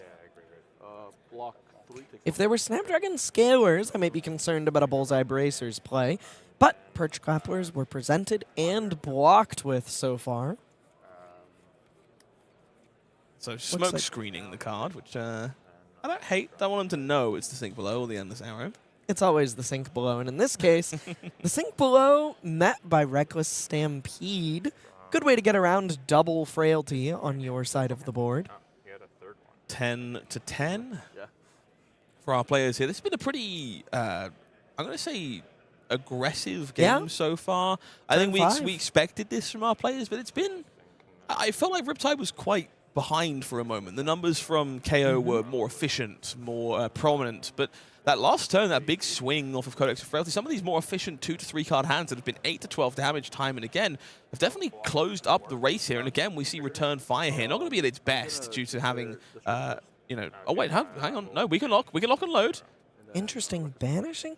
Well, I guess we know his arsenal is sink below. Of course, of course. The Endless Arrow to the Return Fire, getting that 7 power attack on the next turn, but also has multiple cards in the hand holding onto a collapsing trap that he's unlikely to do anything with. So I imagine the rest of this turn is going to be playing the sink below to cover up the rest of this damage, sending Premeditate Endless Arrow for 10 and arsenaling that collapsing trap to shut down David's next big turn before it happens. Thankfully, not taking any damage to the second trigger of Reckless Stampede. Oh, and Vincent like gets this. to... Yeah, he I gets like to this get a rid of lot. the collapsing trap. Though, point of texture here, I'm not sure I would get rid of the collapsing trap when my opponent just showed me Blood Rush Bellow. Oh, this is so cool, though. I love the fact Reckless Stampede has given you information about the top card of your deck, and therefore you can decide if you would like to sink away the defense reaction, draw the extra buff, and that's the name of the game here. I don't need access to a card like Collapsing Trap if I'm just going to hit you for 13 and park my Endless Arrow in the arsenal, make a ponder, make some frailty. Really impressive stuff here from Vincent. Wouldn't we all like to be Dash.io? Okay. Well, I mean, like looking at the top card of your deck before sinking a card, like Crown of Providence. Like some would call that cheating. Not if you're Dash.io. True enough. Sorry, let me think real quick on this one. Thinking's Understandably. banned, David. No, thinking is probably for You're the playing best in a Brute. You're spot playing like Brute. this. Thinking's banned. I think we've established that's not the case. But this is definitely going to be a bit of a difficult turn for David. We saw that Blood Rush Bellow, which was dug towards with those clash effects. Did bottom and Agile wind up to find it? And unsurprisingly, you want to keep a hand flush with cards to make Blood Rush Bellow do its thing, and you can't do that when Endless Arrow is coming in for 13. I was going to say, you can't do that when you are dying. Most importantly, David can't even go beyond a certain lowness threshold because of Riptide's hero ability. We talked about how important the true damage reach is in this matchup. Both heroes are quite capable of it. We've seen it time and time again with these Reckless Stampedes just over and over. And this is where it really starts to get crunchy. If David takes too much damage to this attack, like, you know, he could give up one card, go to 1 and fire off a Blood Rush Bellow, but the moment Vincent draws a trap, he's just dead. They're my only way out of this. My only way out of this is David's analysis here. Reaches for one card would suggest we're getting a little bit risky. This feels like don't draw a trap territory to me. Sometimes you got to put them on it. Mm-hmm. The liberation will continue, rightfully so. The most impactful turn of the game here for David Lee. He will take a moment to reassess that one card deployed on defense, the meager block value of Scowling Flesh Bag, and the remaining point of value on those gauntlets of Tyrannical Regs being hovered forward to try and soak up just a little bit more of the heat. Seeing Scowling Flesh Bag with a -1 counter gives me nightmares of Scowling Flesh Bag with Temper. Nope, let's not do that. 6, take 7. Sure. So taking 7 Blocking gives 6, taking 7. you got to stop. But stop what? I'm analyzing the game state. Savage Sash being given up here, I think, is pretty telling of where Yeah. David is in the game. I think the extra point of life and not immediately losing to double trap is more valuable than assuming you will ever get to an efficient Savage Sash turn. Difficult choice, but I like it. So we're going to see that agile wind-up pitched away for the Blood Rush Bellow, discarding the Buckwild. It will be the top of the deck, we trust. A yellow and a show of okay. strength is not bad. Though David's arsenal is Reckless Stampede, curious to see if he just chooses to resolve that. I guess he does presently have a Frailty, so 8 is a little bit less attractive than 10. Vincent, with a hand full of not that much action. I believe he's drawn into 4 arrows, but I also believe he arsenaled a trap. 2 taken here. Just to clarify, that Mandible Claw is at 5 because of a Might token, regardless of Yes. Frailty. So is where it should be. Oh, sorry, this is And 4. Show of Strength Because of frailty. is the... No, okay, so no Might token. Players just confirming this should have been a 4. And that Might token was generated this time around. And so 8 life remaining for Vincent. That's Might for the future. But this Show of Strength is still coming in for 10 and will demand some pretty significant respect from 2 arrows from the hand here. Blocking 6, falling down to 4. This game very much hanging by a razor's edge. Playing a lace with... Oh, I think it's a Codex. Yeah. Codex ponders Codex. That makes more sense. So, Codex of Frailty, reaching for its best friend in the form of Searing Shot here. Bit of a Threatens, classic Lexi play. yeah, threatens that extra point of damage. Incredibly valuable when your opponent is sitting at 3. So 7 is the question. No equipment remaining for David Lee means that it will be 3 cards to cover this. Smash Up takes a look for the Vigor, does indeed find the Smash Up on top. And perhaps more importantly, Frailty Trap seen on the other side, which does, in theory, mean you're only at 2. Depending on whether or not he triggers it, I think we're going to see Reckless Stampede sent across here. David was forced to make the blocking decisions he was, thanks to a non-blocking card in his hand. Stampede, Might and Frailty canceling each other out. 7 damage is quite a lot, especially when your opponent has a fair few 2 blocks in their deck, though I don't think any have arrived in this hand. But I do believe I see 2 traps for Vincent, but also neither of them are online. He has an Inertia Trap in hand and a Frailty Trap in the arsenal. It's astounding how important that Vigor token from Vigorous Yeah. Smash Up was to make this come together. Otherwise, David's stuck with an unplayable arsenal and a Bare Fangs that could not be gotten out of the hand. Instead, 7 damage and theoretical damage bleeding through from Reckless Stampede will clash once more. It's Boulder Trap and Wild Ride. This time, 3 to 3. The Wild Ride probably best served on the bottom this time around. Make sure no block cards aren't in the hand where at all possible. Now, how will Vincent navigate the rest of this Reckless Stampede? They know they will be taking damage for every additional card deployed on defense.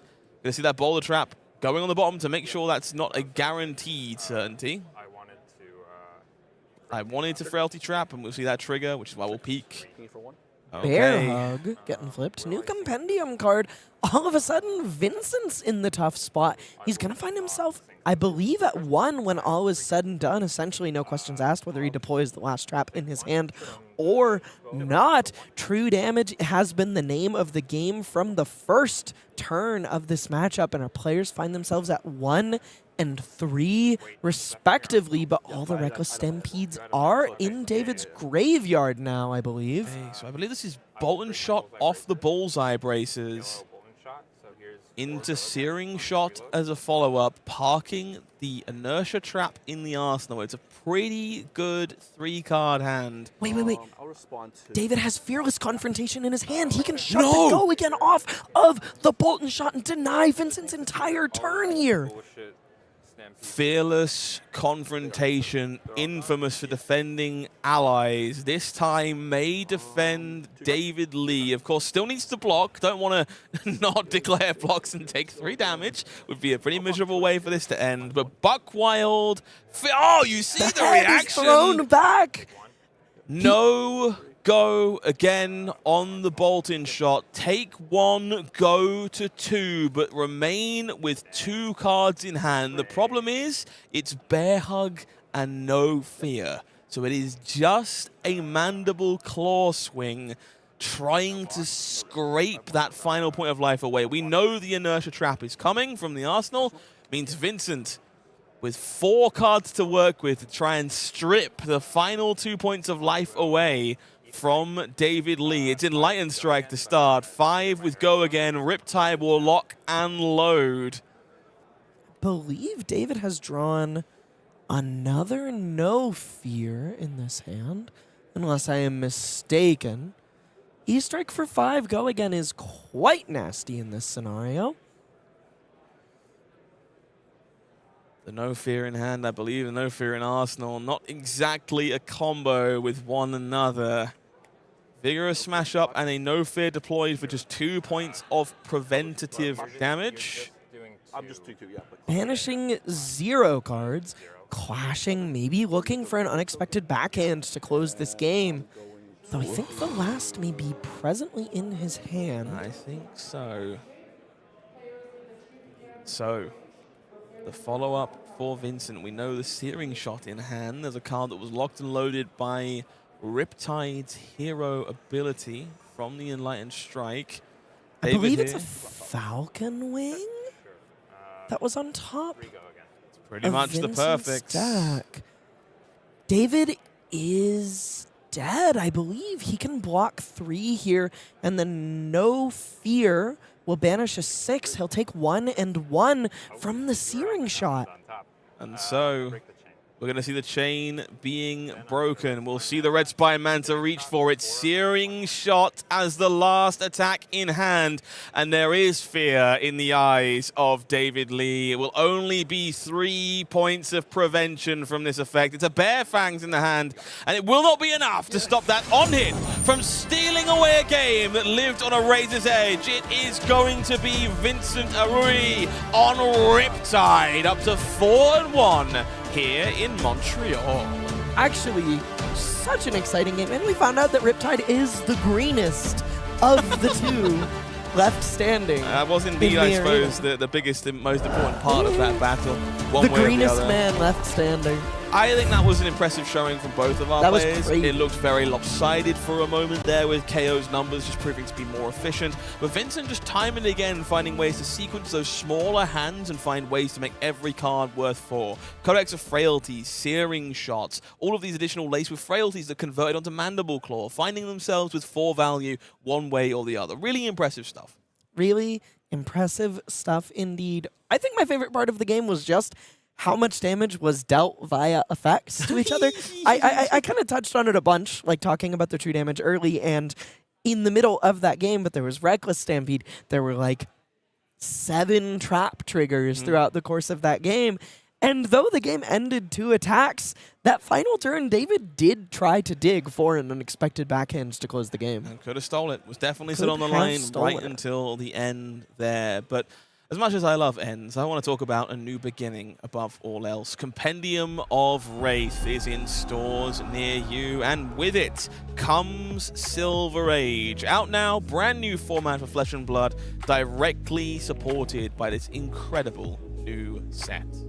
This incredible new set with many old cards available in it. I've said before that this set feels a little bit like Flesh and Blood 2 on some level, where we've reprinted basically every important generic staple in this set with new art, which is quite exciting. I really like seeing all of the legendaries and, you know, these old majestics as well. Command and Conquer, Enlightened Strike, Shelter from the Storm, maybe not the oldest, but Also in just about every deck in the dang world. There's a really cool line of text on this slide. Dive into untold stories of Wraith. Now that would suggest that there's some stories coming up that maybe got teased somewhere in Compendium of Wraith. Maybe it's worth looking through those text boxes, looking through the artwork of the cards you found in the set. Maybe there's some hints about what you might find coming next. But if you're looking for guarantees and not necessarily hints and shadows, well, Shelter from the Storm, Balance of Justice, just some examples of the type of card you can find inside this set. But oh no,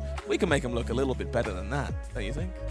We can indeed. The Antiquity Pack, with access to some gorgeous new extended art treatments, as well as a new fancy Antiquity border for a huge selection of cards, both in Compendium and not in Compendium. We saw this cold foil Hold the Lines in Austin Ryan's deck earlier today, the Ripple Aways. So much to be found in Compendium and in these gorgeous box topper Antiquity packs. Very lucky to open myself a Balance of Justice in London. It now sits pride of place in my deck. It's gorgeous. Really big fan of that one. Haven't quite had the pleasure of opening this one just yet. Of course, the headliner in these Antiquity packs. Fable reprints for Riches of Trepaldani, Eye of Ophidia, and the Heart of Fiendel.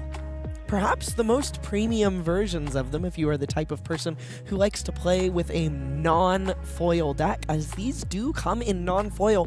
For the first time in the history of the game, there are non-foil Fableds available. Compendium of Wraith, out now in stores. Get your hands out there. Enjoy the boxes if you haven't done so already. Very excited to see what you find in your Antiquity packs. I know I'll be buying a couple more for myself at some point over the course of the broadcast, one way or the other. Riches of Trepaldani, of course, pretty spectacular. This one's my favorite. This one's up there for me as well. I like this a lot. Definitely a very beautiful gem, well worth paying attention to. Hopefully, you have some luck in your Antiquity packs, one way or the other. This would be about as lucky as it gets. The biggest hit for a lot of folks. I'm reliably informed this is the second rarest card in Flesh and Blood history. Does make it very difficult to find. The first being the Marvel Emperor from Dynasty way back when. So a little bit more frequent than that one, but not exactly going to be seen every day. So these should be something very special if you manage to find these Enlightened Strikes. So Compendium of Wraith, out now in stores. Go grab your packs. Let me know what you find. Tag me on social media. I want to see your pack openings. Yeah, I would like to see as well. Always brings me some great joy. Show me what you opened that I didn't. It's like, you know, I get to live vicariously through the folks one way or the other. So we've had some, I'm going to say less than expected archetypes so far over the broadcast. I think as we make our way towards the back end, I want to see if some claims hold true. I joked earlier that Mr. Michael Hamilton might think Oscilio is a bit good. His record would suggest that it is a bit good. Is that true? It is. And I would like to see what someone who thinks Oscilio is a bit good does with Oscilio. I think so too. So let's do that in the next round. Stay with us. We'll be right back very soon.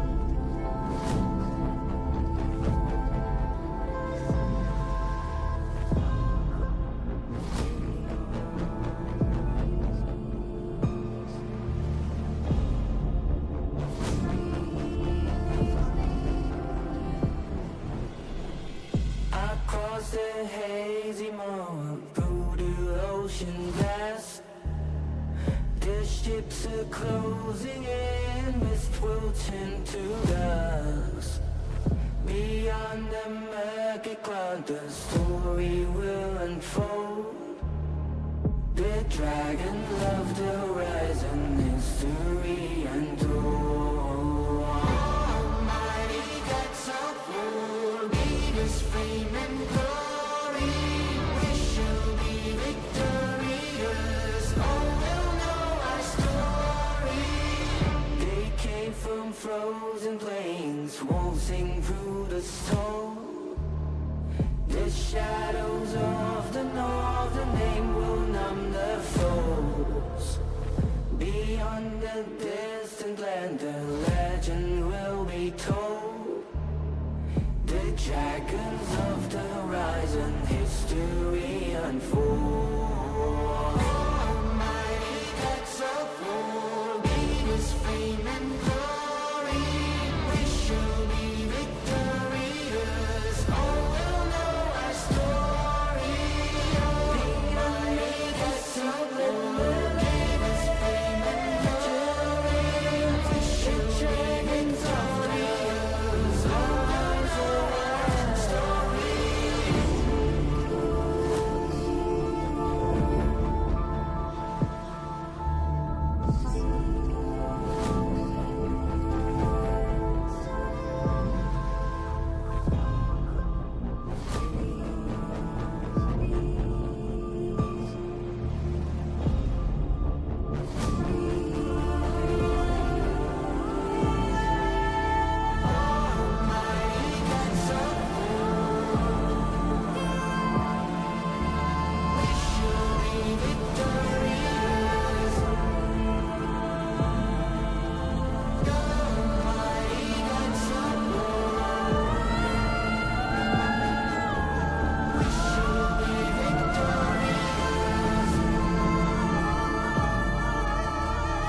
Beneath the boundless sky, the voyage carries on.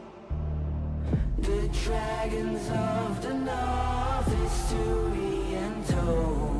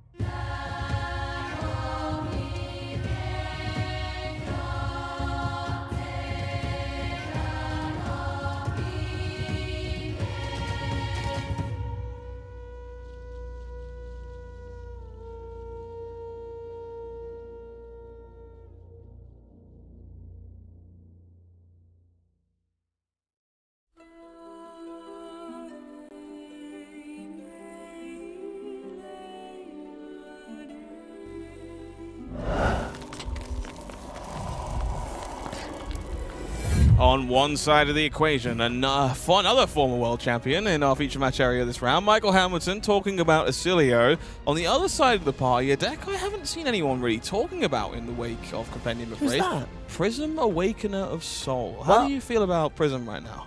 She's all right. Is that a fair answer? She's That's all right. That's a fair answer, I feel like guess. Prism's always just all right.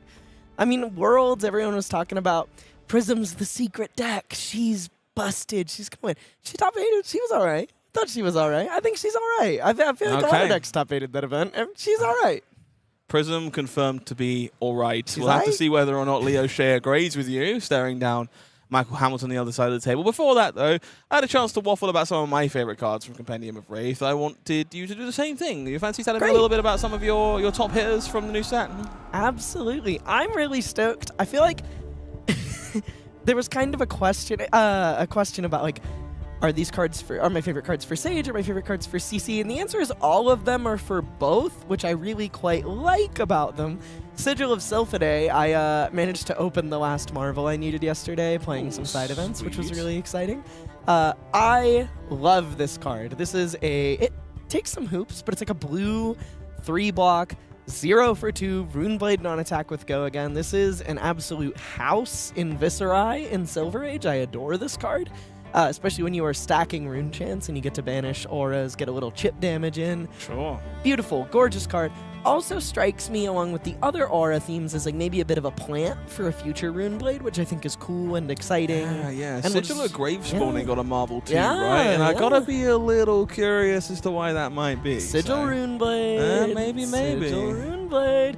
Roaring Beam, this card is so wacky, wet, and wild. This card is so unassuming upon your first read of it, and then everything it unlocks and allows you to do is completely insane. Not only does it just convert for a courage token, a 0 for 1 yellow attack reaction is like not the greatest thing in the world, but that second line of text where if your soul is empty, you can put this back in your hand and then charge. Lets you do some really ridiculous things on the first turn of the game with the card Blessing of Bellana, actually my spoiler card. Yeah, you may or may not have took me to school yesterday in a game we played off camera in the side events. First turn of the game, I'm like jet lagged out of my eyeballs, like trying to stay awake, and it's really easy to stay awake when your opponent's clowning you with Roaring Beam on the first turn of the game. Yeah, so, you get to play this card, put a card in your soul, activate Boltyn, play this card, put a card in your soul, activate Boltyn, play this card, put this card in your soul. I have a soul and like 5 courages on the first turn of the game. This card also has a really cool interaction with Beacon of Victory where you can beacon to empty your entire soul and then play Roaring Beam before Beacon resolves and then you've charged. That's pretty cool. And Chain of Brutality is just so sick. I love this I card love as RKO. well, I think this card is so sweet. That hero needed more Go again. I think the on hit is super nasty because it's like this and a Mocking Blow glued together. I adore this card. I think this is some phenomenal artwork from Ronaldo as well. Really stands out to me. It's just vicious. It gives you that reviled vibe that I'm very much looking for from these kind of haymakers for this deck. But all three of these cards are incredibly sweet. I can see why they're in your top picks in the set. Yeah. Yep. Definitely my favorites. That and like Speed Demon, but not because I like playing with the card. It just cracks me up. Speed Demon is so funny to me. It's a mechanologist card named Speed Demon, and it doesn't have boost or Go again. How fast can he be? Is he stupid? No. Now leave poor Max alone. He's got enough going on right now, I think, one way or the other. Let's take a look at our feature match area. We, of course, have alluded to it just moments ago. Will it be the Awakener of Soul in the hands of Leo Shea, or will it be Rafe's favorite breakfast cereal in the hands of Michael Hamilton? Esquilios. Leo with those awesome Solana sleeves from the convention stuff. You know as well as I do, there's a rule if you're playing Prism. The deck has to be blinged to the 9s. Nothing else is acceptable. Let's take a look at these 2 hero cards to work through exactly what they do. Prism Awakener of Soul starting at a rather daunting 32 health, but in exchange for that, gets to search out these figments from the deck as Heralds connect that transform into these incredible angels with powerful abilities and 4 points of life in the form of ward that can keep you safe from your opponent's points of interaction. Also, you mentioned 32 life. She is the 2nd lowest life Flesh and Blood hero ever released, the first being Kano. So that kind of gives you an idea of exactly how powerful they thought this hero's hero ability was. She is quite aggressive, capable of just slamming heralds in your face turn over turn, even without access to the original Luminars. The new one, still very much capable of allowing her to go 7 into 4 into 7 should she have an angel on the board. And very recently, top-aided Worlds in Philadelphia, Ian Zhang. One of the best Prism players I know. Unquestionably. On the other side of things, somehow always the bridesmaid, waiting for a top finish, is Oscilio Constellar Intelligence, the lightning wizard that can discard instants to draw fresh cards, chain together these big, impressive, gone in a flash combo turns. And is that Pulse of Volthaven in the background of the artwork of this hero? Oh, that's so interesting. What a curious choice. That is kind of a curious choice. I don't think that means anything. And also, it's just art of Volthaven. I probably wouldn't think too hard about it. No, but something I do want to think hard about here is that Oscilio has no top finishes, despite being at 300 just about LL points, and it's possible we see his streak of no calling win, no tier 3, no tier 4 placement change today, as Michael Hamilton is currently X&0 and looking to keep the streak alive. Yeah, Hamilton sitting at 4-1 this time around against Prism, so has some work to do, but still very much in contention. Oscilio had actually got plenty of new toys from Compendium as well. Maybe one of the more hotly debated one, a Temporal Wobble, has given this deck the ability to kind of counteract some of its natural predators like Amulet of Echoes. I'm gonna turn that out into chicken teriyaki. Okay, looking forward to seeing exactly what the Wobble is able to do this time around. So let's get into the game and see how Prism Oscilio plays out in the hands of two spectacular players. And now I appear to have been correct. There is a reasonable amount of bling on the side of the table Just a here little for bit. Leo, as we are not all that surprised to see. Anything standing out to you as a surprise here, Elly, or are these equipment suites what you would expect? Something does surprise me. That calming gesture is non-foil. Oh, okay, embarrassing. But we can look past that. Outside of that, are these the equipment suites you would expect from both of these heroes? Yeah, I think so. I think there's a bit of a question with Prism whether or not she's going to present Empyrean Rapture or Vestige in some matchups. There is still an aura plan, even without the ability to attack with those auras, where you can just amass so much value on the board your opponent can never hope to keep up. But in this matchup, I really think there's no question. It's just always going to be Rapture because you're just going to hit them quite fast, quite hard, and quite often. And on Hamilton's side of the board, we see Balance of Justice. And knowing what I know about Michael Hamilton, I think this choice makes a lot of sense to me. He's somebody who really believes in equipment as the most powerful sideboard cards you can have access to because you just don't have to draw them. And he's also somebody who likes having a lot of agency and a lot of blocking power. But on the opposite end of the agency ability, he has blocked with 2 Gone in a Flashes just because of how his hand is lined up on the very first turn of the game. Thankfully, Electromagnetic Somersault bailing him out from losing those all-important combo pieces before the game even gets going.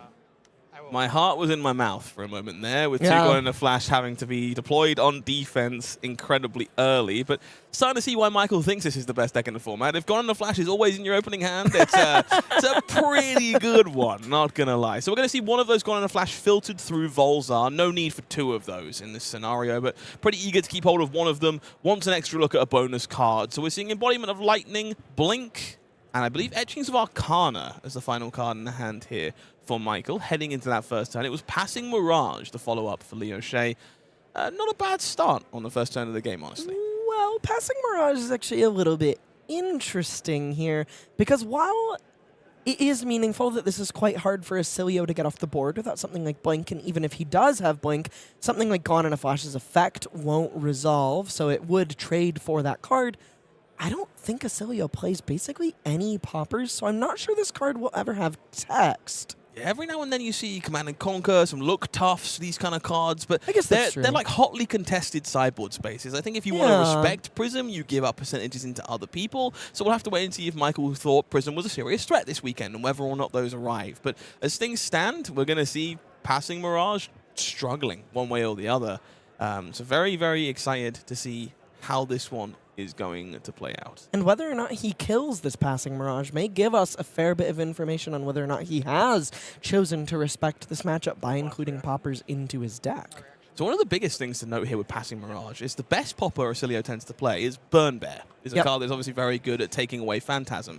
Problem is, the attack doesn't have Phantasm anymore. So you can't actually target it with Burn Bear, which is a meaningful interaction to pay attention to, should those appear from Michael Hamilton. For now, Gone in a Flash is the name of the game, and unsurprisingly, it's about to get a little jumpy in here as this bounces all up and down the combat chain. Michael, without Go again, but does have access to Blink here, as well as an Etchings of Arcana in the hand and a Sigil of Lightning. Definitely going to pick this Gone in a Flash back up. Interestingly, he chose to filter away a Gone in a Flash last turn, pitching it to Volzar to clear it. So I kind of don't suspect he's going to be interacting with this Passing Mirage anytime soon. It's a small sequencing that really stands out to me for a player of Michael Hamilton's caliber. We started on Etchings of Arcana here, and then Health Priority, played the Sigil of Lightning and then Volzard. It doesn't have to be done this way. You could just play the Sigil and use your Volzar ahead of time. But not only is this flashier, but there are situations where timing windows might matter, and it's kind of quirky to see this just like always built into the muscle memory of the average turn. I was kind of thinking, like, is there any way he could possibly get juiced here? And I don't think so. 5 go again, no Phantasm. Yowza. Fortune Herald of the blue variety, definitely one of the more iconic cards from Prism's toolkit. Efficiency at its finest is the only one-cost Herald you tend to see, and we're going to see it connecting here as Hamilton's hand does not defend particularly well. 22-31 now the name of the game, as the first Figment will be found from Prism's hero ability. And now this is often a difficult choice. You want to lean into something like Figment of Erudition if you're interested in that Ponder token, or maybe perhaps having that big flashy Soraya turn sooner rather than later. But this is a matchup with shocks and instant speed damage, so those premium Angels can be difficult to defend, and you really need them to do good work in order to take the game away. So instead, we're going to see Figment of War reached for here. Incidental value in the form of the Courage token helps pressure in spots where it matters, but an Angel you can afford to lose in a pinch if things start to go a little bit badly. Also, the first Angel spoiled for Dusk Till Dawn. Oh, cute. Didn't know that. Yep. He spoiled Balana before any of the Figments or any of the other Angels. So, Figment of War in play, Courage token alongside it. We're going to see Imperium Rapture making this free of charge to convert that Figment into its Angel counterpart. Bologna will come screaming on through. 4 go again. Unsurprisingly, no activation here at the moment, as no other Angels would be the beneficiary of those counters. Nor is there any soul, correct.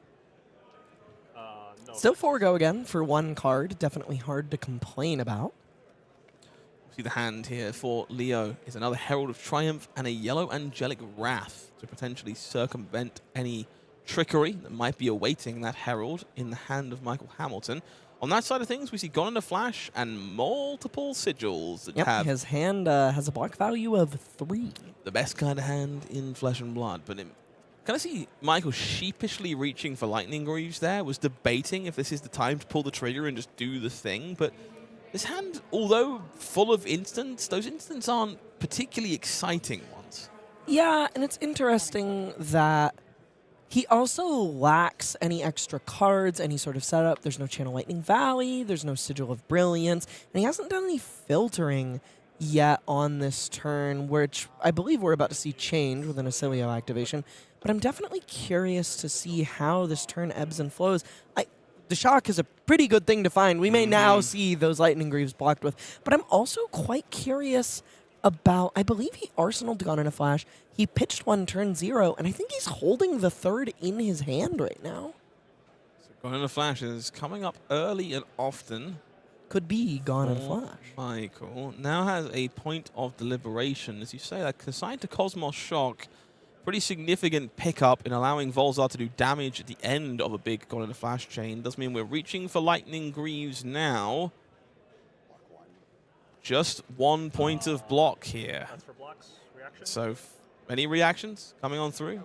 No reactions. So we are going to see 4 damage coming on through.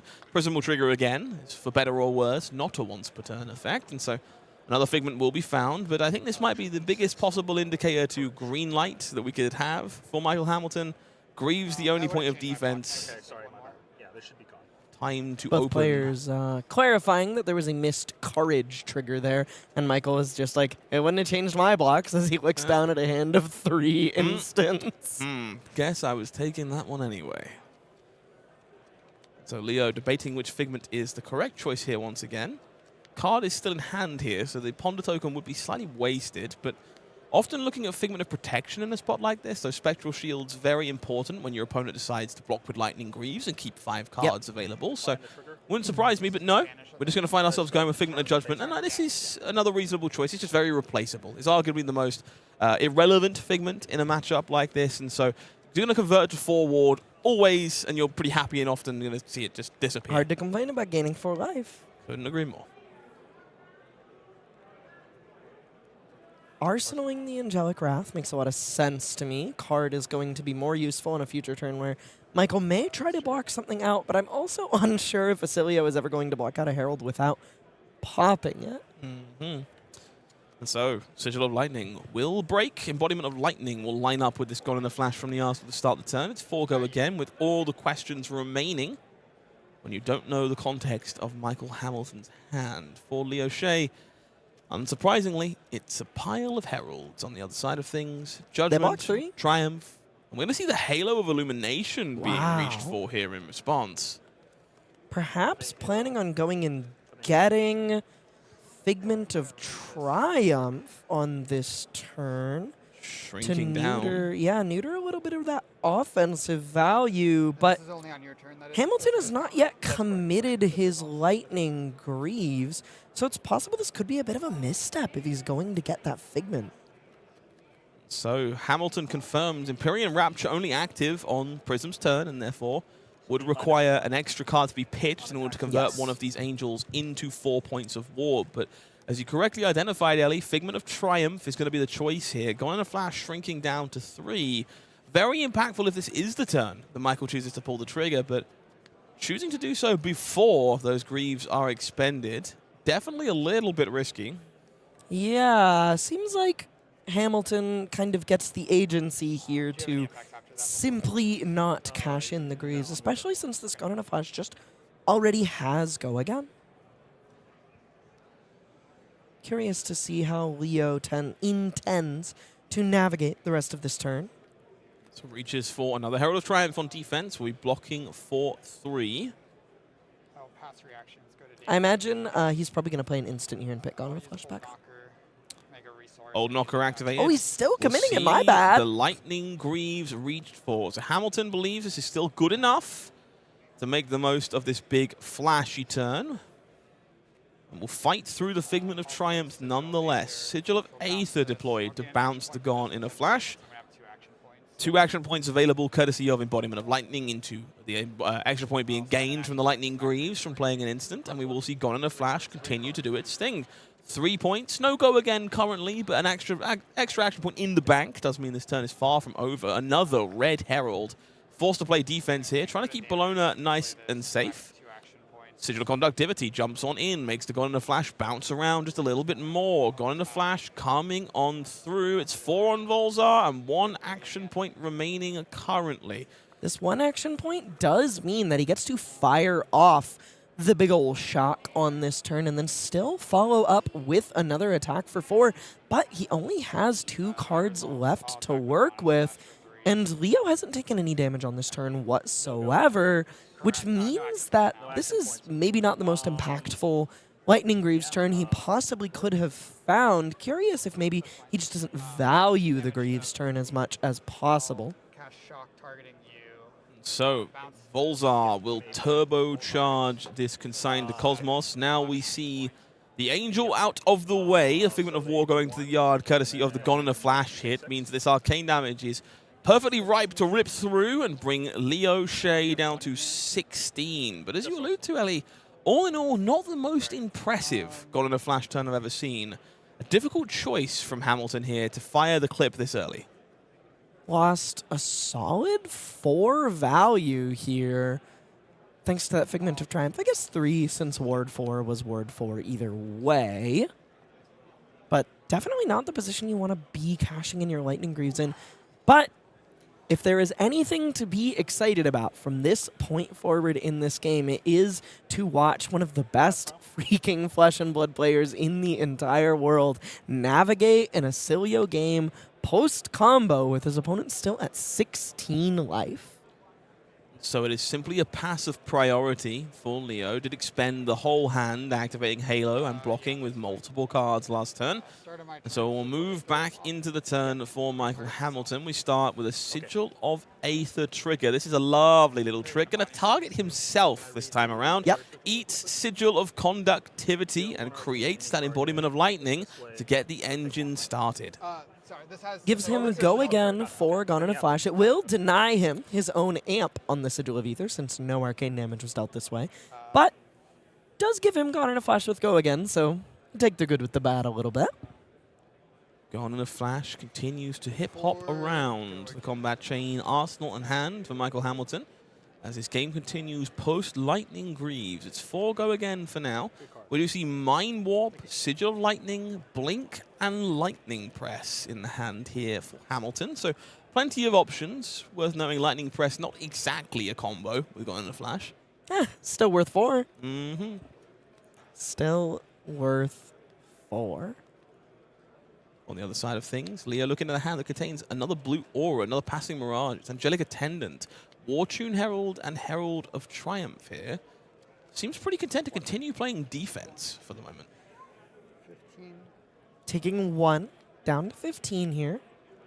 I'm going to cast a Sigil of Lightning that'll return this to my hand. Hamilton still fiddling on the other side of the table. I will have an action. Interestingly, he has And Blink in the hand, so he can I'm gonna attack actually with just Gone in a continue Flash. to Gone in a This is Flash not a little going bit in. on So this turn, before despite this not having the resolves, Greaves I'm available gonna to him. lightning press it to bump it up to 7. Well, he's just pressing it to 7 before the trigger is active, just getting a 7 value likely so he can play the Blink and re-arsenal this.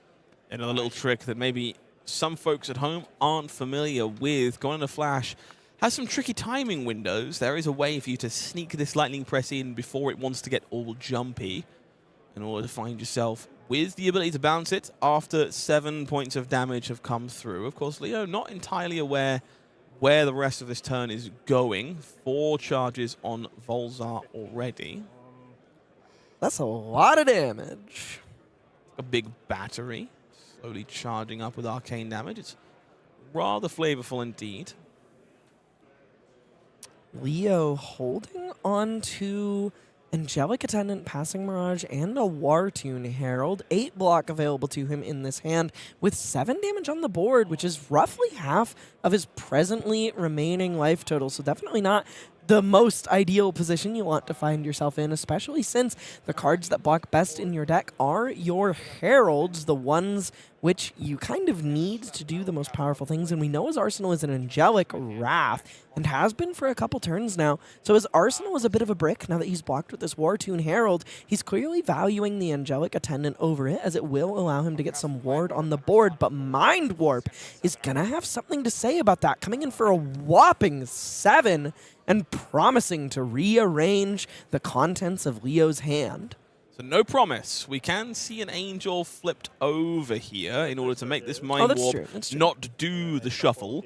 It still will, right? If 4... Well, there's still Arcane Still- Barrier 1 as sure, well. sure, There's a way to guarantee a card stays if you're so inclined. Sure. However you cut the mustard, it's not very good. I've It's definitely, not very good. definitely heard this one referred to as the most frustrating card in Wraith on numerous occasions. Mind Warp does a great job at taking your reality and ignoring it.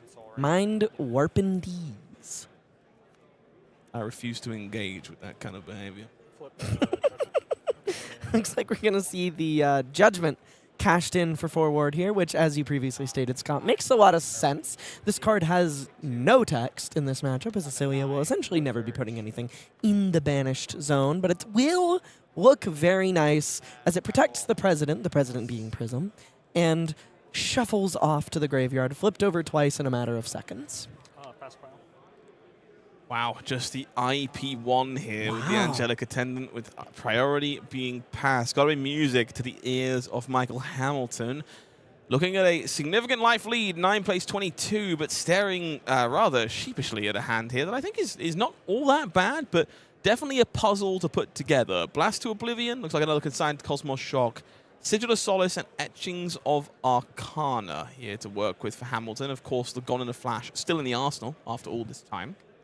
I've got to imagine you're thinking about filtering away that consigned to Cosmos here. You're already holding on to an arcane damage spell, and what you really want to find here is a little bit more action. He has this Gone in a Flash, but he doesn't have so much go again to work with here, and he won't control a Sigil after the Sigil of Lightning leaves the board, so kind of makes this turn a little bit awkward as far as the resource curve is concerned.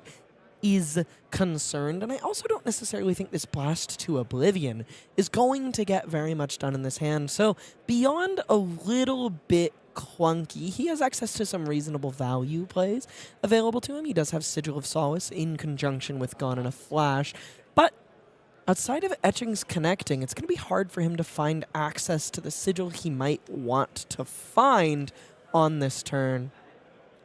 So it is a begrudging, that's fine, from Michael Hamilton. Makes his way back into his own turn, which do stop me if you've seen this one before. Embodiment of Lightning, gone in a flash. The beauty of it is that I've seen it several times before. Angelic Attendant does play defense after seeing around for a turn. Can't help but notice another awkward hand here for Leo. It's multiple blue auras once more in the hand. No way to get value from that Angelic Wrath, and perhaps more importantly, only 2 points of block value on each of these. Definitely not the position you want to find yourself in after holding on to the Angelic Attendant, specifically, presumably, with the intent of preserving it in your hand to resolve on a later turn after you have a more significant figment available to yourself. So 1 point of arcane damage from Consigned to Cosmos Shock will be blunted by one of those blues. It is Etchings of Arcana to follow. Blast to Oblivion will pay for the Volzar. There is no sigil in play currently, so it does need to be paid for in some capacity. So this is 5 arcane, and of course there are 2 resources floating, which Leo would be more than happy to turn into an angel to soak up some of this heat. Down to 7. Yep. Last card in Hamilton's hand is still that Consigned to Cosmos. No, sorry, it's the Sigil. He played the Consigned to Cosmos, so I imagine we're just going to gain 3 here and pass to Arsenal the Gone in a Flash. 23, but this said 22. What does yours say? 23. I think I maybe just bumped it. Players just confirming life totals here. Seems like the digital counterpart didn't match the life totals recorded by both players, so just taking a moment to iron those out. Again, it's important at this level. Just make sure that the odd point of life hasn't been missed. It's a lot of game actions that get taken from time to time, so there's nothing wrong with a bit of polish. Make sure that we are where we're supposed to be after the Sigil of Solace resolves. So it looks like we are 26, seems to be the name of the game. Both players confirm their paper life totals match that fact. So he's 26 to 7. They do not pay me enough to put up with this. You feel like you're babysitting? Just a little. Herald of Protection here is the play, but notably no yellow in the pitch zone here for Leo, so no tricks, no shenanigans. Just going to be 5 points of damage with a special shield threatened on hit. Quite meaningful when you are looking to get those surge effects over and your opponent only has AB1 and no figments left on the board. Hamilton does have access to that Balance of Justice waiting in the wings still, but it looks like he's just going to commit 2 blocking cards on this turn. Maybe doing a little bit of setup since his arsenal is just that Gone in a Flash at the moment. Yeah, this hand does look a little bit gunky. Current funnel not achieving very much. That Sigil, Mind Warp, Consigned to Cosmos. Just like a lot of right-angled jigsaw pieces without the other half conveniently available. We finally see that Angelic Wrath that's been rotting in the arsenal bad. popping up and out to force through this Herald of Protection. Waited quite patiently to get this one over. Quite punishing for Michael, too. He gave up, cards he possibly could have used on his turn. He does still have the Shock available to him, but Mind Warp is definitely the more premium arcane spell. And Leo just still gets what he wants here. Gets a Spectral Shield, he gets to go get a Figment, and if he wants, he can go ahead and flip whatever angel it is he's going to get. And I suspect now that he has no arsenal, this one will be Erudition. No big surprises there. Going to guarantee that Ponder token for all that additional value. And of course, a Spectral Shield, meaningful in this spot, does give you an additional layer of protection for your Figment of Erudition when the time comes to transform that angel and turn the corner. Calming Gesture does a reasonable job, but the more ways you can be safe from bonus shocks, the better. Absolutely true. So Ponder token made will no doubt be resolved as we move to the end of the turn here. And If he's a true Prism player, he'll draw a Figment here. He drew a Herald. if it was me, you'd have drawn Light of Soul, which is how that goes for me the majority of the time. Gone in a Flash, coming on through for 4 points of damage. Anyone got a flash count in the chat? If Hamilton makes top 8, we're gonna need a Gone in a Flash count for sure. Flash counter 11 currently. As this same copy of Gone in a Flash is causing nightmares for Leo Shea at this point. As refuses to give up on bouncing around. We're going to see Herald's commit on defense once more. Herald of Protection soaking up 3 damage here, and of course the Spectral Shield available to blunt the extra point. Does just want to leverage that while it's available. It's nice that they gave Oscilio a 4-power weapon that costs 0. Wrong. Shock you. Boltyn will be You don't brutal think that's every nice? four. As the resident wizard, no, not a fan. He's a wizard. In the same way that, you know, a sandwich is a soup. It's just not. Well, he's a wizard. He's a wizard. I'm just saying, every wizard except Kano has played attack actions. At some point, I have no problem at with some the attack point, actions. at some point, you gotta accept that he's the weird one. Oh no, I'm a known fruits of the forest enjoyer, so we're not gonna worry about that one too much. But Golden Flash doing a pretty spectacular job so far this game, and now the interaction might finally come up here. Burn Bear in the hand for Michael Hamilton. This Herald of Protection in the red variety does not have Phantasm and I cannot be believe- targeted. Passing Mirage is not a trigger, so there is no priority window where he can burn bear it before it loses Phantasm. It is just a Correct. static ability of a card in play. Yeah. I mean, it's been 5 turns since that Passing Mirage came down for it to do something relevant. From either side of the table, you could probably consider it quite impactful. So Oscilio activation will go fishing. Channel Lightning Valley discarded. Finds Aether Spindle. in This the hand is here. something I wanted to touch on, but not before it came up. Michael Hamilton is quite fond of Aether Spindle, and I have seen him play with this card in this deck to insane effect. This feels like, to me, one of those cards where somebody finding it really is kind of the missing link. Obviously, it's just doing blocking here, which is, you know, Looking great. yeah, looks good here, blocks 3. But I have just seen this card do some really monstrous things to people in this hero. And I just have to believe it's correct. I feel like, you know, Michael Hamilton's one of the greatest deck builders of our time in this game, and him finding this card that just feels so incredibly impactful in Oscilio just makes a lot of sense to me, and I haven't really seen it elsewhere, so it's just something I wanted to shout out. I've seen it pop up periodically. I know Yuto had it in the sideboard for a while. It's kind of been that mid-range trick that you had access to if you wanted to slow yourself down. So it's definitely a card that's seen some corner case play in the deck. Happy to see Michael being such a big fan of it. Does indeed cash in that Burn Bear to take care of the second Herald, which is ripe with Phantasm still. And then, wow, A gone in a 12, gone in a flash, flash. number 12. No reactions for me. Okay. Herald of Judgment plays defense. Leo Shea bleeding down to 2 here. Sigil of Brilliance will pick it up once again and park it nice and comfortably in the arsenal. Lightning Greaves, overrated. And so we do see multiple figments. Oh, just the one figment, I believe. Sorry. Herald of Erudition finally arriving. That is not good. Just after the Balance of Justice is finally blocked. That is not good. Especially with Michael Hamilton's hand of Read It and Weep. 5 instants, 2 sigils, a sigil of solace, which I guess is a third sigil, and a sigil of conductivity. Hey, you want to hear something? Wait, sorry. Can I get that text on Volzar producer? Is that at all possible? Let's take a peek. Or a permanent. Or No way to get cheeky with Sigil of Solace. No way to get cheeky. I just saw the name of the card and immediately started thinking you could play Sigil of Protection, the ward 1-cost aura without go again from Uprising. Sigil of Parapet's another one. You want the Not a defense permanent. reaction in Wizard? Not a permanent. Not a permanent. Not good at that one.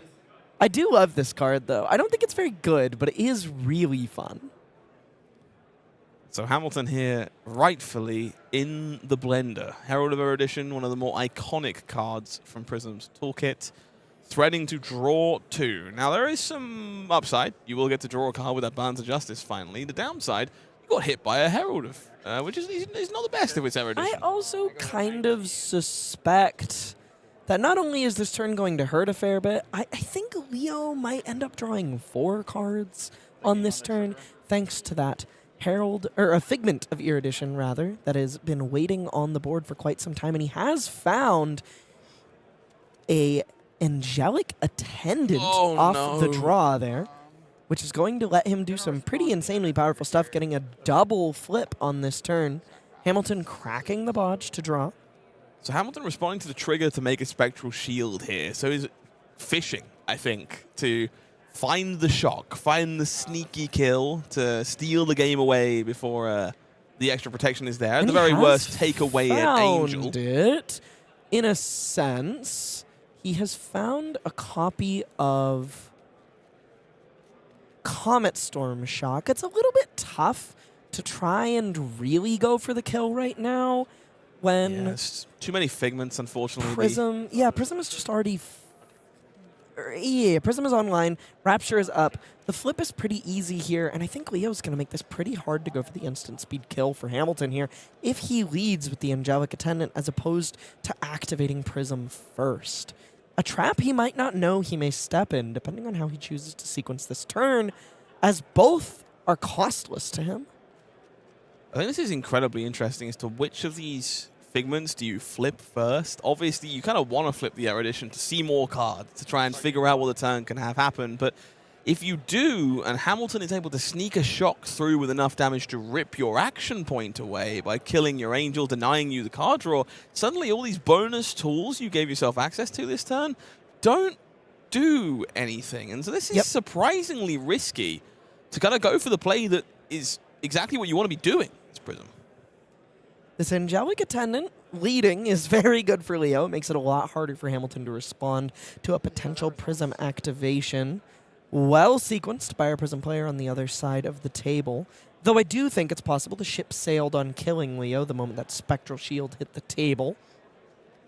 So it will be the Herald, the Figment of Protection being flipped on over into Aegis, who will spit out Spectral Shields as required and is now primed to protect the all-important Archangel Soraya, who would love to draw some additional cards here for Leo to keep this turn going. Any response, Michael Hamilton? Can you do 9 Arcane? Probably not. He could deal 4 to Soraya. True. That is True enough. That is legal tender. And so no is the answer to that quote statement this time around. Soraya not going to be contested by any arcane damage from Michael. Falls to 15, and it's still 3 cards to work with here for Leo. Go Again has been expended on the Angel, though, so we're going to be looking at a handful of Heralds to finish up. Go Again has been expended on the Angel and on the Herald. So really hard for this to be more than 8 more damage as an offering to Michael. So I imagine he's quite confident that he's going to survive this turn. The thing that's scary is the potential of Arc Light Sentinel. This does not have Go Again. You have 2. I think I like this attack from Leo. This I makes think sense to me. bolstering your defenses to not explode seems like the best way to stay in this game. And Aegis here presenting less damage than a Herald from the hand, but insulating your Angels and offering some protection for your life total seems like a pretty good place to be. Prism has climbed from 2 life to 13 in a single turn. It's pretty good. Hamilton falling to 12. We're going to see the Aether Bindings blocking, and that makes a lot of sense. The Sigil of Lightning comes on down, so we'll have at least 2 sigils leaving play this turn, and these triggers will go onto the stack. And we're going to see, before we do these, then responding. The Aether Bindings to gain at least 2 points of amp this turn, potentially more if that conductivity is able to jump around just a He has smidge. found a Mind Warp, which may or may not be what he's looking for off of these card draws, but amp 2 is more than significant on this turn. Hamilton with 6 cards to work with. The opponent on 2, but a virtual 13, with the amount of protection standing in the way of Prism, Awakener of Soul. And now, these are the puzzles the Oscilio players enjoy. There are so many permutations, ways to tie this hand together. How exactly are you supposed to go about it? So he's holding on to Comet Storm Shock, Electrostatic Discharge, Sigil of Conductivity, Sigil of Solace, and a Mind Warp. But he's a little bit constrained on Go Again on this turn, so the sequencing of finding the absolute maximum amount of damage might require some technically inefficient sigil, or technically inefficient instant usage, like this discharge. This isn't recurring a Gone in a Flash, but he simply doesn't have the ability, the action points to resolve what is, in essence, multiple copies of Gone in a Flash on this turn. 7 defended by 6 block from 2 Heralds from the hand. No doubt a Spectral Shield looking to foot the bill for that remaining break point. Hamilton here pausing. Blocking no reactions. 6 So shield will die, on 7. and we'll see that sigil of conductivity jumping on in to pull back this Gone in a Flash for the 13th time. Curious if there is ever a consideration to shock himself to get an embodiment of lightning. Maybe a little bit too low of a value proposition. Looks like Gone in a Flash. Going to come in again. No, go again, though. Maybe So we'll just see Comet Storm pitching the Mind Warp and Volzar. I'm not sure. It definitely feels like this is cleanup duty now with Gone in a Flash. So aiming this directly at Soraya to make sure that additional cards are not being drawn. And then we'll pay for the shock of the Comet Storm shock, juice up the Volzar, pull back the Gone in a Flash, and of course send in 6 points of Arcane, which in an ideal world is ripping through the rest of this board. But not Leo's life total.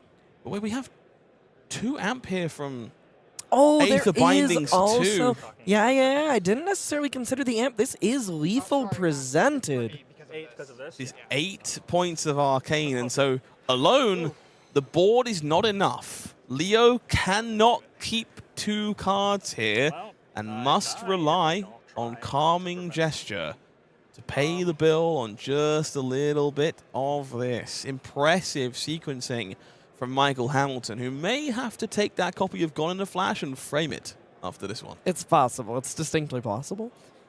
Leo does have an out here. He has Light of Soul. He can AB down to 1 and hope he finds a Herald to go get another Figment out of the deck. Oh, he's activating. Oh, he's ABing. Okay. I thought we were going for the Spectral Shield. I had my heart in my mouth for a moment there. I think giving up Arcane Barrier, very, very risky. It will be Light of Soul finding Arclight Sentinel. Going to pop that in the Soul because it is still yellow, but no Figment, no extra trickery, no bonus goodies, just some Soul. Sorry, I'm going to cast a Sigil and then pass. So 3 life gain from Sigil of Solace here brings Michael Hamilton back to 15. Leo's shields are gone. Just 1 point of life remains for our Illusionist player. 1 in hand, 1 in arsenal. And the fear of a shock from the top of the deck. Very possible here from Michael Hamilton. Looks like He does not find it here. I am aware that Hamilton does not play Null Shock, so he has a relatively smaller amount of shocks in his deck compared to some others. Again, his usual proclivities towards, how do you put it? Being able to block, having a more consistent deck on the whole. That card also does not block compared to the other 2 shocks that do. definitely seen some discussion around Null Shock. I know people were hunting down copies yesterday, so makes some sense that people are umming and ahhing. We're going to see Aether Spindle deployed on defense here to cover up this Wartune Herald. Definitely interesting. Hamilton has a Sigil of Ether, though I suspect this is just going to be Flittering Charge and Sigil of Ether to give it go again. Maybe following with Gone in a Flash for 4. Maybe 14 is the magic number on this Gone in a Flash. Well, the On the Flash might be the magic one after all. This hand, unfortunately, it's armed off there by Leo, but contains multiple no blocks here in the form of Angelic Wrath. I believe just 1 no block. I think it's 2 Heralds, an Angelic Wrath, and a Pierce Reality. Yeah, okay, so the other aura, so 1 no block. So not, well, it was still problematic here. Yeah, not Leo. good. Not good. Still struggles to cover this. He's going to have to rely on Phantasmal Footsteps to hop on in with that no block to cover up the extra breakpoint on this Flittering Charge. And it will Does be. have Ward 1 with Empyrean Rapture, thankfully. So, Gone in a Flash has served its tenure. 4 physical damage coming across and will no doubt earn the cards of the hand once more for Leo, who will then have to fade a shock once again in order to stay in the game. Or Sigil of Aether also looming at the start of the next turn. Cashing in the Empyrean Rapture makes a lot of sense to me here. He needs to be able to keep a card in his hand to avoid dying to a single shock. Though, Volzar makes that a little bit less likely. And it's there. I do believe he's found it. But I that think it might be Comet Storm. He is holding a yellow. He does have that channel Lightning Valley. It's a little bit scary to send this into a one-card hand. You never really know what Prism could have access to here. And, more importantly, Hamilton is more than likely capable of just beating his opponent to death on his turn. This feels so much safer. Comet Storm going tall, much harder for Prism to interact with no figments available. So we start with Sigil of Aether, which will be paid for by Arclight Sentinel to cover up that 1 point of Arcane. Leaves 1 floating to pay for Phantasmal Footsteps. No doubt appealing when Flittering Charge is the follow-up here. There's a second Arclight Sentinel in the hand, I believe, for Leo, which might be rough sledding as this turn continues. I was kind of curious if he simply wasn't playing them. And then all 3 showed up at the same time. Sigil of Solace gaining 3 life, back to 18 for Hamilton, who will then look to close the chain after giving go again to that Flittering Charge and fire the Comet Storm to try and close the game. It's going to be 6 points of arcane damage, which is more than enough to sink the ship of Leo Shea. It will be Michael Hamilton moving on to 5-1 on everyone's favorite lamp, Oscilio. The 99% matchup for Prism has been 1%ed by the #1 world champion, the first one in that Worlds in San Jose. Congratulations to Michael Hamilton. You kind of see the head in the hand there from Michael at the end. Like, you oh can my tell God. that was stressful. Oh my God. Even if it was a win, it definitely felt like it was stressful. I think at various points during that game, Hamilton looked like he was losing from a physical perspective, but maybe not in an actual gameplay perspective. Stressful stuff. I definitely agree. And though Hamilton does get to move on to X and 1, Leo Shea is still alive for day 2 and top 8 at X and 2. So exciting stuff for both of those players. But at X and 1 in the second to last round, Michael Hamilton has locked his way into day 2 of our calling, which let's take a look at the format of this tournament, shall we? So let's not do that. But we got some upcoming schedules. We got some other events to look forward to. So if people have gotten the bug from watching us this weekend and haven't been able to come and join us, we can take a look at the upcoming events they could choose to join us instead. 36 pro level events, $2 million in cold, hard prize money. Let's take a look at where we're stopping in the near future. I believe you're stopping in Toulouse am. the first week of March for a classic constructed calling, and shortly after there is Brisbane, brought to you by Hayden Dale. And Matt Bramwood. Yeah, absolutely. Going to be a fantastic team. I know those two are good friends. They've worked together in the past. Should be phenomenal to see them there. We'll step into Memphis, Shanghai. That will be the road to Yokohama, the big first Pro Tour of the year down in Japan, featuring both Classic Constructed and Silver Age. Super duper exciting stuff. And something I want to point out here is on the end of the first page of our upcoming event schedule, Flesh and Blood returns to Sao Paulo, Brazil for a classic constructed calling. Everybody should go. The community out there is incredible. They love Flesh and Blood just as much as anyone else on Earth. And I have good word that is one of our favorite producers, or our favorite producers' favorite destinations. Absolutely. I've heard numerous good things about all of Flesh and Blood in Brazil. I'm hopeful to see many folks making their way down. If you're looking forward to a world premiere, don't worry, got one of those arriving shortly afterwards over in Prague for set 19. Lots to look forward to there, but we'll talk more about that tomorrow, I think. Yeah, I think so. I was just thinking of saying something cheeky and decided against it with my better judgment. In Auckland, first week of June, there is a Set 19 sealed and drafted, and just the week after is the USA National Championship. So maybe not exactly release weekend of Set 19, but definitely going to be quite exciting with a calling of the set in Limited as well at that event, and a Silver Age Showdown attached to each and every one of these events. Shinjuku will be the final stop before we make our way to Las Vegas for another Pro Tour in July. We'll be Classic Constructed and Set 19 Draft, returning to the big Tier 4 stage for that event. Very excited to see Limited back at the highest level, and I'm hopeful I get my chance to play over in Vegas. I'm quite stoked about it too. I've I have yearned for the mines. I have missed limited oh so much. Going to see ourselves in Edinburgh the week afterwards. Very excited to see the Scottish community being rewarded for their dedication with a calling of their own. It's Bangkok, Hamburg, and Kansas City that bring us to the end of August. But fear not, there's plenty of events coming after August. I just can't tell you about those yet. So stay tuned, I suppose, if you're looking forward to a little bit more in August in the near future. Speaking of things to look forward to, we kind of alluded earlier on there'd been a bit of a breakout hero in the room this weekend. Vincent, Iron Maiden. And now I am reliably informed that one of our final undefeated players is rocking Vincent this weekend.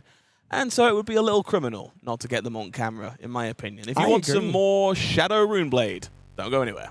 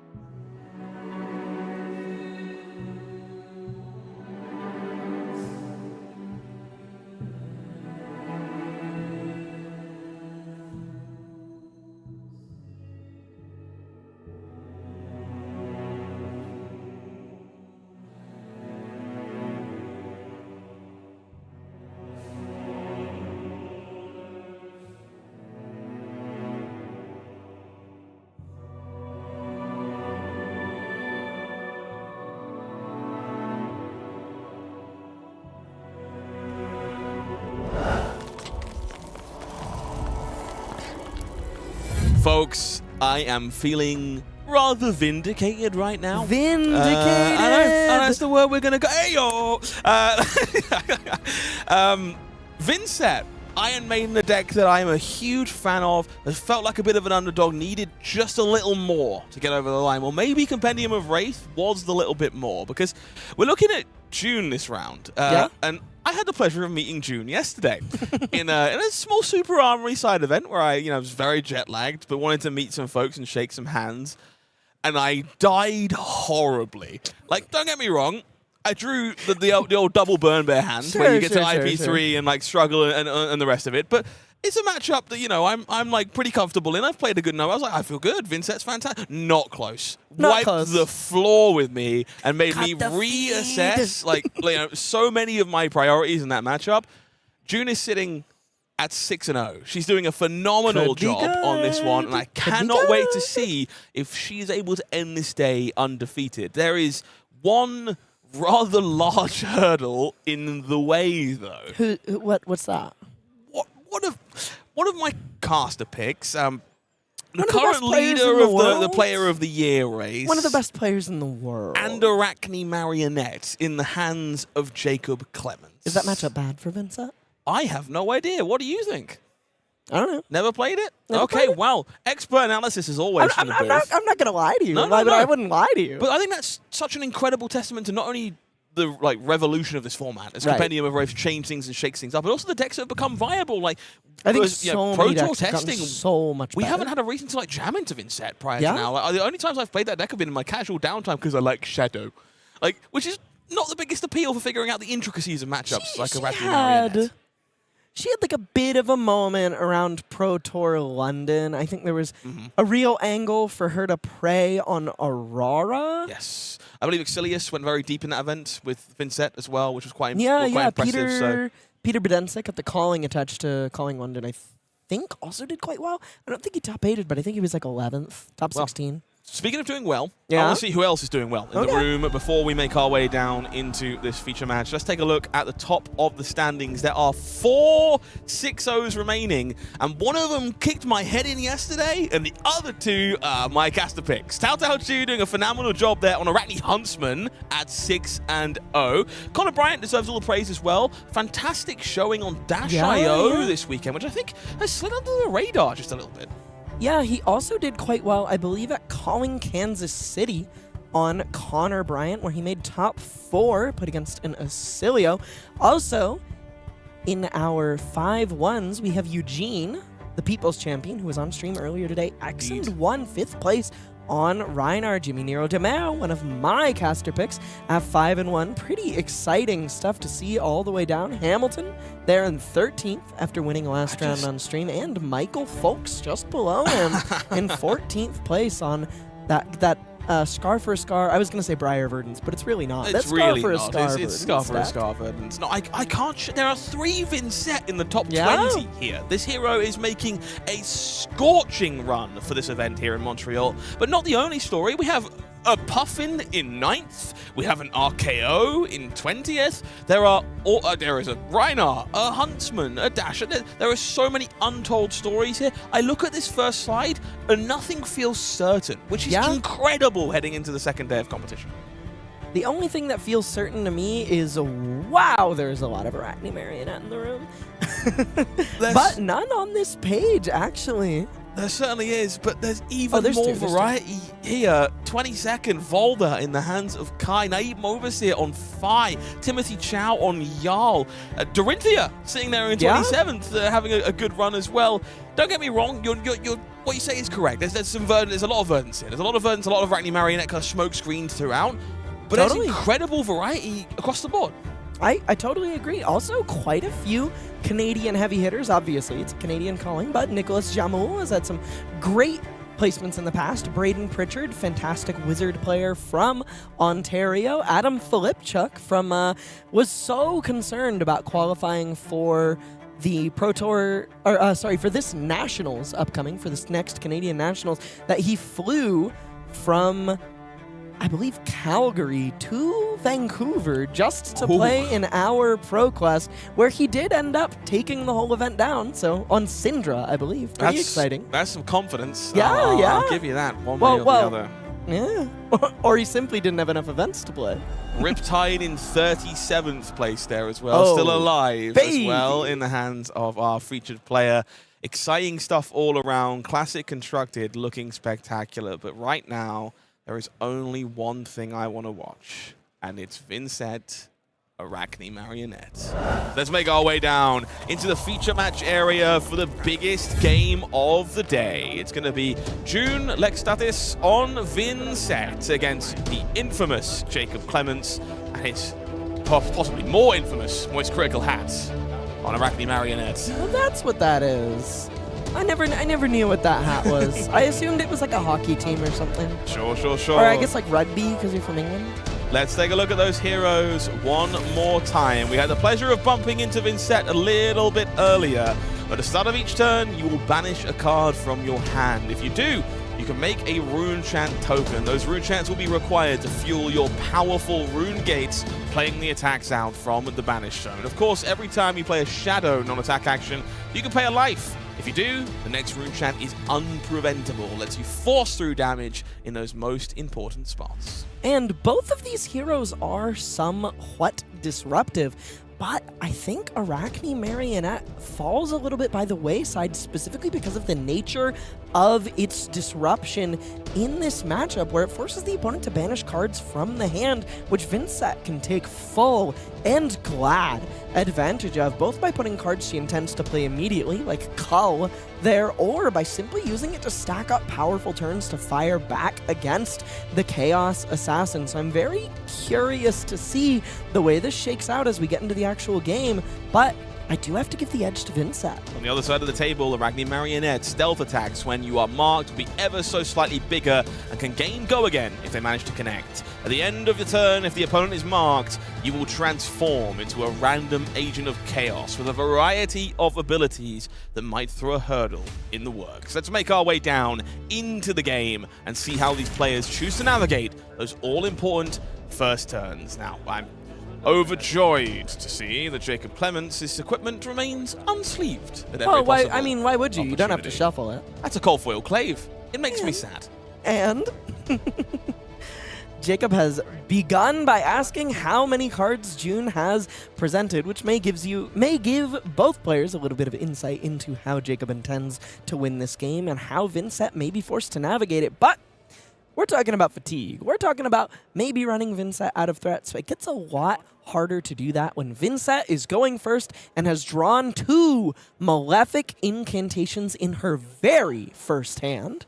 This hand is pretty premium. Eloquent Eulogy going to be converted into Malefic, potentially even Funeral Moon if June is so inclined. She's got all the options on the first turn of the game here. You see these loving rune chants that were killing me yesterday. Most of them have cats on them, which was that's so fun. which was lovely. Was lovely to see them killing me. It was pretty great.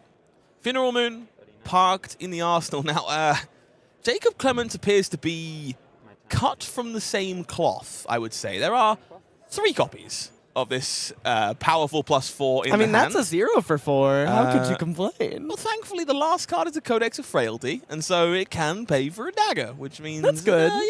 Hunter's Clave for 13. Does that sound fair and reasonable to you? Again, I would like to look at your hand some more. Now, the question is, does Jacob save one of these? He's going to slow roll again. Her face! Oh, my God! I love the sportsmanship. I love the humor in a 6-0 game. What I don't necessarily love is a lovely Hunter's Clave for 13. 4-card 13. Hard to complain about. That's 4 head jabs in a trench coat +1. Nothing gets past Elly Bird. So we do find another Malefic incantation in the hand here for June, which is ideal. We find that these Malefics early for Vincent is very much where this deck wants to be, but she's in this weird spot where finding these all early can present some issues in the late game. You don't necessarily want them all online at the same time because eventually you have redundant rune chants that then aren't fueling a rune gate at some point later on. So a bit of a mixed bag. I'm eager to see what June does with that Malefic incantation. It's interesting because it is extra damage on the turns that they come down, but you get so much more equity out of those rune chants coming across as also resources. And so Jacob, reminding me why he's so much better than me at Flesh and Blood, transforms immediately into Orbweaver Spinneret mode in Arachne Orbweaver, courtesy of that early die roll. So we'll be inclined to flick away a Clay at some point here to equip that first Graphene Chelicera of the game. Until then, we'll see June banishing Widespread Ruin to generate a rune chant to start the turn with Vincent's hero ability.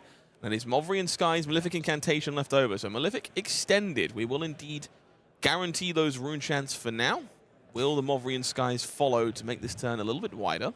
It's a little bit interesting on the topic of flipping into Arachne Orbweaver here because Jacob did not free up a Hunter's Clave spot on that very first turn of the game, so he likely has to take some sort of somewhat inefficient line on this turn to actually get a Chelicera into play, especially since you don't have Mark go again when you are base, or when you are not base form, so leading with another attack that isn't a Clave, like the, I believe, under the trapdoor in his hand might not be so attractive. He can attack with a Clave. He is holding onto a Kiss of Death, but that would also not have go again without committing his boots, which are his only source of Arcane Barrier. This is definitely far from optimal, and I think you're usually not so jazzed to be converting cards below rate while you are an agent. That's kind of the space for doing things above rate. Understood. So 26, the life total now, as the Hunter's Clave is flicked away, courtesy of the Flick Knives. Jacob going to decide whether or not equipping that Chelicera is the correct thing to do. Does have access to Sigil of Solace and a defense reaction for the Arsenal. On June's side, we see multiple sources of go again. She was looking at Movrian Skies that got parked in the Arsenal after that Funeral Moon was played out to set up. But another reduced to rune chant, Shadow Puppetry, Karl, and Malefic Incantation number 4 in the hand here. It's just such a reasonable amount of Malefic Incantations. This Karl is obviously very intriguing. It's tempting to try and shut down Jacob somewhat, but with no like impressive banish for Vincent, and being obliged to banish a card already at the start of the turn to the hero ability, looking less appealing in this spot. Yeah, I kind of imagine she'll hold on to the Karl to banish on her turn. I could see it being worth 2 cards to take some damage away from Jacob, but I would really only find that to be so called for if something like Savor Bloodshed hit the table. I think when it's just presently vanilla damage, even if it's the worst case scenario of like Tarantula Toxin just becoming an absolutely psychotic amount of damage, it's really difficult to want to actually be lighting cards on fire. Poker chips to cover them, but I feel like this would be bad for So I tried to players just confirming Flick Knives has been activated and it's not tapped sideways. You're not obliged to do that. It's not a card that taps, and so Jacob doesn't do so, but no reactions here on this Graphene Chelicera. Will be 4 more points of damage leaking on through, but the Mark token removed one way or the other. Sigil of Solace will bring Jacob Clements to 43, and June seems to get a little bit caught out with this reduced to rune chant in hand, was holding back on that one, but might just want the fuel for Vincent's hero ability and convert that into a rune chant one way or the other. She does still have the yeah, she's holding on to the reduce. It's a little bit interesting to me. It's possible she can just clear her arsenal. Well, we know it's a Movrian Sky, so there are 2 rune gate attacks there in the banish zone, so certainly possible to clear everything out and park that reduced to rune chant for a following turn. That is quite the healthy stack of rune chants at this point, and they are no doubt going to get more prolific as the Malefics begin to tick on down. It's also just so hard to want to put block value in front of Graphene Chelicera when you haven't seen any Tarantula Toxins yet. Mm-hmm. Very true. Tarantula Toxin, one of the biggest selling points of a deck like Arachne Marionette, capable of robbing you of your defensive value if you're not careful. So Vincent Trigger will be announced on Shadow Puppetry. June choosing to pay here in order to gain that first point of unpreventable damage, perhaps more importantly, damaging herself to enable those effects that care about a hero having taken damage in the process. Another Malefic hits the table. 4 of them in play, holding on to that reduce to rune chant. Widespread Ruin for 7 go again, and 5 arcane, one of which is unpreventable, I believe. That's correct. Making 4 on the back end. Holy. Now, this will be time to have an Oblivion up your sleeve, to be honest. Yeah, That no one out here kidding. would certainly not hurt, but 4 rune chants behind. That is a lot of them. Yeah. 39. If you're also appreciating the variety of custom rune chants, trust me, I was not, as they ended my life. I'm sure Jacob feeling similarly. Ah, he's 20 life up. Right now, they don't represent trauma, but perhaps in 40 damage they might. In 40 damage time, maybe we'll reconsider. Now, Widespread Ruin, I want to shout out as a card that I feel like is significantly improved in these newer versions of Vincent. Much like Shadow Puppetry, typically taking a peek at that top card was very... It was just okay. It was okay. Sometimes you found some additional value. Sometimes you really struggled to do that and had to leave a card on top. With the way this deck is being built now and the higher density of cards that care about being banished, even things like the Deep Recesses of Existence, there's just more things you're worried about your opponent scoring. Like, definitely Whale being found here on the first reveal. Pretty darn good. I would describe that as not bad when your arsenal is Mauvrian Skies and both players have lost life, but a Deep Recesses off the top. Also capable of drawing yet more cards. Oh my god. Oh. With Tunic up, Creepers available, this turn could get ridiculous. Okay. Well, June is doing the math that I don't want to. I would be somewhat concerned to be on the other side of the table from her right now. With Jacob. 4 rune chants, you can likely... She could Quill Hand on this turn. Quill Hand would let her do everything. She could Tunic. If she wanted to do everything, and I mean everything, she could Tunic, Spellbound Creepers, Mauvrian Skies from Arsenal, Deathly Wail with Go Again, Vexing Quill Hand, Deep Recesses of Existence.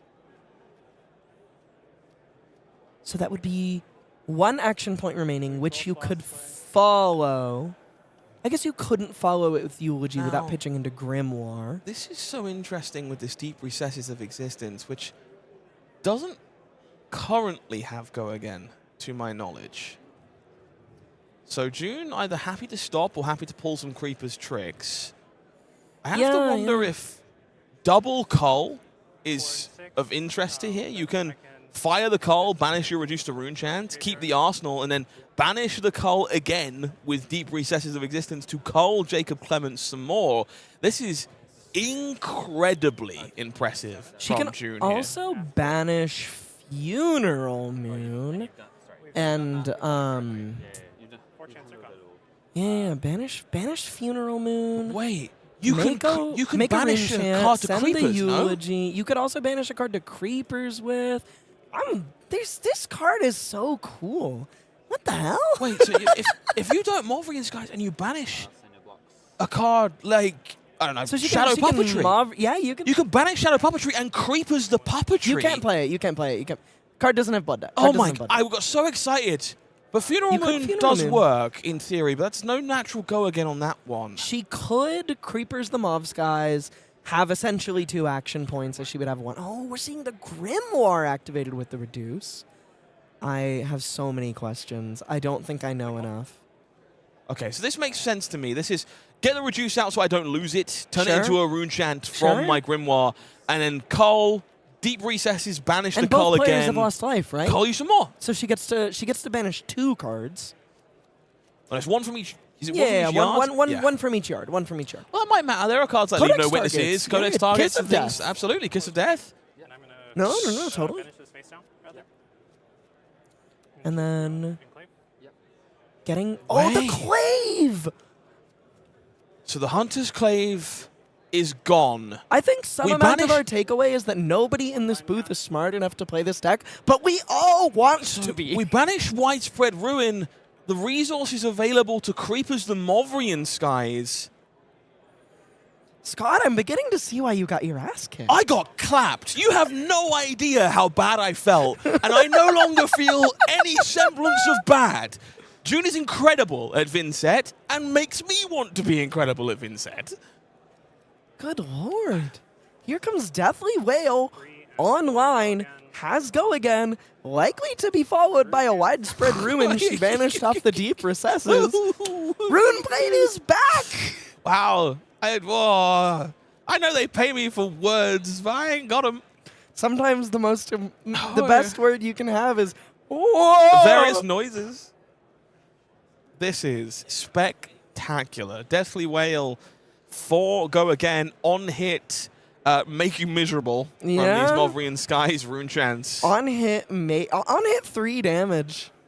Assassin does not have that much armor to work with, so this is likely going to rip some cards out of Jacob's hand after already having dealt 22 damage. He started this turn at 43. He's taken 22 damage and been culled.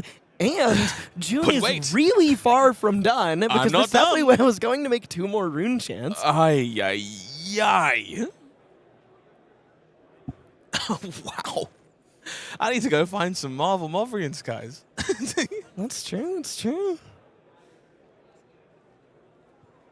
Yeah, 2 this is- rune chants into this is- the widespread even- ruin, which could potentially draw more cards. Even if the Mothrian Skies doesn't hit, the Deathly Whale is just guaranteed rune chants. So this widespread ruin is happening, and ruin is happening. That's for sure. Jacob here forced to reevaluate everything. Possibly flying to Montreal might be on that list of cards. Reevaluating right now. everything about the game and his decisions yeah. that led him here. No, I want to give some credit to Jacob in this spot. I think a lot of players fold like a lawn chair when this happens to you on the other side from Vincent. Jacob this never is would. stoic. This is, I've been here before. It's impressive. Now what can I do? And Which perhaps my favorite quality about Jacob as a player is he loses very well. Sure. At Kansas, I believe, when he was in the finals, and he lost to Evan Herndon, he just clapped. That made me so happy. It's such an incredible display of sportsmanship, and I think he really knows a skill we could all learn, which is knowing when to let the opponent have their moment. 100 could not agree more. 100%. 2 rune chants being generated by the Deathly Well means this widespread ruin will clap on through for 2 more arcane and 6 points of physical and can go fishing for another card. Imagine finding a Cull here. I think Jacob might be in the Shadow Realm. I think it's possible he's in the Oh, Shadow it's Realm. Funeral Oh Moon! my god, there's no way! The value continues. I would like some more rune chants, says June, sets up for the following turn. That eulogy awaits. Yeah, I'll take a blood debt. Don't worry, Yeah, you whatever. started at 43. Yeah, take 30, lose 2 cards from your hand. Nice deck, Arachne. Okay, to be fair, if there's any deck that I would call taking 30 and losing multiple cards from your hand, like Comeuppance or A Taste of Their Own Medicine, it is Arachne Marionette. That is the deck that deals 30 to you and takes multiple I cards just out like of to your allude, hand. there are still 4 Malefic incantations on the table. And don't worry, she has not bricked. She has drawn 3 Runegate cards, or 2 and a Funeral Moon, as well as a Malefic incantation, number 5. Cool. Cool. 1 rune chant on the board. We'll have 2 after a card is banished. Curious to see how this gets navigated. Can definitely lead with the eulogy here. Maybe not so incredibly much gas available on this turn. She can use the blue for some kind of Creeper's Line with this Malefic incantation, but she first needs to find a way to actually get some action points going. She needs to deal some damage or play an attack action. Yeah, this seems fine to me. This is eulogy, trigger all these Malefic incantations, and then Spellbound Creepers to get through the wall and keep going one way or the other. Not as impressive as the previous Flurry, but just good, clean Vincent gameplay. It's impressive as the previous Flurry in the sense that it follows it immediately, right? Yes, that's pretty good. So 4 It rune seems chants. that at the stream table there may have been a bit of a we ran out of dice situation, which I just can't fathom how we got there. That's a world. That's That's certainly a impressive world. given all of these custom rune chants and still having so many Malefics on the board that we ran out of dice. I'm impressed multiple ways over. Turn 3, by the way. Not wrong. Turn 3, last round of Calling Montreal. Both players locked for day 2. Playing to be X and O going into the next day. Playing perhaps for a little bit of breathing room, a little bit of peace of mind in day 2, where everybody's going to fight their way to the top and attempt to make that top 8 cut on the second day of this tournament. And perhaps more than anything, June Lekstutis is giving us all an absolute schooling on how to play Vincent like an absolute maestro. I have some good news for folks watching along that might be interested in our show tomorrow.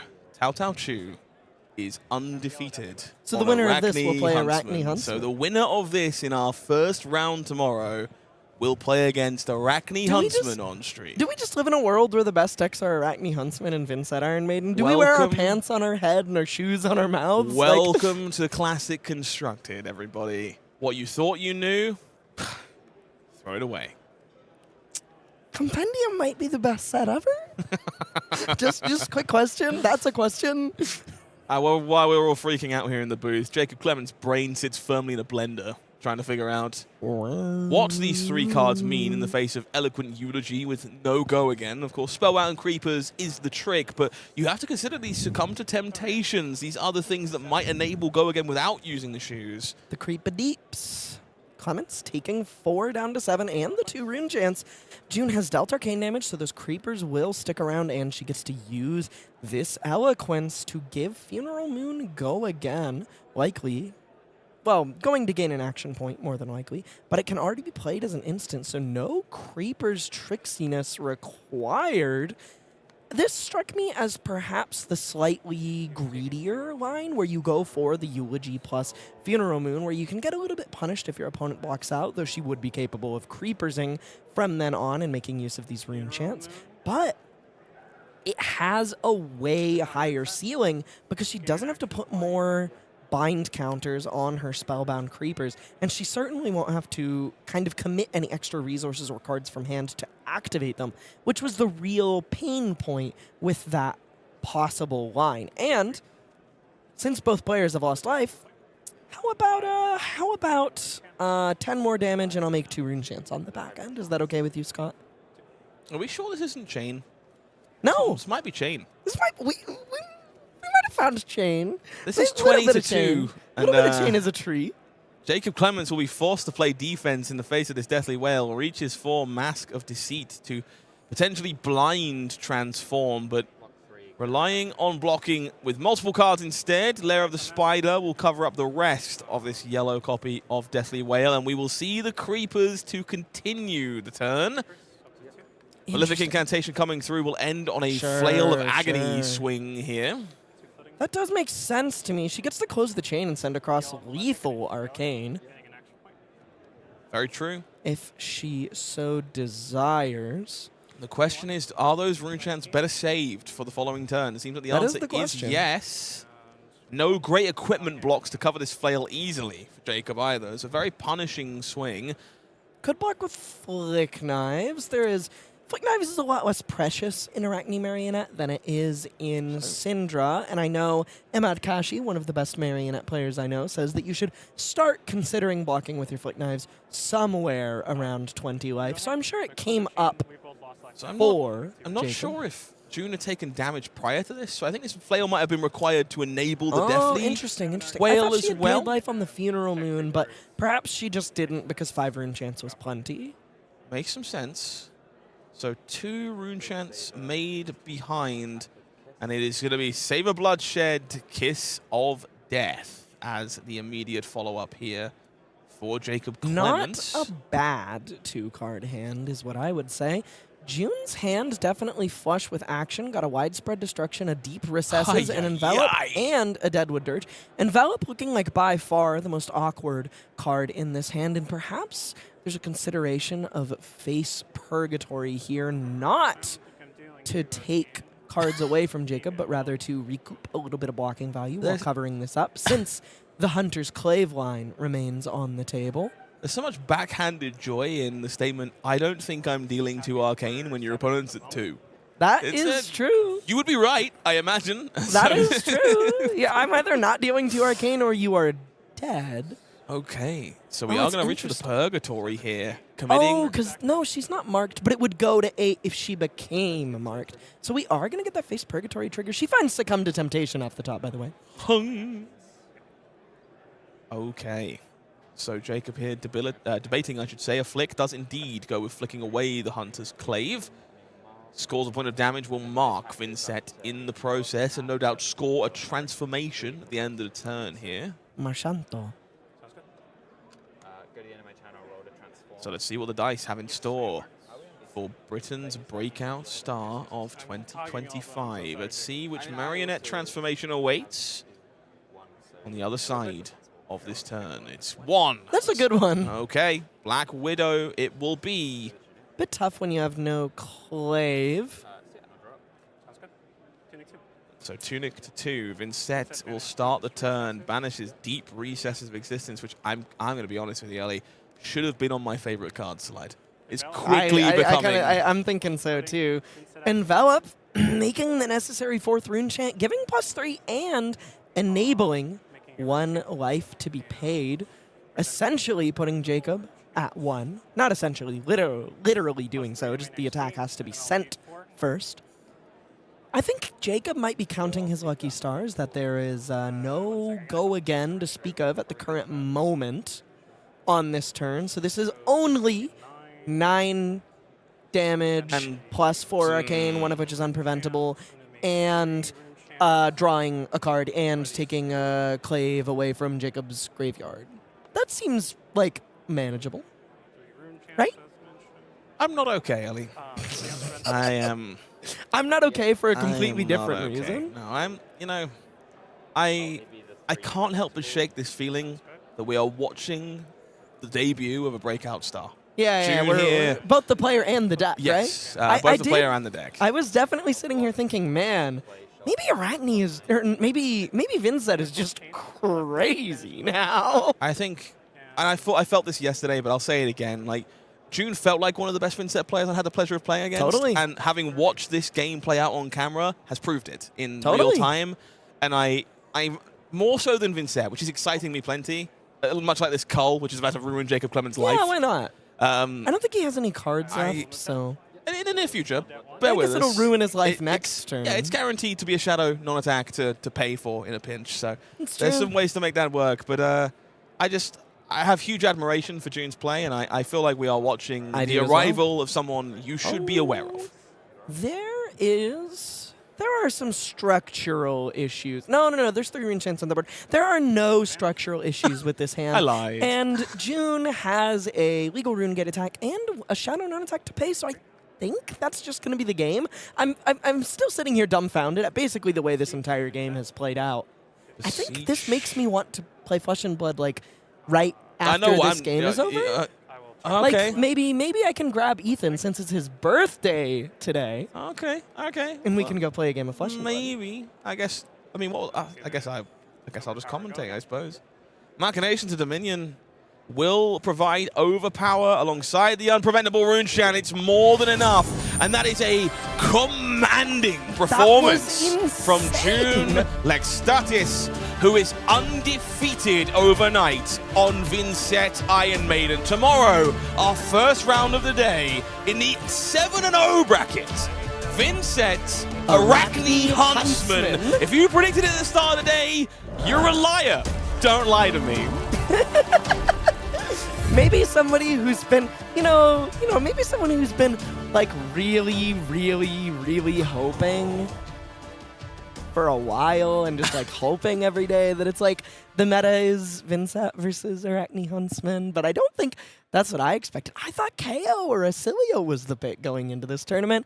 Big ol' stupid. Clearly a lot Wrong. of people did. You look at the metagame breakdown, a lot of people thought those were the picks, but evidently Turns we out everyone are was wrong. watching Classic Sorry. Constructed It's being Vincent and Huntsman. redefined in real time. That was spectacular. That's the kind of game I'm going to look forward to going back and watching again and muting so I don't hear myself. But I'm looking forward to enjoying the intricacies of that because I just felt like there was so much to learn. If you're unfamiliar with a deck like Vincent about sequencing and tricks there, what more could you ask for? I think the thing more that I can ask for is to play a game of Flesh and Blood on stream with my good friend Ethan Vincent, whose birthday it is today. Okay, well, sounds like to me we have a very special celebration coming up in just a bare minute or two, so stay tuned. I'll be back in a sec. Me too.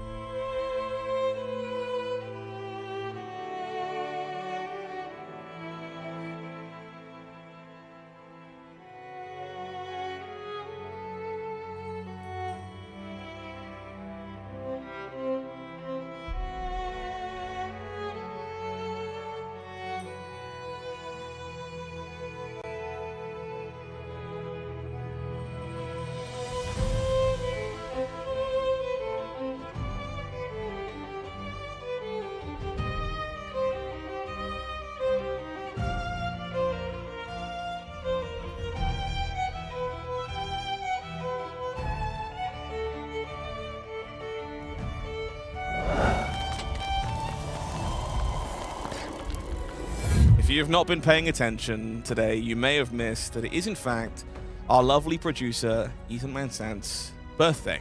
And we like to celebrate in these parts, and so we're going to do exactly that. Ethan deserves all the credit for this production in general, for all that you guys have seen, a lot of the stuff that you don't. This show just simply doesn't happen without someone this comfortable, prominent, professional behind the scenes, and so we wanted to make sure there's a chance to give that shout out as required. So if you feel the same way about Flesh and Blood coverage, I got one thing to ask of you. While Elly Bird and Sant are going to go play a game in the feature match area today, I want to see as many happy birthdays in chat as you can possibly ask for. Because if you don't, I'm going to pull away your surprise for tomorrow. So you better get that cheers in there to make sure I can still give you something sweet at the end of the day 2 of the broadcast. So let's make our way down on in, and I'll leave you in their hands with a little bit of commentary in the background every now and then for some fun in the golf commentary here. Like, are you so, running to the booth? Ethan,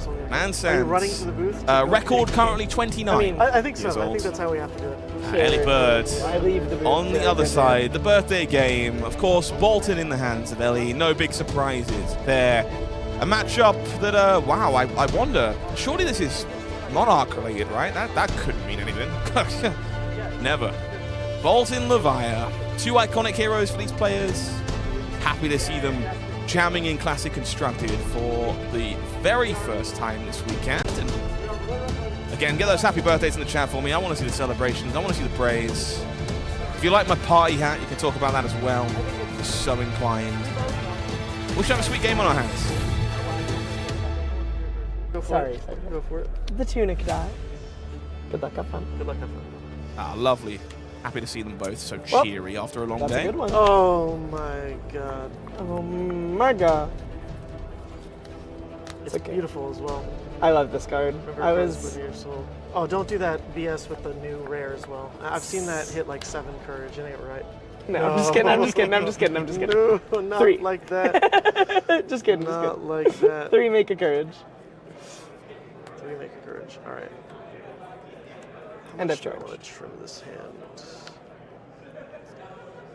This doesn't have an on hit. In case you're unfamiliar, Right. Elly representing I'm that still gonna give you graveyard. Boltyn has Good luck charged with this turn with that lovely Goes for artist 4, proof I will that pass goes the up turn. onto the combat chain. Just Correct. makes both players I'll aware rotate. that a card has been Sounds charged good. this turn. I will play a Blidrish Bellu. Oh, that's not good for me. Ethan starting as off nice and strong as I've well. Matured in my fab life. I just want to become more and more like Jaszczur with his mannerisms and wordplay. Blidrish Bellu. Three Yeah. card 18, how you doing? 3 card 18, how you doing? So let's see. I just like his I love it a Shindra. I love it, I love it yeah. a Shindra. Yeah. Audience. Yes. Odds. Boom. Draw. That's That will banish. Could assume there was no miss there, but I don't Gets me know. up here. I have 2 floating. Don't know why I did that. Cool, cool. Don't blunt me, okay? Okay, please no. Just kidding.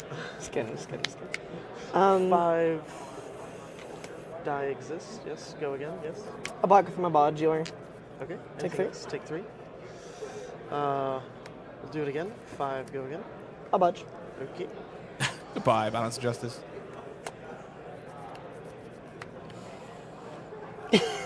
No, not like this. No blunting. I wish I had it. It is kind of sick against Brute. You wouldn't expect it to be sick against Brute, but it is. No, I'm just thinking about something else, actually. And let's see exactly what we're working with here. Elly's got a chunk of cards. Oh, come on, Elly, you know better than love those, hide like, things blocks from me. you And also can shuffle 2 Like the fast. last- Yeah, We'll like see the 2 quick blocks, charge but with here on from the hits. wall Yeah. path, which makes a ton Trigger. of sense.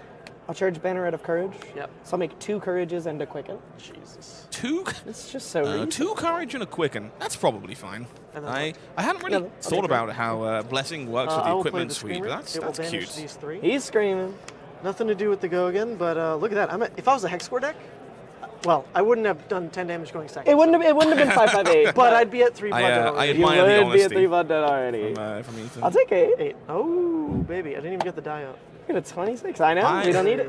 I'll take 8. Okay, well, this might be a quick birthday for Ethan here. It's kicking Blessing Elly around goes just to a bit. Soul, But makes a we all know 4th Boltyn courage. is more than happy to thrive on big hands. So let's see what can we I put will together play here. Bolt of Courage.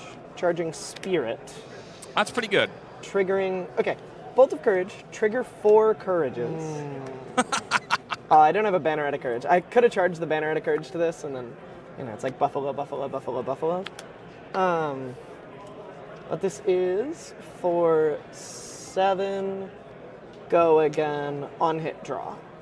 7. What the hell? Where'd the soul go? Didn't you play that or what? No, Soul of Irina. Spirit? It's Spirit. Spirit.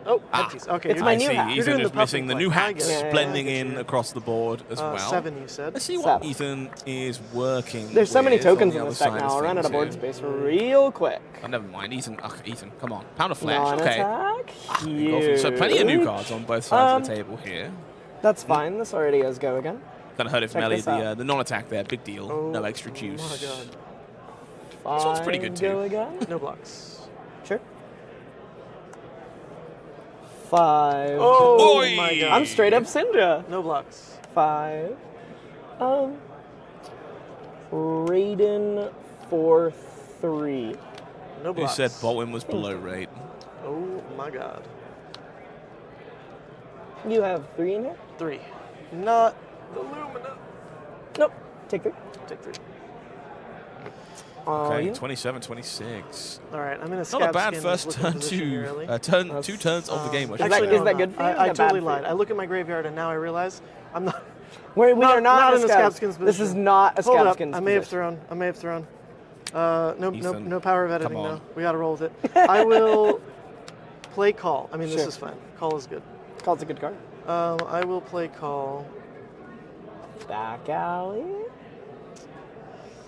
Not with 2 I think it's cards. a Beast Within. I think Yeah, it's Beast a Beast Within Within. makes a lot of sense I could to like me go here. Greed, but Beast Within's fine. Got to try That and put makes sign sense. together after getting smacked around by Boltyn. So Beast Within will trigger. This is so sick. Like it's just 4 graveyard now. What'd you think? You had me stuck? Is that what you're thinking? You weren't thinking. You think I was counting? You think I was gonna say? You think I was counting your No graveyard? one thinks about Leviathan. No, Nobody it thinks ain't about real. it. That's how I feel. This whole meta, I've been like, Boltyn's really good. It's gonna take a while for people to catch on because, I mean, who plays Boltyn, right? The most people think about Boltyn is when you start to play multiple 0-for-5s in a turn. They're like, "Wait, that is good." That is That good. is good. That's They didn't doing think my about it best before then. Sam impression. Yeah. Oh, that is really? good. Wow, that's That is good. good. I thought I was free of Sam for a weekend, but apparently there's Teklovossen. 2 of him in the feature match area right now. Teklovossen. Take 1. Take 2. Okay.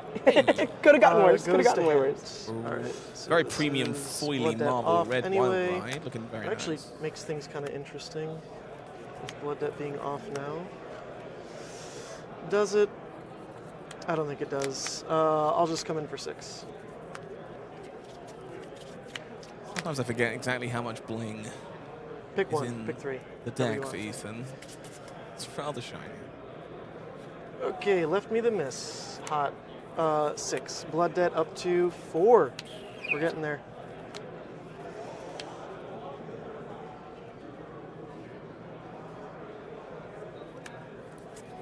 I can be greedy and keep this hand and try to hit you really hard. I hit myself for 2 this turn, so But there You are got a head start. there are some real structural problems with that play, given like this exists. correct. So I'm just gonna block 3 and take 3. Sure. I will Arsenal. Blocking And with I Real shall Vanguard. pass. It's kind of criminal. I'll take my tunic to 3. Don't worry about the implications of me blocking with Via the Vanguard. I'm sure That's it's nothing. terrifying. Yep. I will charge Banneret of Courage, making a courage token, and this is going to be 3. Thank you for all the well wishes, chat. I'm happy that you're willing to celebrate with us at the end of a Implications, long, you lovely say. day of competition. What other 1 cost exists? There's the. There's just Via the Vanguard. I don't think you run the other one. The other one's bad. The 1 cost that prayer or something. What's it called? That Prayer? card's so bad. You don't run that one. You might run. All the Boltyn players at home do not play Prayer of Bolana. Or not This- Prayer. this Yeah, is yeah, your Prayer of card. Bolana. There you go. Do not. Boltyn players at home, don't play that. Levi Don't play players that at home, card. don't play Hexagore. That's my advice. Don't play that prayer card. I love it. I have a signed playset. Don't play it. It's not good. What does that mean then? You're a big It boy. means- This is going in my arsenal. Okay, so you ideally want to arsenal that card, then that's what that means. Or it's just like not a light card, something was off. I don't know, man. I don't think about Boltyn either. I don't think about Boltyn either. Ain't like that. No blocks. I'll give it a go again. Yep. 4? A little bit of raiding as a treat. Courage, right? Yeah. Yes. Oy. You thought about that last card as if it was Illumina. Just like kind of terrifying. No blocks. I activate Boltyn twice. How does that? Oh, because you've got. Okay. Because there's. A lot of people don't know you card. can do this. Yes. It's a majestic. Get flashy Cares about how with many cards Boltyn. How many cards Boltyn. Spanish? Yes. Activates I will the react. ability Sure. multiple times. 3. And it's On this, I'm pretty like good 3 with this one. courages. The beacon cares about how many times Wow, how interesting. banish those Okay. cards from soul. So bonus mode, I'll 3 block two. courage, not half Sure. bad. Take one. The Spanish is 5. Blood You debt. don't take 1, right? This was 4, right? Or was it 3? This is 3. Oh, I don't take one. You're Thank chilling. you. You're chilling. Chilling. What I'm not chilling about is how much I want to roll scabs right now. Do it, Ethan. It's Oh, your yeah, birthday. yeah. I feel Scabskin like you Leathers do. Maybe is we can. like maybe morally Eugene's right. obliged He to just bail rolled you over. out when it's your Oh birthday. yeah, but it's my That's the birthday, right? rules. At least my birthday. It's Like, your I'm glad you agree. I could like, I surely hit a 6. Right? Just a little bit of scabs is a It's my treat. birthday. Right? Come I hit a on. 6. You I know hit a everyone 6 wants it in the chat too. Oh A little bit of yeah, scabs. yeah. You want me to roll it? No. I'm like, for he's a jolly good fella. Or is this your birthday present to me? Yeah. If it's a you 1 give though, me a I'm 1, fired. This friendship is over, Elly. I'm fired. Oh sure, roll for me. Okay. Yeah, it's scabs. It's Scabsy real Leathers, scabs. Elly rolls. Oh, thank you, Elly. Ah, not a Happy bad birthday, Ethan. birthday Thank you, present. thank you. As We'll take a it. 2 action points. bonus Oh, baby. action point. Helps. I know about Blunton this time. You do know about Boltyn now. I have learned. You gotta end on the claw. Yes. So we're going to pitch a cold foil eye. God. Cold There you foil. go. Going Eye. to opt to That's a nice one. Must be Going nice to to work bottom for the both of company. those. And then just banish all 3 because there. where's my Blood Rush Bellows? I have 2 floating again. And I'm going to banish these 3. Turns off Blood Debt. 6 Blood Debt. All right, Ethan. Actually 7. What am I talking about? No box. Sure. It is 17. 22 6. Yow! Not even a button. Not even a 3 button. card No, 12. four. Yeah, 3 cards baby. was pretty good. Certainly agree, Elly. Yeah, okay. No box. Okay. Banish. Blood Debt up to 8. Wow, I'm not such a Hexagore deck. Now it's we're pod it's funny racing. how Claws decks are like better at unintentionally being Hexagore decks. It's just the best. It's just the best. Pass. No Blood Debt. Ay. Tunic. Ay. V. Another V. Yeah, I had 2. This is very simple. I had 2, get it now. and the cards in my hand were VV, Yellow Beaming, and a Banneret. So it was like if I'm playing the V, I'm going like 5-4-5. I see. So it was just like a setup thing. I'm going to be charging 2 to this. Ooh, I love this play actually. This is one of my favorites. Yeah, V charge 2 is one of my favorite things in COD. Yeah. This is 5, 6. This Five? is going to be Oh no, 5, 5, 8. 8. Yeah, from its own effect. Yep. Yeah, the Vanguard for 8 is a you sizable have 2 chunk of cards in hand. damage. Yes. If they are double Lumina, Snatch Lumina, it is no longer my birthday. Aye. Wow. I didn't realize you could be robbed of your day of birth, but This is going to hurt. That's good, Double that's good Lumina to know. tomorrow is a single man show. Oh, please no, Elly. Ain't that the truth? Hey, don't Okay, agree. So I Ethan. blocked God 2 damn. on I need this. some help over here.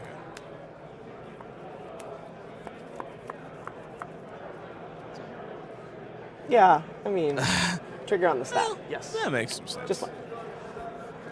I'll put this over Thank here. you, Elly. I will Happy take- birthday. So you will Boltyn. I You gain will an take action Oh, you get an point. action point. Yeah. True.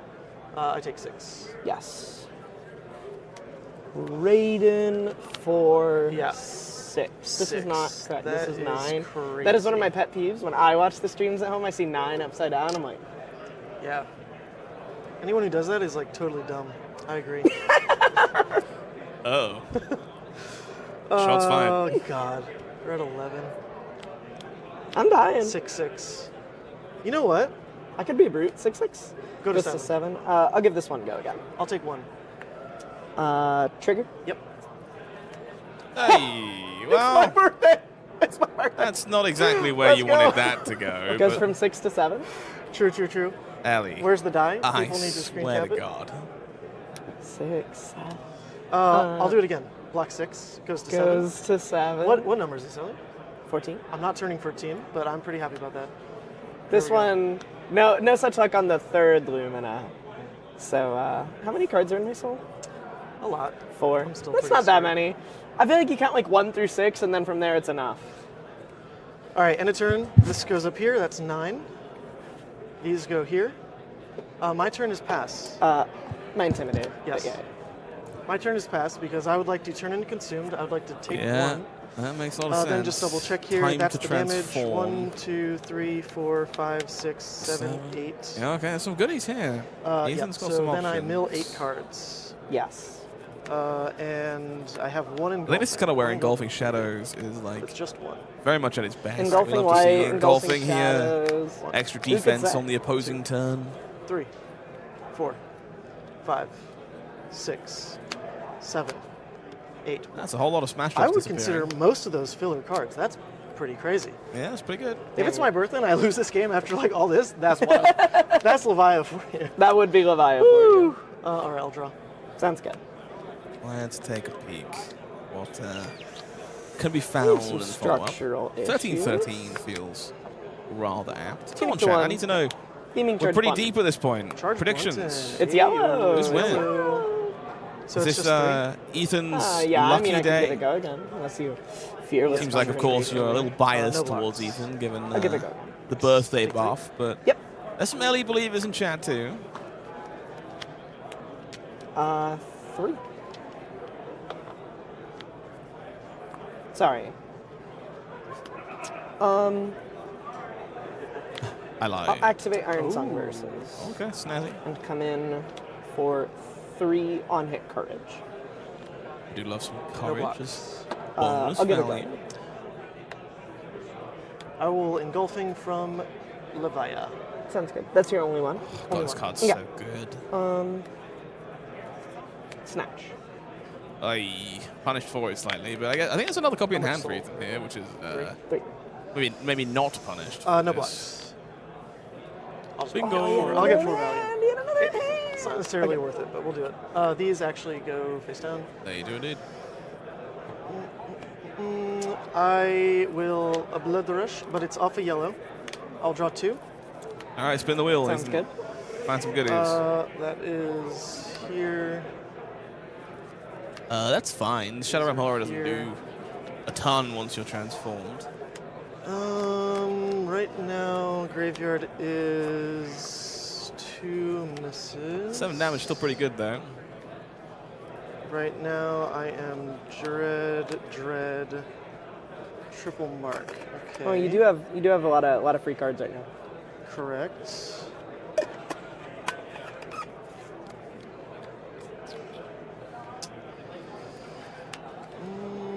I'm curious how Elly's in the chat while playing. It's impressive. How do you Could also type do with your feet? this. It's got to be a difficult skill to acquire. Sure. That is a good sign. Claw for 5. Claw in the This is what we in the industry call a blocking hand. But not a blunt. not a button. No button. That's pretty high. Thank you, That Elly. is high. But this is It's in my soul. This is a block. Yes, this is a block. 5. Yarp yarp. Sure. So this is sash 8. Yes. Well, don't give it away for the folks at home. Oh, maybe. I'll go to 11. Sure. I will crack sash. Oh my God. Close chain. How to keep you on your toes, right? Not really. Yeah. Boneyard for free. It's gonna banish. I could have played that multiple ways, but not with 3 misses in graveyard. Like you can't do it. So we did it this way because in case you blunten, beast might hit. Yeah, that makes sense. Go ahead. This is now 1, 2, 3, 4, 5. Don't forget, 6, folks. 7. Special Two- treats today was two this lovely misses birthday gone. game. Tomorrow we Or will one have miss that gone, One other things Marvel are here. What giveaway happened on for the you, as well as it looks like you've been pretty How good in about the five? chat. So You'll take, I'll have 3. some I will mill 7. foreshadowing 1, for you two. tomorrow as well. 3, 4. Oh my God. 5, Hey. 6. If I had drawn the 7. Okay. If I had actually drawn that, this is my birthday. It is your birthday. It is your Can I go birthday. play the calling? Can I go play the calling? I mean, That's crazy. If you if draw they let these you hands, straight into like, day yeah, two, yeah, yeah. like, oh, sure, of course. sure, After sure. this game, come on. Cool. Wow, what a wild one.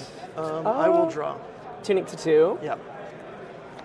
0. 3, 4. But you have soul, so it can't be I the have other 3 card? soul. It can't be the It card can't that be charges? Roaring Beam. It could be Beacon. It could be Beacon. Could be Beacon. Yeah, that's fine. Come on, who cares about Beacon? Come on, let's be real. Me. Uh, I don't- regularly no care blocks. about Beacon. Go. We're doing it. This is like every phase of the game you want to hit. Oh, that baby. Elly, my no, you goodness. can't blunt go in a quick one. claw on Ethan's birthday. I'll roll. I'll do. That's Good illegal. hygiene. Putts. I'm not Yes, okay with draw that. 2. We like to see the blue discarded. True, true. Ethan drawing the L2 misses 5. and No not hitting thought the on beast that. below. Happy I will birthday. think while you think on blocks. Oh, there's I no will thinking here. discard Beast. Oh, never will- mind. No. You suck. Oh, Wait, doesn't that go? No, it doesn't. It goes to your hand before it goes face down. As a caster, you should know that, Elly. I'll I'm take one. gonna Aye, die. aye, aye, shots fired. I'm gonna die. Okay, now the Nice sequence actually blunting. changes. Just in what a theory. con. I have 2 misses. Oh, I have 3 misses because of the blood rush again. Okay, so it can't change. And you took 3, right? 5 to 8. From 8 to 5. It's looking pretty good. Sure, we'll just keep going. I mean, that's not good for me. No second blunting. Feels bad. 5, go again. I think I've been behind on dice. Let me catch up. How do I win this game? I mill. This is 2 turns. That's true, that's This is true. actually 2 turns. I'll give you 5. All right, I will use Plasma. I'll pay into A the little bit of dread. extra juice. This will be 8. Oh my god, and you have You know 2 I have the foot. horror. You do know I have the horror. So this might just be it. But play it out, Tim. Play it out. All right, this need is this. looking pretty Oh, bleak for boy, Elly, I'll be I'm honest. dying. This could miss. There are 3 misses, so let's do That's that true. first. That is my out. Let's Come do on, that Dread first. Screamer, don't but you the thing dare is, miss. if they miss, then there are no misses, and then I have horror in Arsenal. I'm so also like, it still is- blocking. Like I still Yeah. have to block. Like All right, give me 3. Not dying is well advised. okay. Okay. Okay. 8, go again. I'll back 6. Take 2. Take 2. Yeah, taking How 2 about makes sense. Nine? No, no, no, no, no, no, Oh, no, no, no, no, no. no, no, no, no, no, no. 9 sounds good. I don't mind 9. Think. Nine as Pull a the treat Sam. Pull the sounds Sam. good. Pull the Sam. What do we be pull the Sam? That is good. That is good. What if I check my sideboard real quick? Can you look over there really quick? Wow, that is some derogatory I'll terms bet about 9. someone who is not here to Like- defend Okay, 6, himself. 6, 6, 6. Okay. Good game. Okay, Elly. lovely Thank you, stuff. thank you. Ethan, happy birthday. Yeah, I'll take it. I'll take it. Happy birthdays in the chat. This was super fun, guys. Hopefully you're enjoying the stream. There is more tomorrow. There certainly is. Something like that. Something like that. Something Like that. like There's more tomorrow. There's more All tomorrow. right. All right. Well There's done, no more Ethan. today. I'm sure you've always wanted to see that winner's screen next to your name on a broadcast, so about time that one came about. Unlucky, Elly. Pretty brutal stuff. Levia showing that as long as Mandible Claw remains legal, that's not bad. There's still some things this deck can do, and well, Engulfing Shadow is looking pretty darn prominent there. Impressive stuff. I enjoyed that. Hopefully you did too, and thank you for all the well wishes for our producer, and I'll make sure you get that treat that you're entitled to tomorrow, so make sure you're tuned in for that one way or the other. I'm sure Elly's around here somewhere, so we'll check in and see how she's feeling when she gets back into the booth. Speak of the devil. Hello. How was that? You have a good time? I had a good time. 27 years of age and making 6-7 jokes on stream. You bet I am. I regret most of my life choices that led I me had here. I had fun. I I'm kind of blocked with the blunting, and I definitely had the thought like, geez, I sure hope he doesn't discard Beast within. But ultimately, I lost the game to the birthday gift I gave him, which was a Scab Skins roll resulting in 6 points of essentially true damage straight to my dome. Pretty good. But it was fun. Good game, Ethan. I'm glad. Not a bad gift one way or the other. You I may look have like a seen gnome. our last game there. We've obviously alluded that our first game tomorrow will be Vincent, Arachne, Huntsman, but there is more of the standings for us to look at to see how the first day of competition wrapped itself up. So at the very top of the leaderboard, our last 2 undefeated is quite the story. But there are many other narratives to pay attention to here. The Vincent, out in 4th, another one in 19th. Ian Schulte, 6-1 on that Puffin list we saw on camera as well. A few other standouts here for me. Eugene C still rocking the show on Rhinar. So current national champion, I believe, Jordan Jalbert-Ross sitting at 6-1 on Kayo. So anything else standing out to here, Elly? Let me take a look. We see Naib Mobasir, X-1 on Phi, definitely known for his spicy brews. Curious if there's anything particularly wacky there. Hamilton, we saw win on stream. Also, Foulkes hanging in there at X-1. Pretty interesting stuff. Let's take a look at the next page. in 16th. Oh, yeah, I didn't even notice. Curious if it's Dawnblade or Decimator, like the Boltyn we saw earlier today. Leo Vezinet, another great Prism player from French Canada at 5-2. Maxim also hanging in there going into day 2. Still very alive. Some fan favorites hanging out on page number 2 here. Timothy Chow on Jarl. We see Kai Radomi on Volda, a deck I think people have been whispering about but hadn't proven to me that it had any chops. So hopefully we can see Volda having a bit of a breakout run. Vincent hanging in there in 33rd. Riptide still alive going into day number 2 of competition. I imagine the Boltyn player at 38th does not want to find that guy. Probably not. Probably not one way or the other. But a good mix here. Violet here as well on RKO still. Just Eric in 24th on RKO as well. A deck that we haven't had the pleasure of seeing on camera so far this weekend, but clearly crawling its way up through the lower standings and still in contention heading into day number 2. Maybe with those Chain of Brutalities. Maybe. Impressive stuff. Great players. Incredible variety of decks. And as far as I'm concerned, some pretty spectacular games today. And I cannot wait to see how this story finishes when we make our way into the second day of competition. And we should make our way to the last page of our standings here. Oh, not quite. I was thinking down to top 64, because that's typically day 2. We have a Katsu at X&2. We're going to get through all of these X&2s. David Lee, who we also saw on stream, lose to Riptide, still hanging in there. Yuki Lee Bender, one of my caster picks, at X&2. Also Isaac Crute, incredible Canadian Flesh and Blood player at 5-2. Decimator Boltyn, 57th, hanging in there. Another Volder in 44th in the Huns of Hunter Plant. We see Ira in 46th, a deck that we haven't had the pleasure of seeing in a hot second. Some more Jarl, a little bit more Boltyn. We saw obviously from Karl.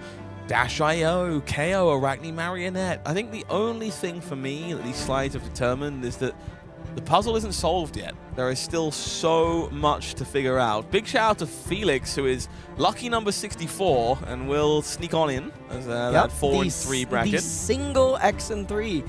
Making it into day 2. More Dorinthia, more Ira sneaking in at 5-2 at the bottom of the bracket as well. Unlucky for a few of our Volders and Puffins who are just on the outskirts here. Didn't quite manage to win that last round to make the second day of competition. But impressive stuff all around and many decks still in contention for the trophy here in Montreal. Should we take a look one final time at how our choices this weekend were going? Does that sound good to you? Why not? All right. Seems good to me. Let's take a peek at how my picks on the weekend are going. I learned that this is a story of highs and lows. That's true. If you squint, there are 3 6-1s on this screen. There are 3 combinations of the numbers 6 and 1. There is indeed. Tao Tao Chu on an incredible run, one of our 7-0 players overnight. Jacob Clements had the opportunity to join him, but fell foul of Jude on the Vincent matchup there, and therefore came up ever so slightly short. Matt Foulkes doing a wonderful job here at 6-1. Michael Matalo, unfortunately, just about missing the cut here at 4-3. And Amelia, bless her heart, did the best. Didn't drop. No. I respect that immensely. Incredibly admirable. It was a tough day for the tough nut, but couldn't quite put the story together this time around. How are you not going to use the cold foil scabs for all 7 games you paid for? You just gotta do it. And, a couple of mine didn't quite make it. Aaron started out so strong at 3-0. Going 0-4 from there is tough to see. Clay and Eli also not necessarily hanging in there, but Jimmy and Yuki both making it into day 2 at some very respectable records. I think you have definitely won the caster picks segment, but We'll see. The wheels could see, still we'll come see. off. The wheels could still the fall wheels could off. still My two warriors could just win the tournament or meet in the finals. Who could say? I won the caster picks the second I picked Tough Nut, but that's just, You know, won that's- day that's- one. that's- You won day one. I definitely won day We'll one. see who wins day two. That we will. Folks, it's been an incredible day here in Montreal. Classic Constructed looks to be an incredibly new place, and tomorrow's broadcast will start with an undefeated Arachne Huntsman against an undefeated Vincent. Until then, I've been Howling Minds. That's been Elly Bird. You've been amazing. We'll see you tomorrow.